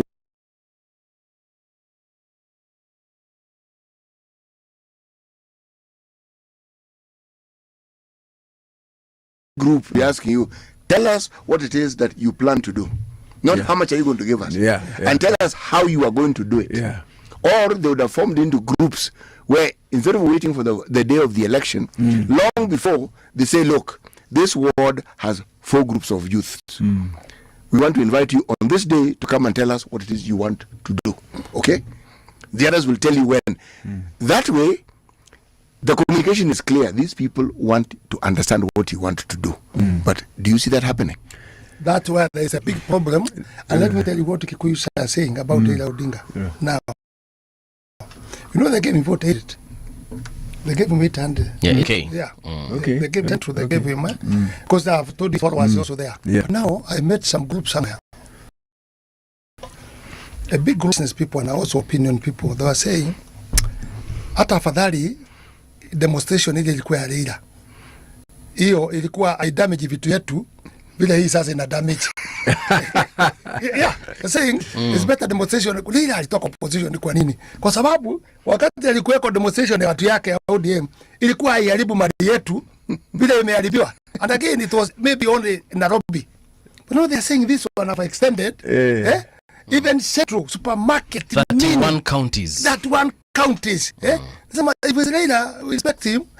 Yake ikuwa ina That's why I'm telling you there are a lot of changes they're blaming now. Who now? Who are they blaming? Well, they are saying, in one way or the other, they are commenting saying, if Raila was still in the opposition, angawachia hawa watu. Najua now there's a vacuum for opposition.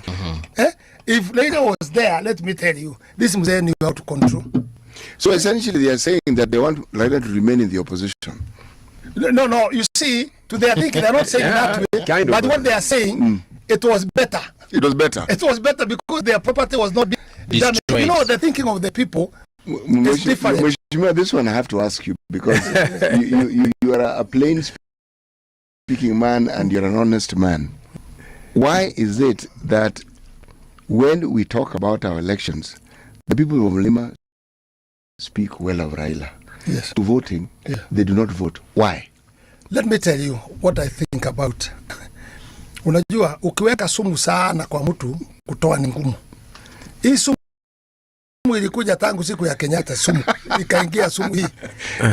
Kenyatta akaona hiki, unajua ilifika pahali people walikuwa na sympathy ya Raila. Yes. Kina JM na wengine wengi. Yes. They started now again not agreeing with Kenyatta. And when he saw that he was a clever person and he knows what can tie Kikuyus. 1969 tukapelekwa kula kiapo. And Kikuyu fears that thing very much. I was taking it there when I was young. I didn't know even now what it was, yes. But I cannot tell you because you are not my tribe to tell you what happens. Yes. That's part of the secret. That's part of the secret. Yes.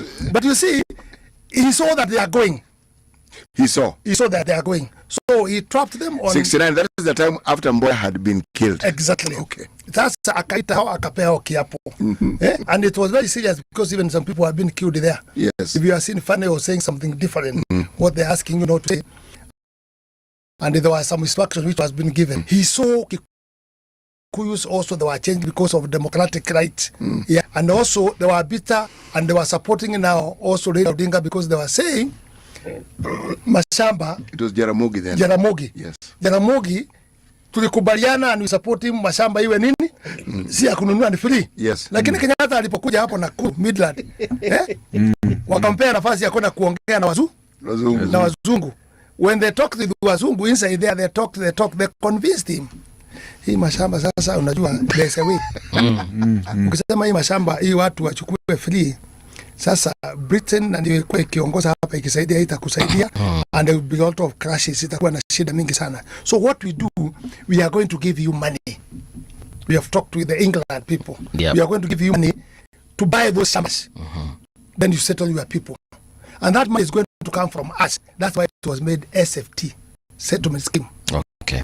The government was given money to buy those shambas. They settle the people whom they want to settle. Then Kenyatta said, one, here is coming money. He's a businessman. Here is coming money.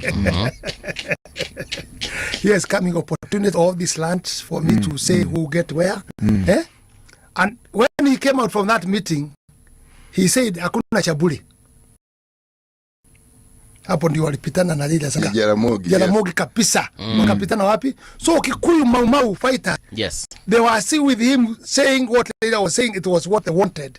Hii mashamba hakuna haja ya kununua, ni mashamba yetu. Mashamba yetu. So you see they had that clash, lakini katikati hapa kiapo ikakuja katikati ikaleta confusion. So hiyo as you have asked me, hiyo kaugonjwa hiyo kamekuweko, but now they might prove that Raila was right when he's already old. But because like now some of us we are happy for him being in the government kwa sababu it is stable.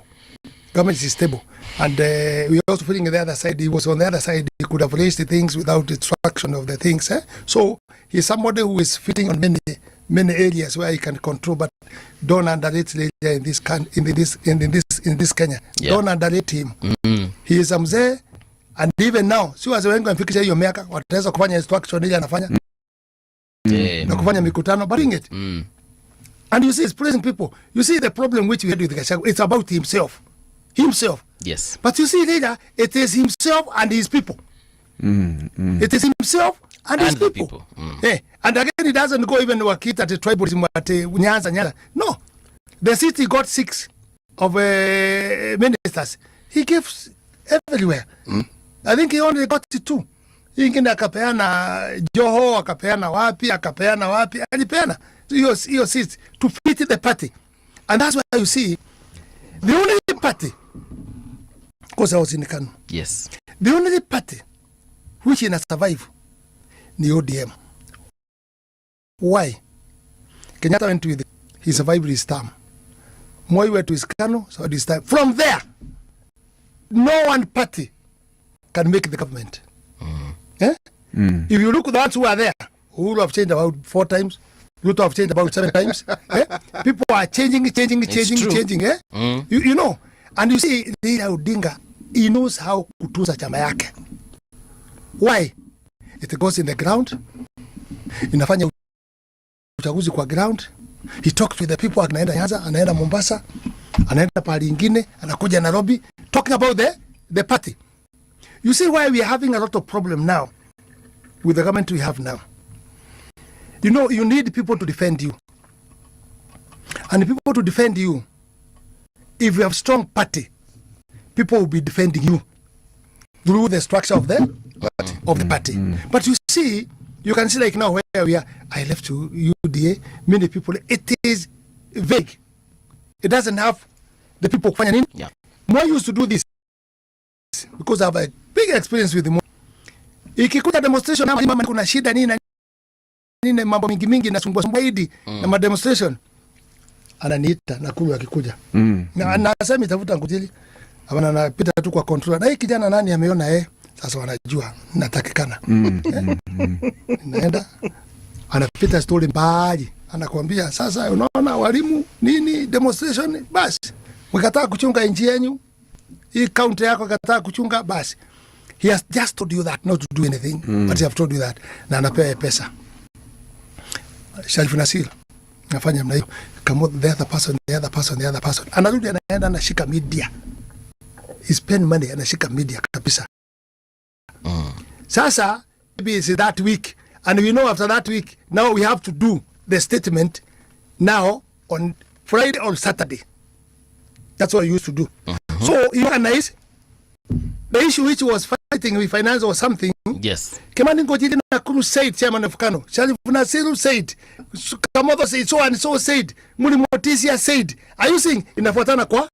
Kwa media. Inafuatana kwa media. So inaonekana chama inafanya nini? Inamtetea. The person who is left with that structure is Raila Odinga. Okay. Because he maintains his party. Even I don't know, but maybe you can tell us. I don't know whether it's the truth.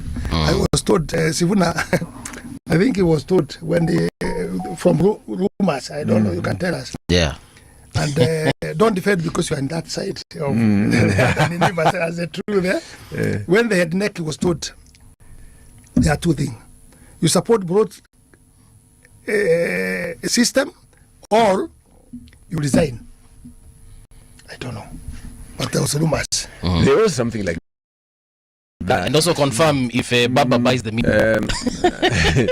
You know, there was something like that, like Sifuna resigning. But you even had him the other day in, where was he? Was it somewhere in Western, The other day saying that he will remain Secretary General. Yeah. But if ODM takes an official position that they are going to support Ruto in 2027, he will resign. Yes, he did say He was that. very loud and specific. He will resign. But Professor, I've just told you, these are the cards you never know. But you also look at the other side of ODM, the one that is actually telling him, go. And they're even grooming people already. They have mentioned some names. Yared Okello says he has very good English, better than even Sifuna. He's ready to be Secretary General. Do you remember the time when we had the story of Men in Black at KICC? Do you remember? Yes.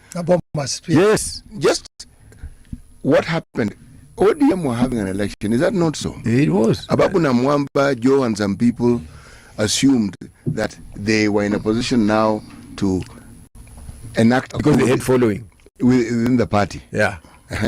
Then the Men in Black did their thing, isn't it? Yeah. It is the first time I've seen tables flying. Okay. yeah. Yes. Okay. Like in Amaora. Yes. It ended. Here we are today. What am I trying to say?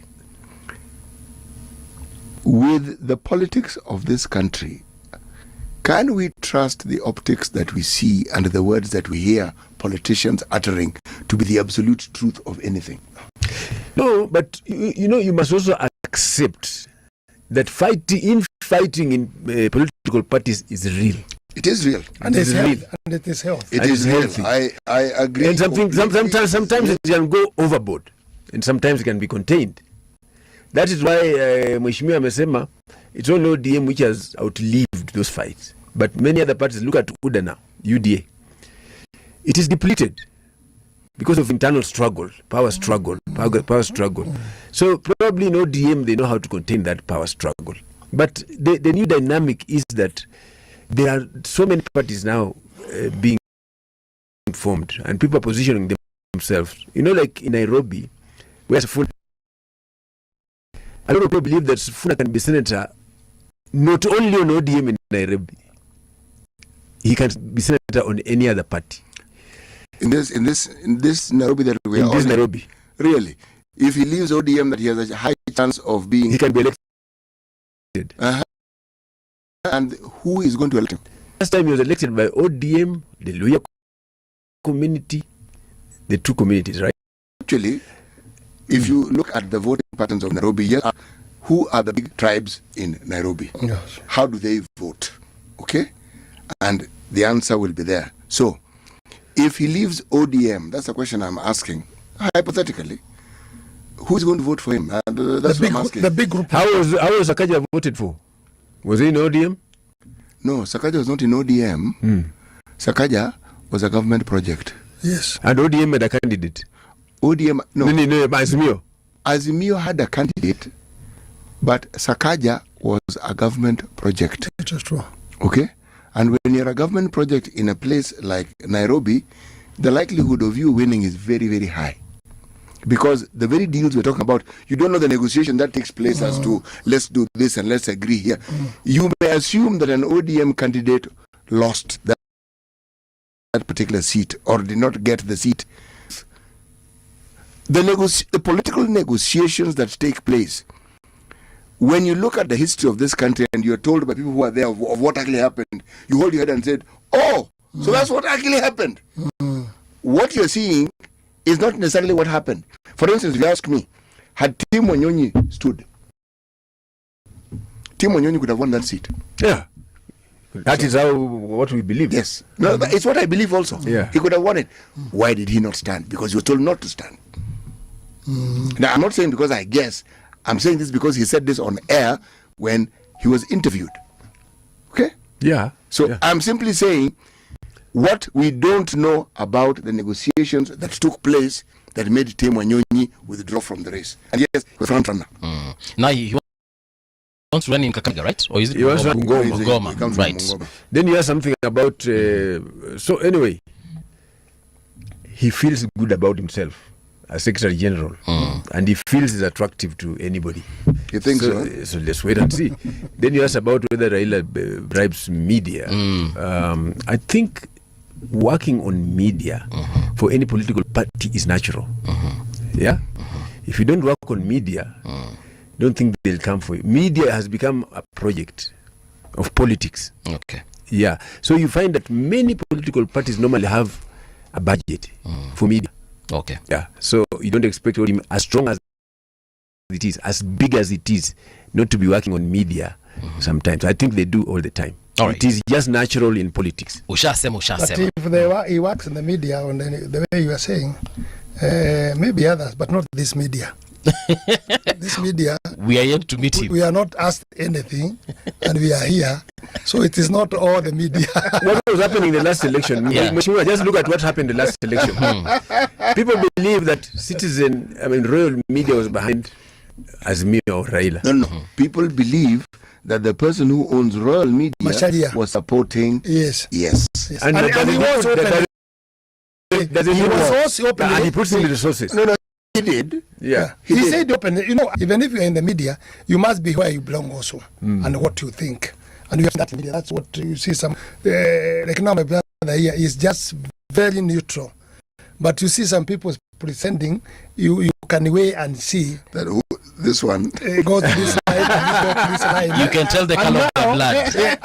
As a citizen, as he's saying, it's a big media. It's big. I don't know whether it's big station. I don't know 14. It's big. Or 15. It's big. So if the boss says, or you see your boss where he is, you won't protect your job.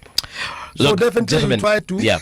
we shall have a day where we shall talk about the role of media, yes, in politics, and I think it's an important conversation. Yeah, very important. Because at the end of the day, like the media houses we are mentioning here, they are quite big and they have quite a big reach and they're very influential. So, I mean, it's not a conversation we can run away from. Yes. All right, so we have about what? Wakati umeisha.